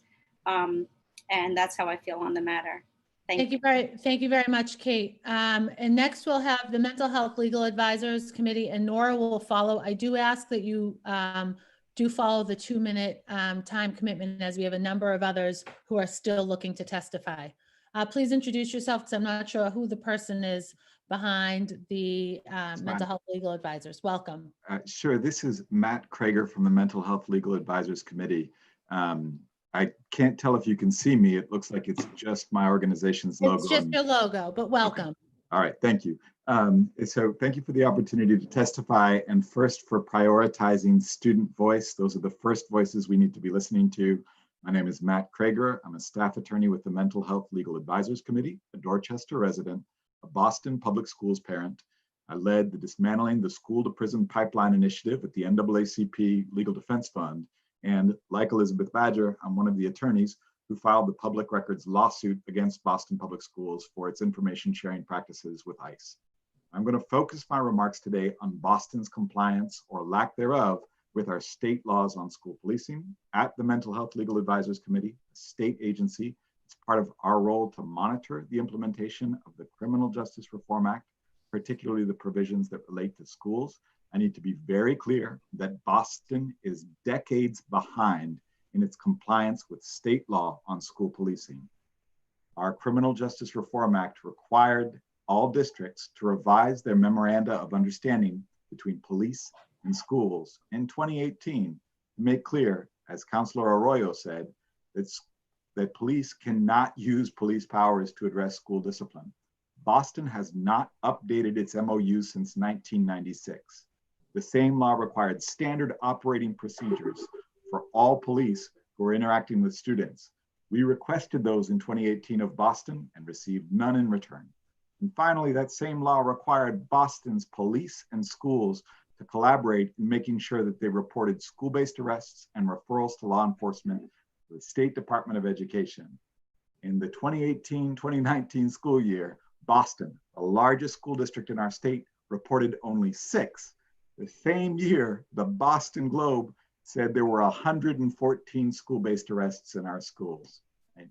So simply put, without the data or the protocols that the law requires, we are all left guessing at the efficacy of school policing in Boston Public Schools and at its impact on our students. And that's particularly disturbing amidst the context of sustained protest against police abuses in our streets, with the precipice of a budget shortfall due to rampant unemployment, and indeed with the fact that we're talking about placing police in schools at a time when our children may not be allowed to go back into them. I wish the City Council and the rest of our city the power to thoroughly interrogate the amount of money, time, and energy we're putting into placing police in our schools with our children. Thank you. Thank you very much. Next we have Nora, and then we'll have Mary Claire. Nora, you can unmute yourself. Good afternoon. My name is Nora Paul Schultz. I live in Jamaica Plain, and I'm a teacher in BPS. I want to teach in and create schools to be places where students can grow from their mistakes and learn without fear of criminalization. As a teacher, having police in schools does not make me feel safe. It makes me worry about asking for help. I know that students are not perfect. No one is. They sometimes make mistakes. Mistakes that in affluent schools would be used as a learning opportunities, but in schools that are predominantly students of color, these mistakes can lead to students' criminalizations. As Sabrina Barroso talked about in her testimony, we know that these mistakes can lead to law enforcement reports that lead to students' criminalization or even deportation. As a teacher, knowing that there is someone in the building that could criminalize my students with the stroke of a pen is scary. It means that if I need to help in my classroom, it feels like an ethical question every time I ask for it.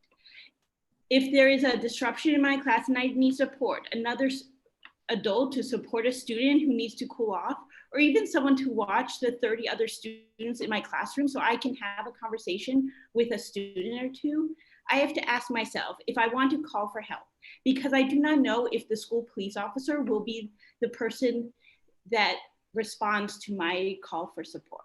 This is not abstract to me.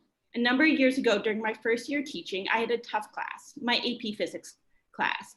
Like many first year teachers, I struggled with classroom management. A student wrote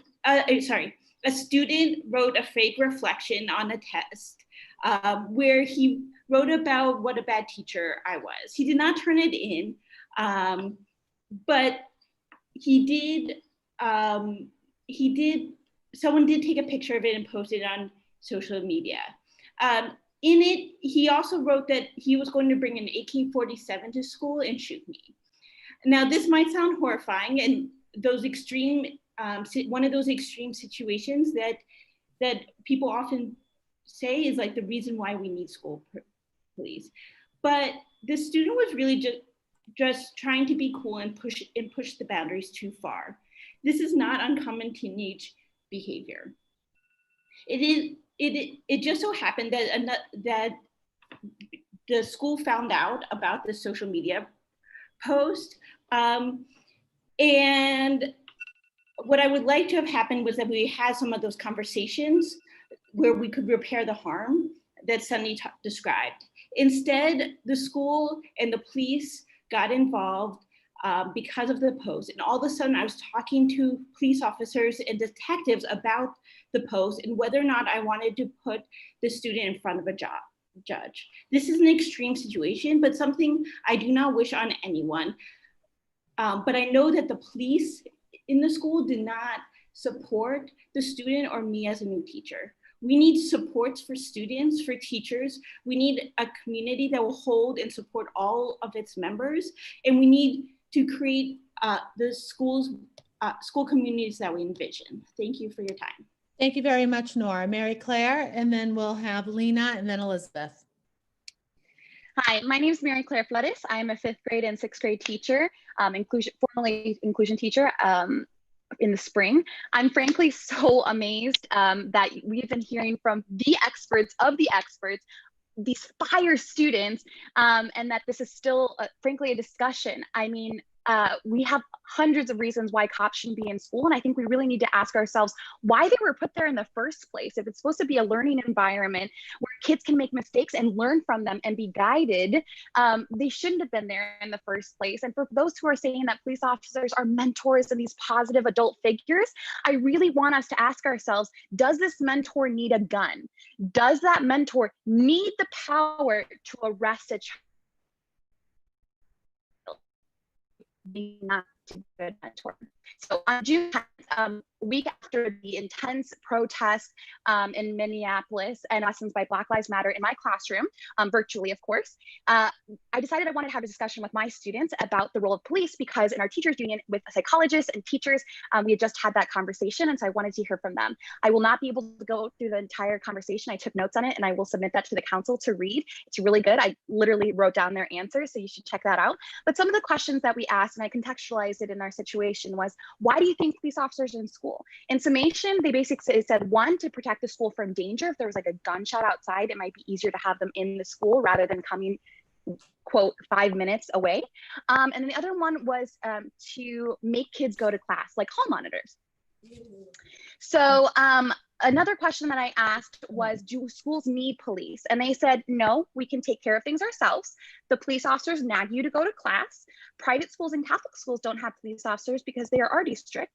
And if it's about students who are naughty, why can't principals do that? These are my 5th graders.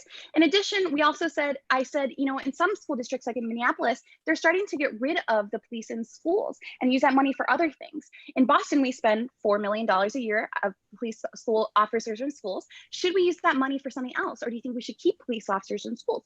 Kids can be asked these really critical thinking questions. And the student said, counselors can talk calmly and people like talking to them about how they are feeling. The police, though, might be like aggressive, and nobody wants that. Another student, I'd be scared. Another school student, if the police does that, I'm leaving the school. I asked, does what? And he said, yells aggressively and nags me to go to class. I don't want that. And they said, I don't like that they're doing right now. The police killed 2 people for no reason. All they have to do is listen to protesters and students. It's not that hard. We can't act like nothing happened. Finally, they said that that someone brought up, because of their older sibling, that you can get a criminal record at 16 years old. Another student asked in a panic, is that true? And I wasn't exactly sure. I said, it might depend on the state, I think, but yes, some older teenagers can get in incidences that put them on a criminal record. Finally, I just asked the students, like, what do you think about the situation? What would you want to say to people in power? And they want to say, no, schools, they said, police do not make us feel safer. They make us feel scared. And we want school to be a learning environment that's safe for everyone. Thank you. Thank you very much. Lena, you're next. If we could hold to the 2 minutes, that'd be great. Thanks. Hi, my name is Lena Papayanis. I'm a BPS teacher. I live in Roslindale. I will try to speak really quickly. I'm going to use my time today to respond directly to some of what was said by Director Kim Pelletreau and Chief Coakley-Grice. So hang on. So Chief Coakley-Grice mentioned that officers in our schools are unarmed. That's true. But a cursory Google search reveals that many school police officers, including those in school police union leadership, are not in support of this. They have publicly stated on multiple forums, from Twitter to Facebook to journalistic coverage, that they want weapons from pepper spray to guns. This fact is telling about how school police officers, at least some of them, conceive of their role in schools. Their desire for weapons will inform their behavior with students, even if they don't have those tools at their disposal. This is clear because we hear in testimonies from young people and from teachers that even though school police don't have these weapons, they continue to physically brutalize students in school and around the school. Executive Director Kim Pelletreau spoke about student support. She talked about the school police being part of, quote, the fabric of student support teams at schools. I find this curious and very troubling. Of course, the statement is a broad one. It's likely going to be fleshed out later what that looks like, but it's dangerous. It's dangerous because, one, it's morally wrong to have police involved in student support, because law enforcement mechanisms are not student support mechanisms. They are diametrically opposed. But that's not all. It is also dangerous legally. And I believe Matt Kreger spoke to this. In fact, it's illegal for law enforcement in schools to be part of disciplinary procedures. This is very clear in the Criminal Justice Reform Act of 2018. It's very clear in the Attorney General's model MOU that Matt mentioned. Individuals with a law enforcement background, training, and role are forbidden from support teams. Director Pelletreau did pivot when Councilor Arroyo asked about this, and she said that in fact school-based teams are actually the ones who are central, yet this is a confusing messaging because it runs counter to what she said before. In terms of information sharing, which Councilors Mejia, Arroyo, and others asked about, Director Pelletreau dodged these questions. He stated that FERPA protects student records. That is not true, because while it does protect educational records, it does not protect law enforcement records, which are the majority of the records that school police officers write. So that's not enough. Additionally, she said that the SSR1s, or the student safety reports, go through the central office, or are quote unquote filtered through, I believe is the word she used. This also is not sufficient because those in the central office in the Department of Safety Services have a law enforcement background and not a pedagogical or educational one. Additionally, it is not the full story because there are certain reports, including the BPD 1.1 or 1.1 incident report, that are written by Boston School Police and goes directly to the BPD. In fact, they are included in a BPD reporting system. They never go through central office, and BPS has said time and time again that they don't even have access to these reports at all because they go directly from the BSP officer's fingers typing them in to the BPD system. So there is no filtering there whatsoever. I'm going to skip down. So Director Pelletreau also explained that reports include these fields, which are the majority of the data that is shared. She also said that the system is antiquated, is the word she used. I would agree that it's antiquated. It's also not telling the whole truth because the fields can be quite broad, including tell us what happened in this incident, in which the school police officer writes a whole lot of things about the student, including some very sensitive information. And I would refer you back to Elizabeth Badger's comments about the gang database. In terms of the data and the information that the BPS officials were asked to provide, and this is my last point, I would just like to name that they were asked to provide some very basic information on school policing. They were asked to, this is to be incredible, right? They were asked to present this information on a panel where they're invited as experts to talk about school policing, which is their whole job. Yet they came unprepared. They didn't have this information and they asked for more time. More time. They have been given years to have this information on hand. This is very basic information. They've been asked through litigation. They're being sued for this very same information. They were asked politely. They've been asked through public records requests. They've been asked by the law, because now it's illegal that some of this information hasn't even been reported to the public and held on the DESE website. So, we can keep on asking and asking and asking. And I'm very, very grateful to the counselors who have asked yet again for this information to be provided. But it's important for us to recognize that even in those polite interactions, there's a whole history there, years of saying no and closing the door to the public, to students, to advocates, to teachers who have been asking, hey, tell us more about the schools that we're in. We deserve to know this information. So I'm asking now, when are we going to hear this information? Because history tells us, and I'm a history teacher, that they're going to continue to try and keep things quiet. I really appreciate the time, and thank you to the chair for allowing me to go over, because I'm sure that I did. You did. Thank you, Lena. I appreciate that. Elizabeth, you are last on our list for public testimony this afternoon. Welcome. Thank you. My name is Elizabeth McIntyre, and I'm a senior staff attorney at Greater Boston Legal Services and our School to Prison Pipeline Intervention Project. We represent young people of color with disabilities in school discipline and related special education. Far too many of our clients have been harmed by the Boston School Police in the Department of Safety Services. My client's experience is that law enforcement officers make their schools less safe, not more safe.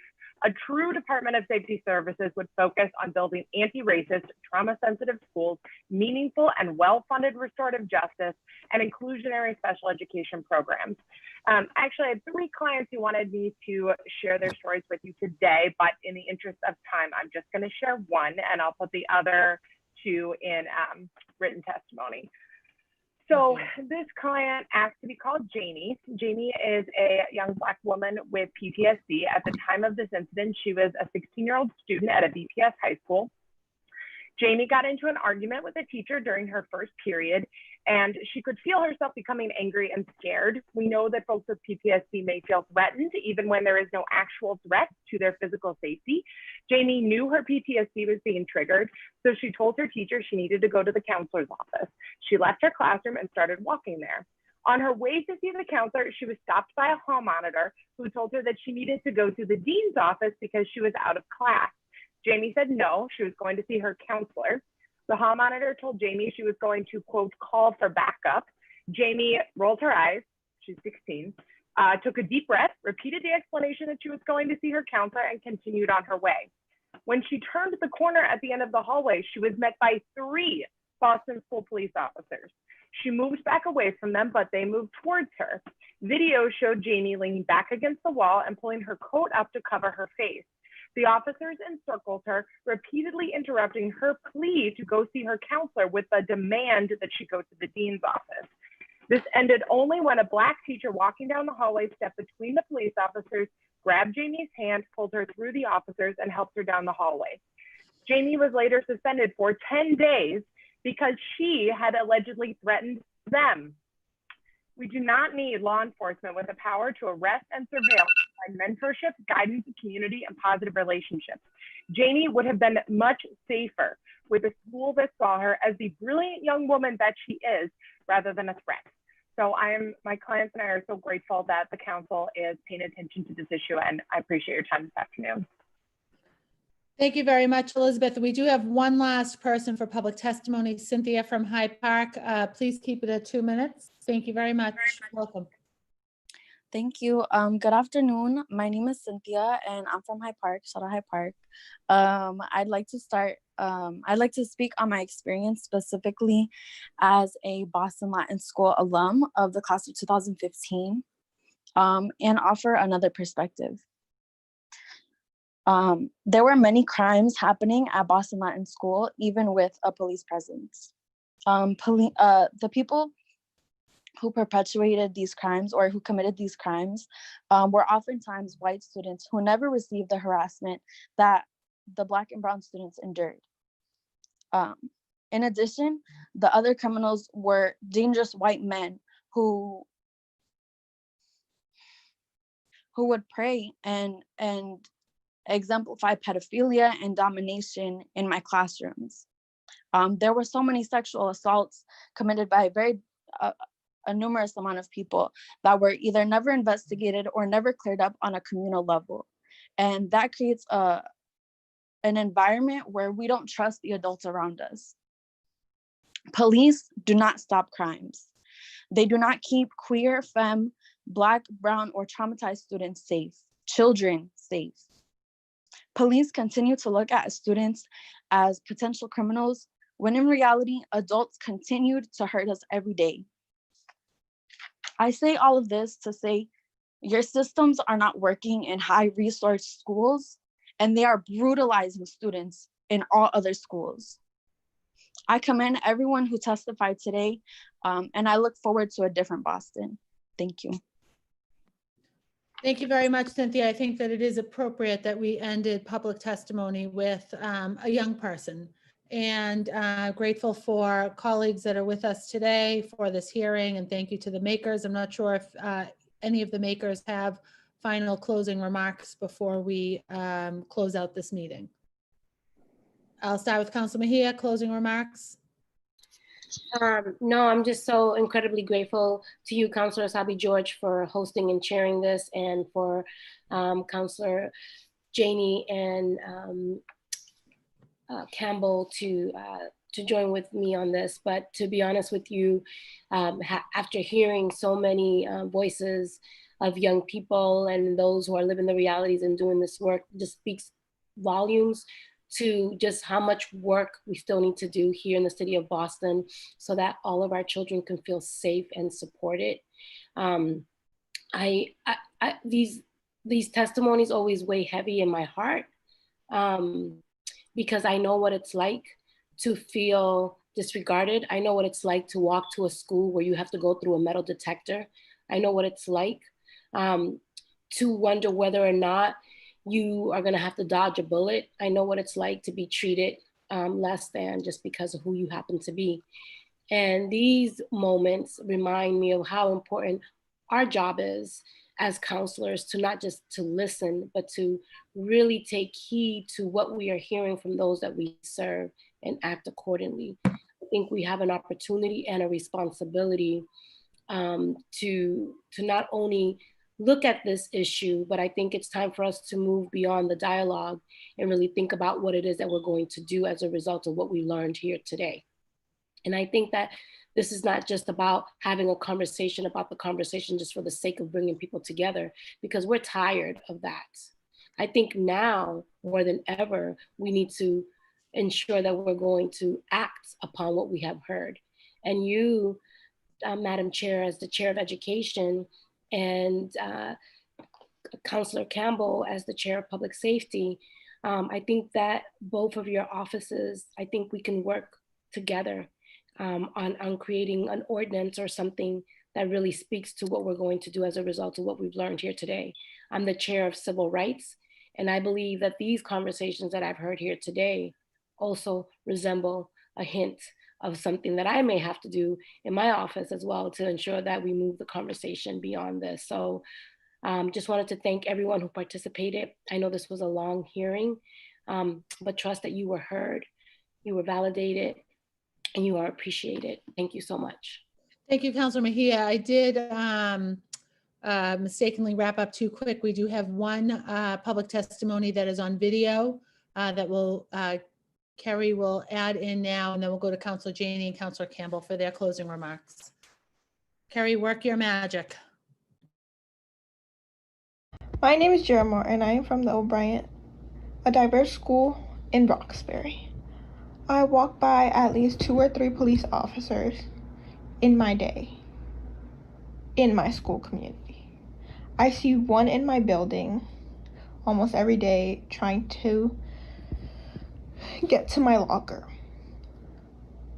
But one question that always goes through my mind is, why are they here? Are they here to protect us or scare us? Are they trying to catch the bad guys, or are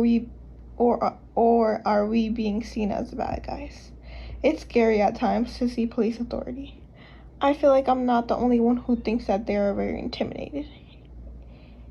In my opinion, they just stand there and not say a word to anyone, which is a personal experience I've had. I don't even know their names. How am I supposed to accept them in my school community? Approximately $4 million is being given to them just to most times stand there and do nothing because there's no need for them. With those $4 million, we can buy new textbooks, which many of the textbooks I've received in my high school experience were broken. We can have new supplies that teachers don't have to go out of pocket for, which is insane that teachers do have to do that at times. Or more art programs. BPS is full of talented kids, but they are never given the opportunity because there are no experiences for them.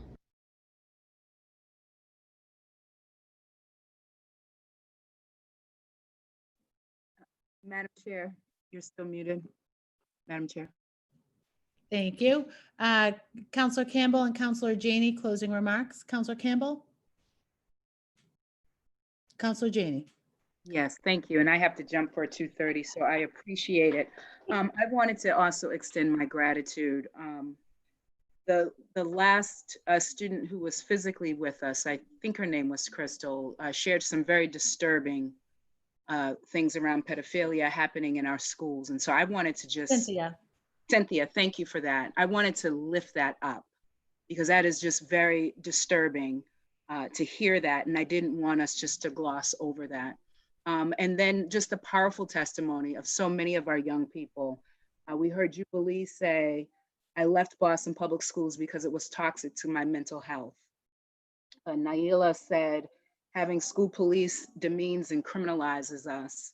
And we heard from our school leader, Ms. Thomas, talk about how we're in this place because no one's really thought of a different way. And so I'm glad that we are finally not finally, because we've been having the conversation and many of us have been having the conversation on the outside before we were counselors, that we're continuing this conversation and that we will approach it in a different way that really addresses the root core. I think if we take anything away is the amount of hurt that our young people are showing up to our schools with.